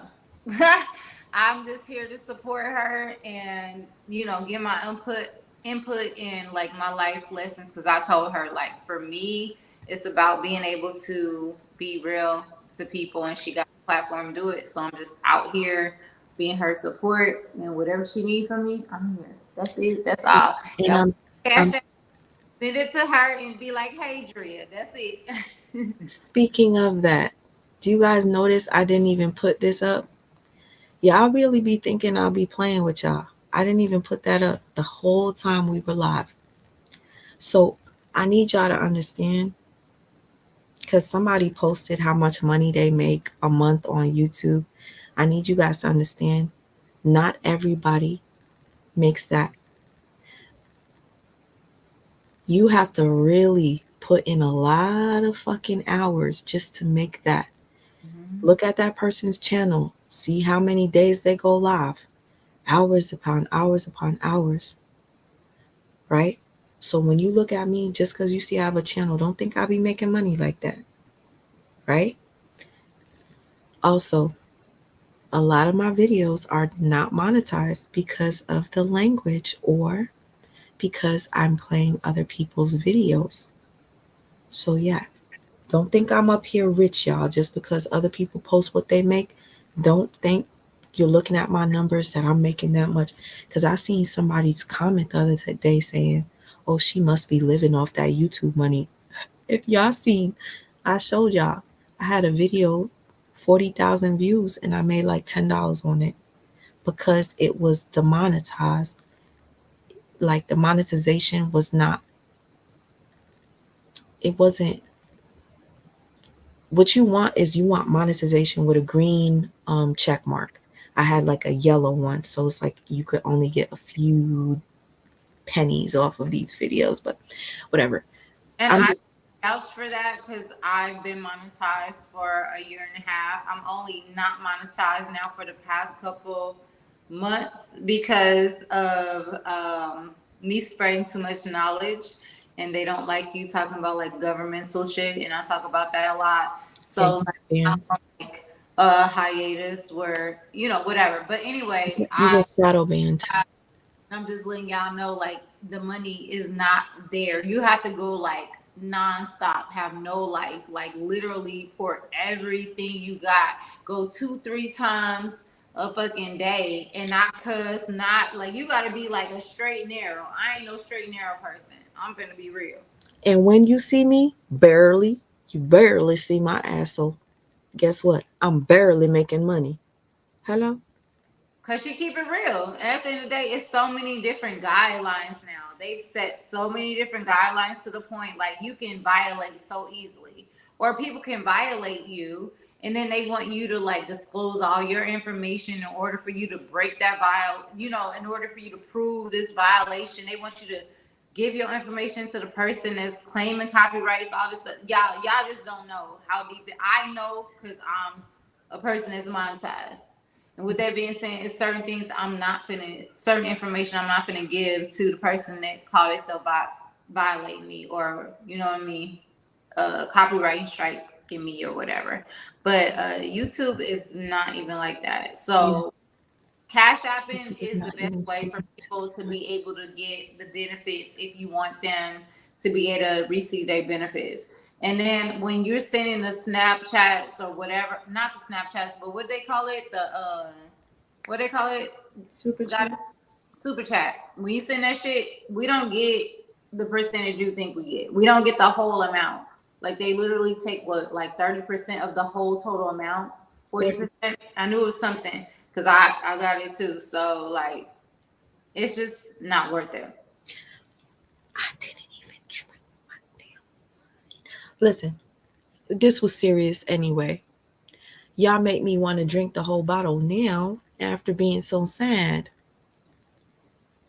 But real quick, I want to say thank you, that girl Roxanne. She said good night and good morning. Always trust the Most High. Everybody we know, everybody. This was the best live I've been in for the past month. Keep it alive. Thank you. Peace, love, and hair grease. Girl, I need some hair grease, honey, because Child, I don't use grease, use oil. I'm trying to grow these back because I started losing. I love oil. I need to put some. You know what? My scalp can't take grease. and so it itches when Choice TV said, they, Choice once said that in his videos. YouTube is not fun anymore because of the guidelines. Listen, yeah, but like literally trying to like shadow ban everything. all right, so y'all, if my brother 8 with the 2-4 is still in here, I want you to know that you are loved, brother. Definitely. You are loved, all right? You are supposed to be here.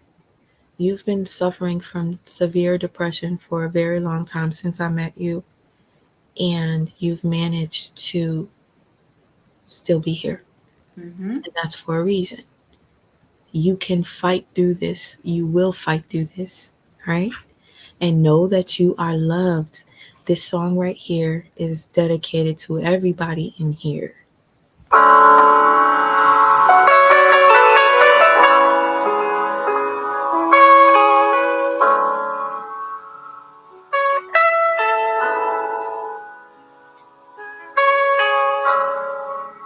I'm so thankful for all of you. Thank you for being here. Thank you for your time, your patience, your attention, y'all. Thank you.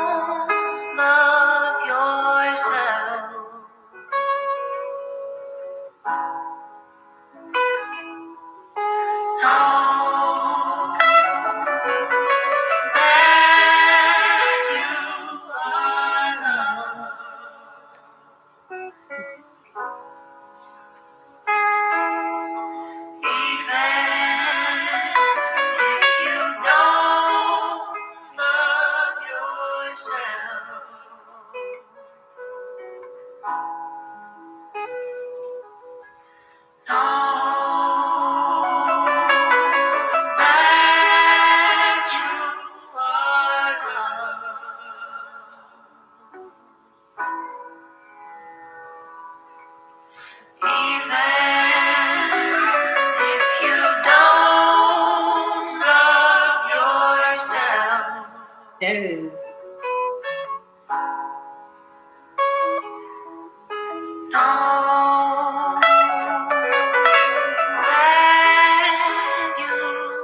Anybody that's thinking about taking their lives, anybody that's depressed, I want you to listen to this song. Facts. You are loved. You are loved. You are loved. You are needed. All right? Life is already short, y'all. It already is short. Do you realize how fast the year went? I've been talking junk about Brianna for a whole year, and it feels like it's only been a month. So do not take the Like- gift that you have of life. Mhm. Do not do that. You are needed here. You are loved, okay?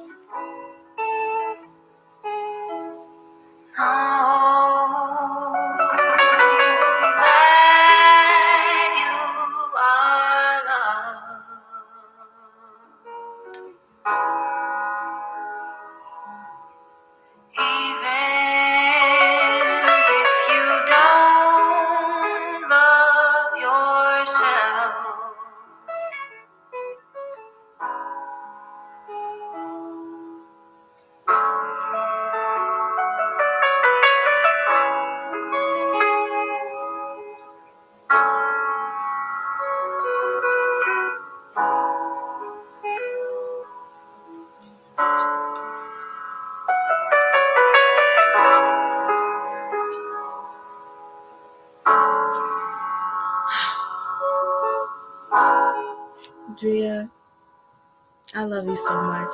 I thank you for being here with me. 8 with a 2-4. I love you deeply.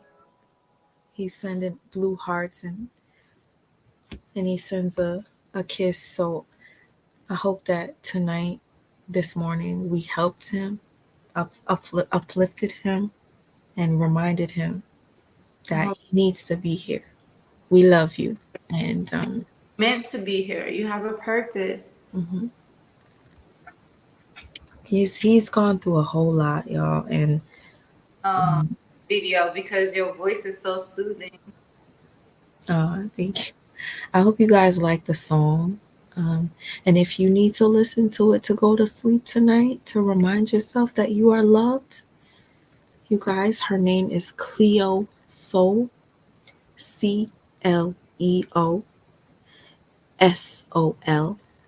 and the song is so easy to remember. Know that you are loved. Know that you are loved. You listen to that song tonight. Cry your eyes out if you have to. Play it on repeat. It is healing.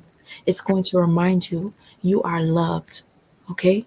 Think twice before you make the decision that might ruin somebody else's life.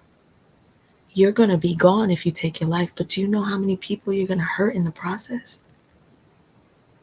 Think about that, especially if you have children. You see?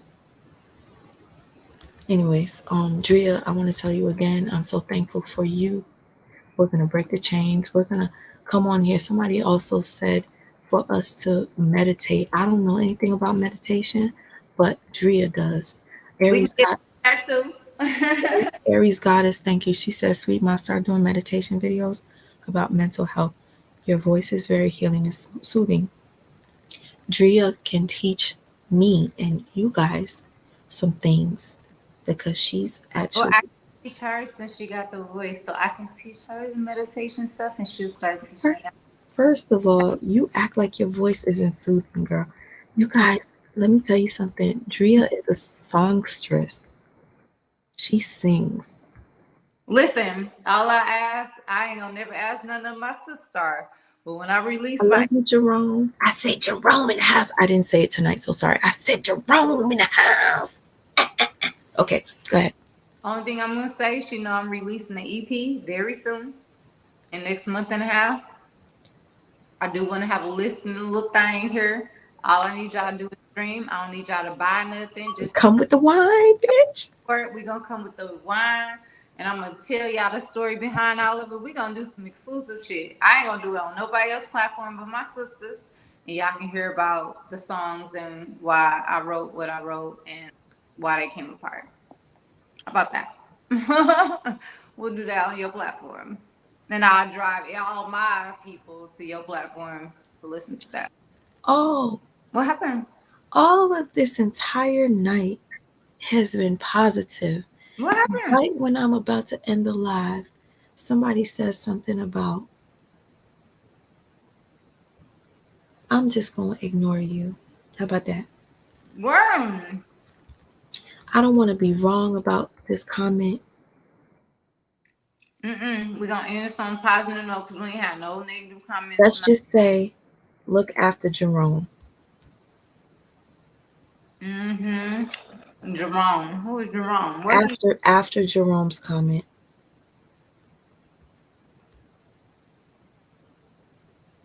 I'm looking.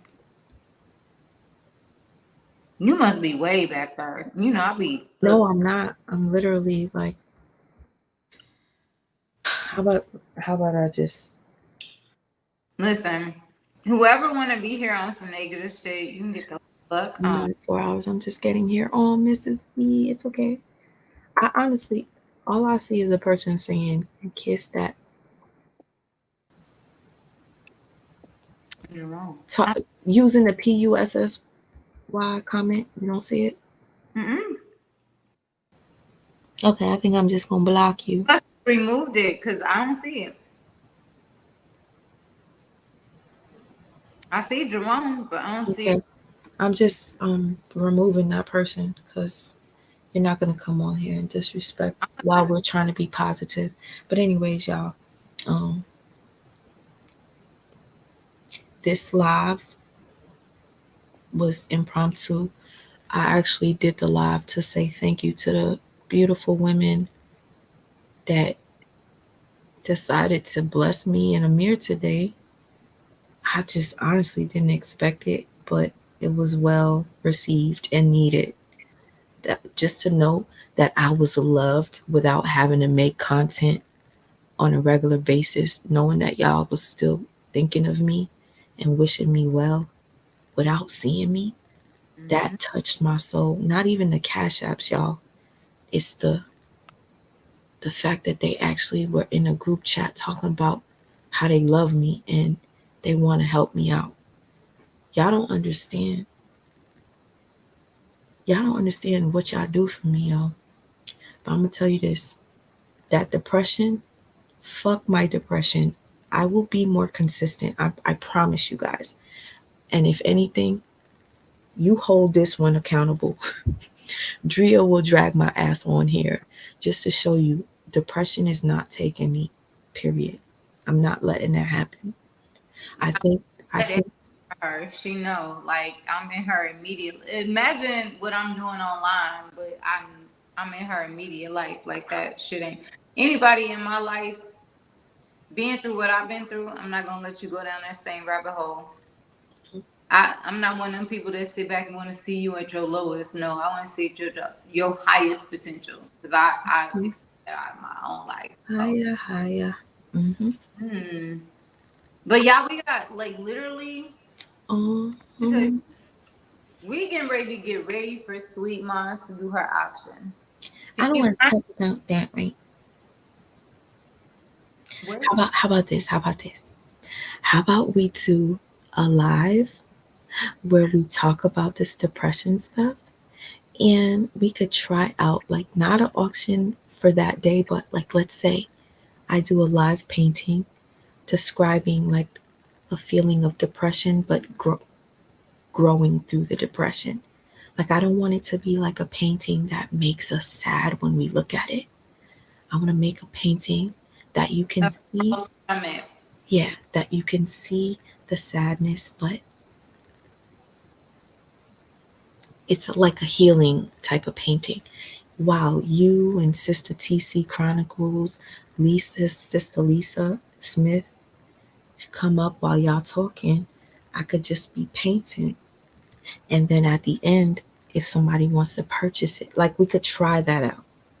Okay. Or I could do a raffle or a giveaway. We'll talk about that behind the scenes. But yeah, I think that'll be nice. That'll be the first. You can do all of them. You can do different ones. Because you guys, I did promise that.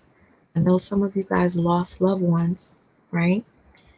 I said that I was going to do some artwork for people that lost their loved ones. I'm going to pick 3 people. Depression, like I said, kept me from coming online. And then I had a little bit of drama. And once that happened, I kind of was like sick with social media, because social media is literally the devil's playground, and I don't like it. So I decided to resort back to just going back into my shell. And I wasn't even watching what was happening on social media like that. But when I want to catch up with what's happening, I go on my girls. She be recording Brianna and Jonelle videos, and she posts this on her page on YouTube. Sis, where you at? I'm trying to see her page, so I could tell y'all if y'all need to catch up on there. Y'all need to follow her page. Yeah, that's why I be catching on my tea. Fuck. Sis, where you at? My Haitian sis, where you at? I always say her page name so y'all know, but when she hops in, I'll just pin it. But yeah, sis, do you want to say anything before we go? I really have nothing to say, but at the end of the day, like, I really appreciate the love I see that happens with my sis. As far as I've been in her life, and I've been in her life for like 2 years now, maybe even more than that. I'm not even counting. But you know, at the end of the day, like I'm saying that to say, you know, the real support is real, and I support everybody that really is in her corner and not here for no type of gain, nothing like that. I know y'all probably tired of me saying it, but like everything she experienced recently and in the past has been from people and in her life. But I support everybody, and I really like literally love the support that she gives. And at the end of the day, I'm here just for support. I'm here to help, you know, her to be elevated past all of that trauma and things like that. So And not make fun of my depression or anything like that. no, but like I just honestly And there's exploit it. to be able to like tonight. We didn't even we talked about going live. Like she was like, "Will you be there?" I'm like, "Yeah, I'll support you." But at the end of the day, like we didn't know that the depression thing would come up or nothing. Like that was not even planned. That was impromptu. And I always told her I would be here to be able to tell my story. I didn't know I would tell it tonight, but it happened the way it did. She just wanted to like literally support the people that had her back today and looked out for her, and from her sitting back in the shadows and seeing the people that show her love and send her cash out, she wanted to be able to show y'all love. So it was really like an impromptu type of situation that people don't know, like behind the scenes. I got off work, I'll call her, we talking about other shit, and then all of a sudden she's like, I think I'm gonna go live tonight because these people they show love to me and says it made me feel this way, and I was so happy for her. So it was like literally, we didn't sit down and decide we're gonna do this. Like it was literally impromptu. So whatever was talked about tonight was like literally the movement of the Most High, and I'm just put it in there. I'm gonna say the Most High. I'm not gonna say the universe, God, nothing, is the Most High. So, but I'm just thankful that I was able to be here to support you, and you know, y'all keep supporting Sweet Ma, keep showing her love, hit the like button on this live stream, share this live stream, subscribe to her, tell other people about her because she is the real deal. Like My eyes are. Thank you, sis. I appreciate that.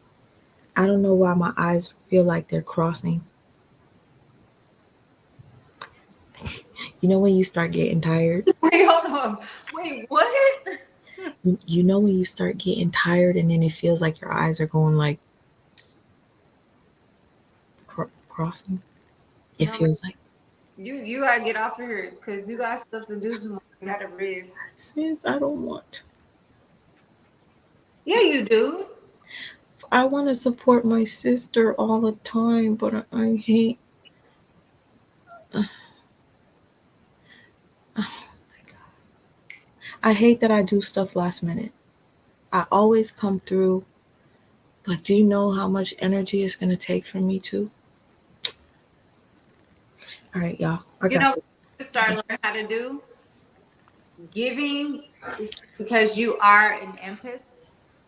So what you're gonna have to learn how to start doing is like only giving certain type of energy because you get.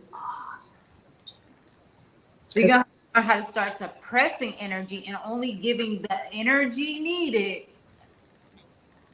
for a certain situation. And I'm speaking from experience because I'm the same person. And then retracting shit. Mm-hmm. It's over. Sis, it's 4 a.m. I don't even know if I'm going to be able to do this. All right. Yeah. And what did I tell you about speaking shit in your life? Okay, I'm going to do this. I can do this. Who needs sleep? Sleep. Who needs sleep? Huh? I'm gonna get the sleep I need, but it's still gonna get handled. Girl, I'll get the sleep when I don't even want to say it. I need, but it's still gonna be handled. Oh, hello, Roxanne. You're about to have a drink. Cheers. You know what? I ain't got a lot of wine, but cheers.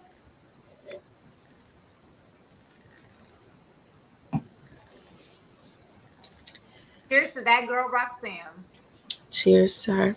Y'all need to keep up the great work, you too. Thank you, Truth. Raw, Truth, and Uncut. She's the one that has the videos on The Truth, Brianna, and Janelle. Speak it into existence. Thank you, Jazzy. I will. Thank You you, guys, all right. So Jazzy. I'm about to go now. Last thing I can say is thank you, thank you, thank you, and know that you are loved, guys. You are loved. 8 with the 2-4, brother. I love you. We love you. Yeah. Your children love you. Your family loves you. You got a whole purpose for your life. If you've been going through that, it's a purpose. That's why you been back. Don't let that shit get you You down. got this, bro. You got this, bro. I don't have muscles, but I got a lot of gelatin. Yeah. Anyways, I love you. I love you. I love you. Sister Drea, thank you so much.